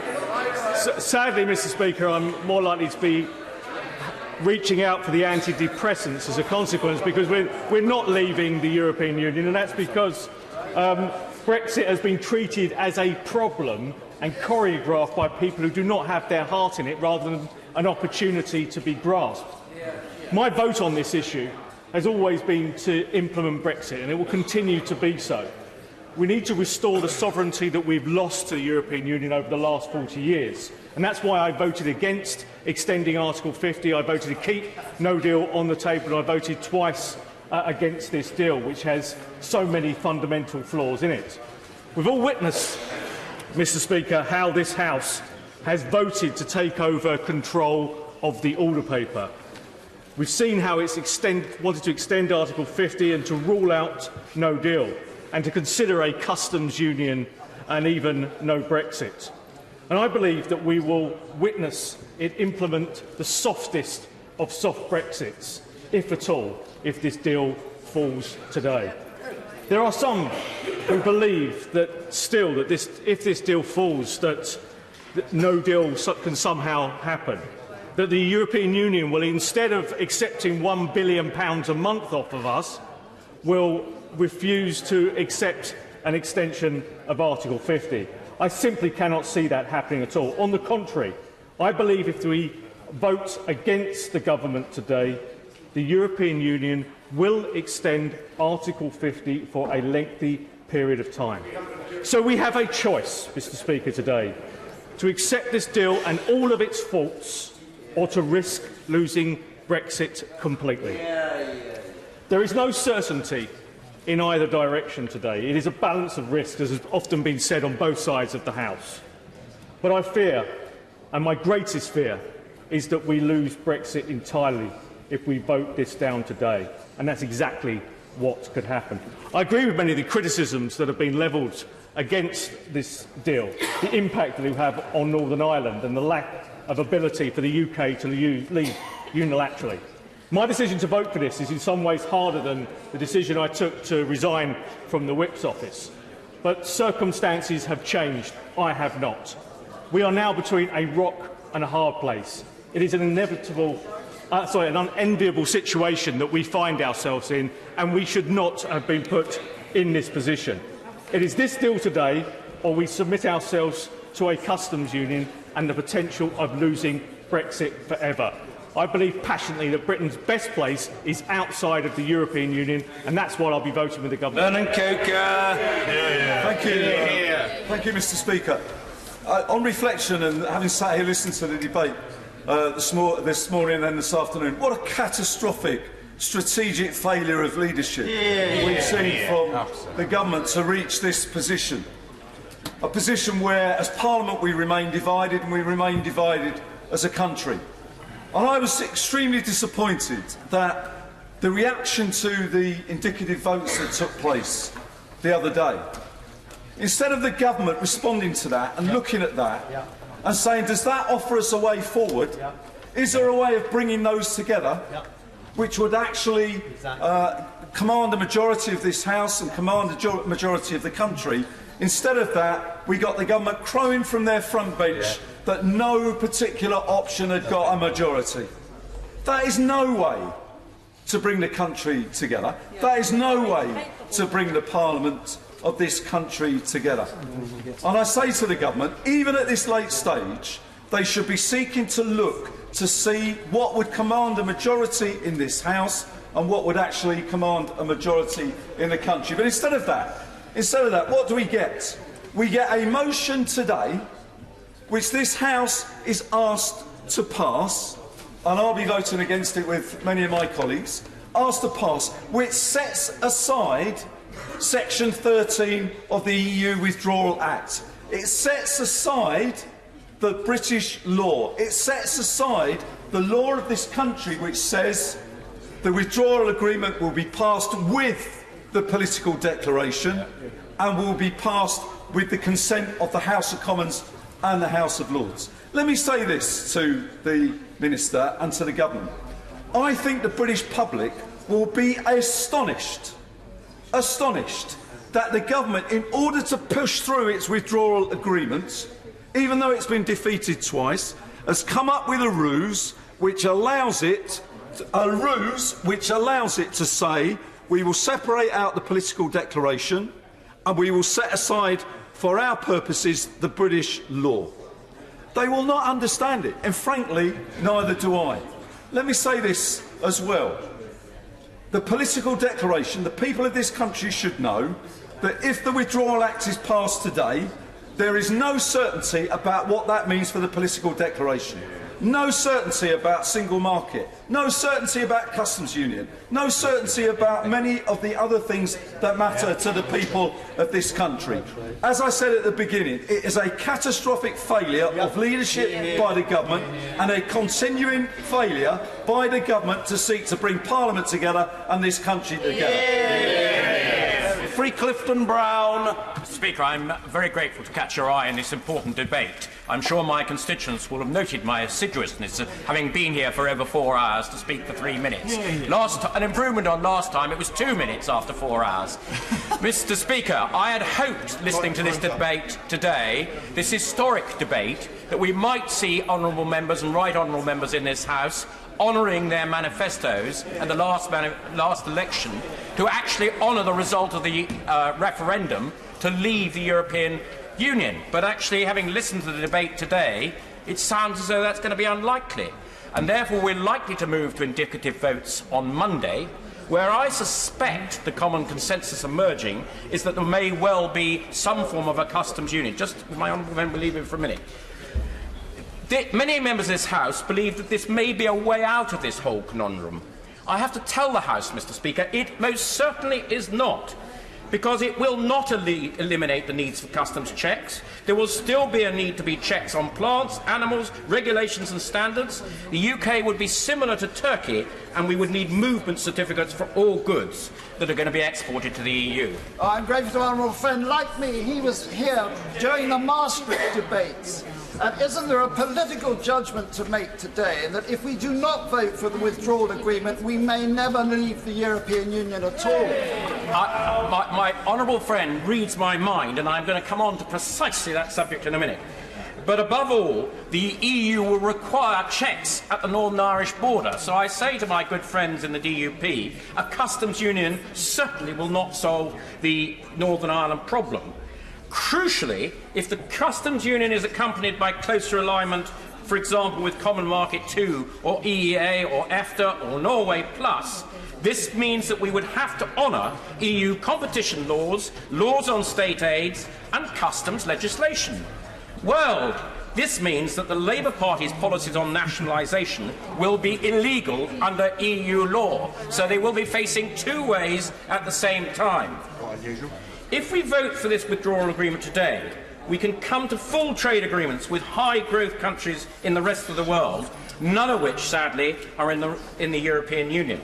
Coming to my honourable friend's point, the alternative, I believe, to not voting for this withdrawal agreement today, and all it does, Mr. Deputy Speaker, is take us to the next stage, to the withdrawal and implication bill, which can be fully scrutinised by this House, it can be fully amended, the problems that my honourable friend for Stone has outlined about not leaving the European Communities Act, all of these things can be rectified in that bill. But if we don't get as far as that bill, we will go back to the indicative process. So coming to my honourable friend's point, I believe the alternative is to risk a long delay in Article 50 after April the 12th. This means, crucially, we will fight European elections. Fighting European elections almost 3 years after the British people voted to leave the European Union. And then my prediction is that we will finally go for a long extension of Article 50, during which time everybody will say we must revoke it. Our trust with the British people will then be broken. That's right. Democracy and faith in this Parliament will be severely damaged. Right. I urge all colleagues to vote for this agreement today. Mr. Speaker, Britain can leave the European Union in one of two ways. We could choose to reject EU regulation altogether. The downside would be severe damage to our economy, highlighted by Honda's Swindon plant closure, cancellation of Nissan models in Sunderland. Recent votes, I think, show the House rightly recognises that danger of no deal and isn't willing to go down that road. The alternative is to protect the economy, stay close to Europe, But the problem with that is having to apply EU rules, but no longer having any say over what the rules are. That is the Brexit choice. Move away from the EU, take the economic hit, or stay close, reduce the economic hit, but have no say over the rules. Now, Mr. Speaker, one of the reasons we're in the problem we're in today is we do not know the Prime Minister's choice. We don't know which of those two she favours. The political declaration was supposed to tell us, but it doesn't. Even if we did know the Prime Minister's choice, she's stepping down, so someone else will have to make it. But I do understand the Prime Minister's unwillingness to choose. Both options have severe downsides. That's why many of us opposed leaving the EU in the first place. But how can we sign off the deal without having some idea of where we're going to end up? All we do know is the Prime Minister's choice for the transition period, that is, for that initial period to stay close. We'll gain control over migration from the EU, but we will lose our influence over rules we'll have to adhere to on data privacy, on financial services, on product standards in a whole host of areas. Some, I think, worried about migration from the EU may think that is a reasonable exchange. I cannot see that it is. One example, Mr. Speaker, to illustrate the problem. We've conscientiously implemented GDPR data privacy rules. The UK played a key role in drawing them up. The Prime Minister rightly recognises we're going to have to continue to follow them so we can carry on exchanging data easily with the EU. So she announced she wanted to keep our place on the European Data Protection Board, which oversees GDPR. But she couldn't achieve that in her negotiation. Under the Withdrawal Agreement, we'll lose our place on the day we leave the EU. We'll no longer have any say on the rules, but we will still have to comply with them. And writ large, that is the position we'll find ourselves in across the board. Mr. Speaker, we do need a longer extension. We need a consensus-building process which is going to take time, and I urge the House to reject the deal today. Sir Mike Penning. Much, Mr. Speaker, and I've sat through the debates this afternoon. Last night I'm not going to take any interventions because I want colleagues to get in as well. We need to talk about trust. The British public are fed up with Brexit, and they're fed up with us. The vast majority of us in this chamber stood on a manifesto to honour the referendum result. I respect those that didn't, but the majority of us did. But this House, whether we like it to admit it or not, is a Remain House. Absolutely. The Labour Party would like to bring this government down, and they quite clearly see this as an opportunity to do that. That's an opposition's job. I can understand that. We was in opposition for long enough. But what is fundamentally wrong is standing on a manifesto to say you honour the referendum result and then do every single thing you can in this House to delay, change, make it soft, do whatever other language we want to use to do that. And I'm not going to give way. I've already said I'm not going to give way, and I'm not going to give way so there's others. We can build the trust again in the British public. But we're going to do that if we compromise, not compromising like the Scottish National Party we were talking about earlier on, which is we don't leave, not saying we want to be in a union, not saying, yet again I'm so popular, Mr. Speaker, but actually I'm pleased the Prime Minister's here because this is fundamental. If there are people that are in the leadership campaigns and want to replace the Prime Minister, for God's sake, put that in the back burner till we get this through. We are not voting this evening on the bill. What we're doing is voting to get onto the bill so we can have the amendments, we can have those changes that so many colleagues are considering, including my friends from Northern Ireland. Colleagues stood on a piece of paper that said, I will honour it. They will have to go back to their constituencies and say, I have honoured the referendum result as I promised you. I will have to go back and say that I've compromised because I don't like the agreement. Most of us don't like the agreement. But it's a damn sight better than sticking two fingers up to the British public and say we can ignore you. And that, basically, is what is happening for MPs in this House whose constituents voted to leave, not with caveats, not with bits and bobs, leave or stay. And leave is what we should do. But I am petrified that this House is going to block the will of the British people, which is why I will support the amendment to the motion this evening. Jeremy Corbyn. Thank you, Mr. Speaker. The government has run down the clock in an attempt to blackmail MPs at every turn. This government is in chaos. The country is in chaos, and the responsibility for this chaos is the government's and the government's alone. The Prime Minister pulled the meaningful vote in December because she knew it would fail. And since then, in more than 3 months, nothing has changed. Not one single word in the 600 pages of the withdrawal agreement, not one single word in the 26 pages of the political declaration has changed. Today, Mr. Speaker, the government is trying to bounce this House into voting for a damaging deal that we have twice rejected. But as ever, the Prime Minister refuses to listen. Today's vote, third time lucky, the Prime Minister hopes, is an affront to democracy and an affront to this country. Separating the withdrawal agreement from the future relationship when the Prime Minister told us the two were indivisible.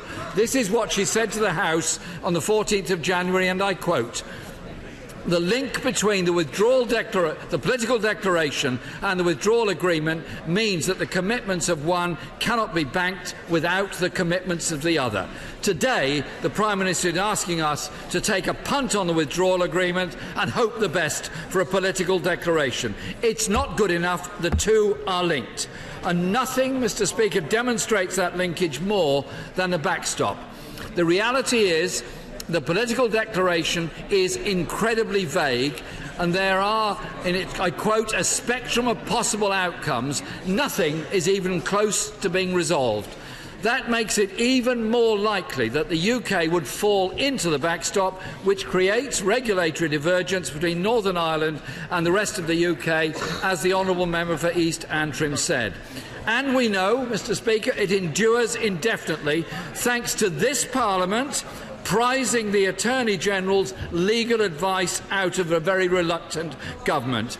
Labour will not vote for a blindfold Brexit, and passing the withdrawal agreement today without the political declaration would be to do just that.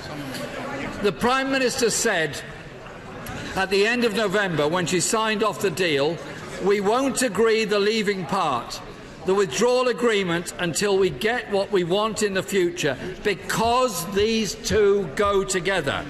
And as the Honourable Member, my friend the Honourable Member for Edinburgh South, said in his speech, it would be selling the House without knowing where we're moving to. Although, unlike me, I'm really not sure he's old enough to have watched Monty Python. Finally, yes.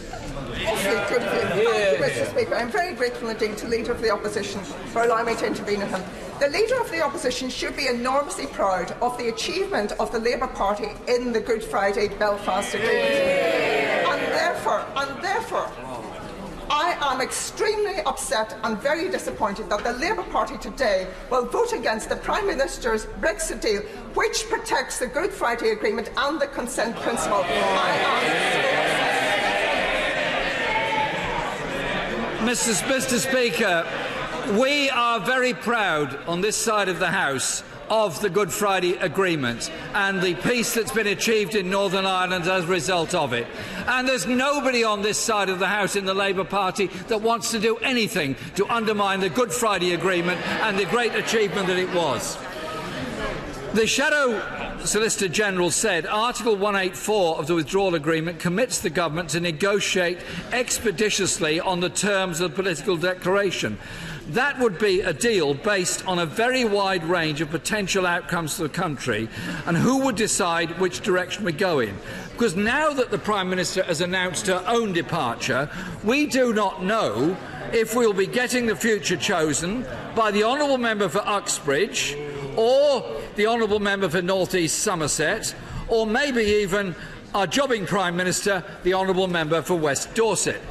The Labour Party will not play roulette with this country's future, especially when the roulette wheel is rigged by the Conservative Party. Labour respects the results of the referendum. We reiterated that in our manifesto and again in our party conference last year. But this Prime Minister's approach to Brexit has been nothing short of a shambles.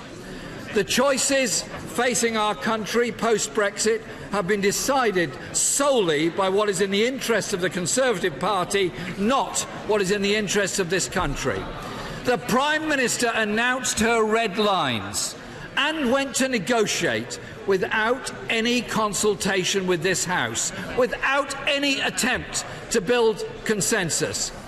Those red lines were opposed by the representative bodies of workers, businesses and industry, who are now, Mr. Speaker, tearing their hair out in exasperation at the incompetence of this government and the uncertainty they face.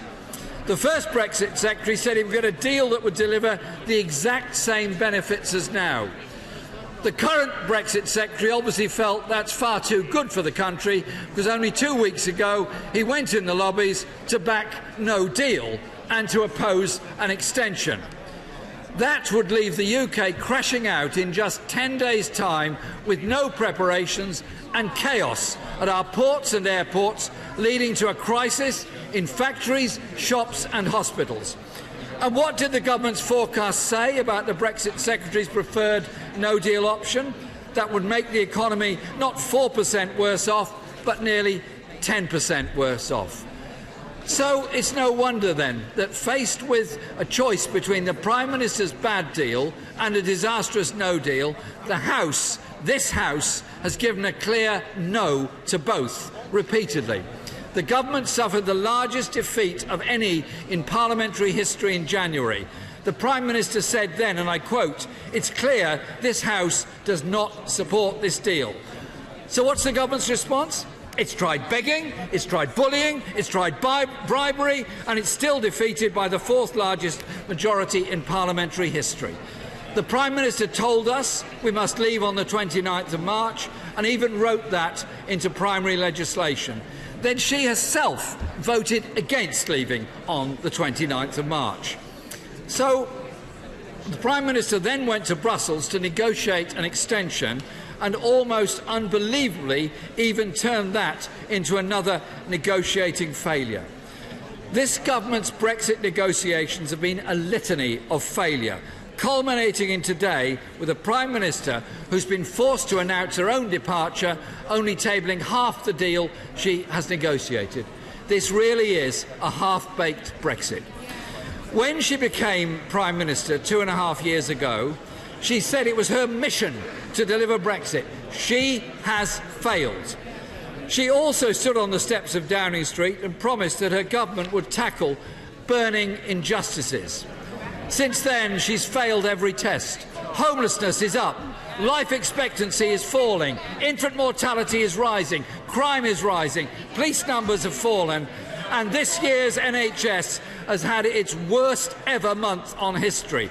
People waiting longer in A&E for an operation and to start cancer treatment. And just yesterday, we learned that more children are in poverty and the scourge of pensioner poverty is rising again. The job of government is to make people's lives better, and this government has failed.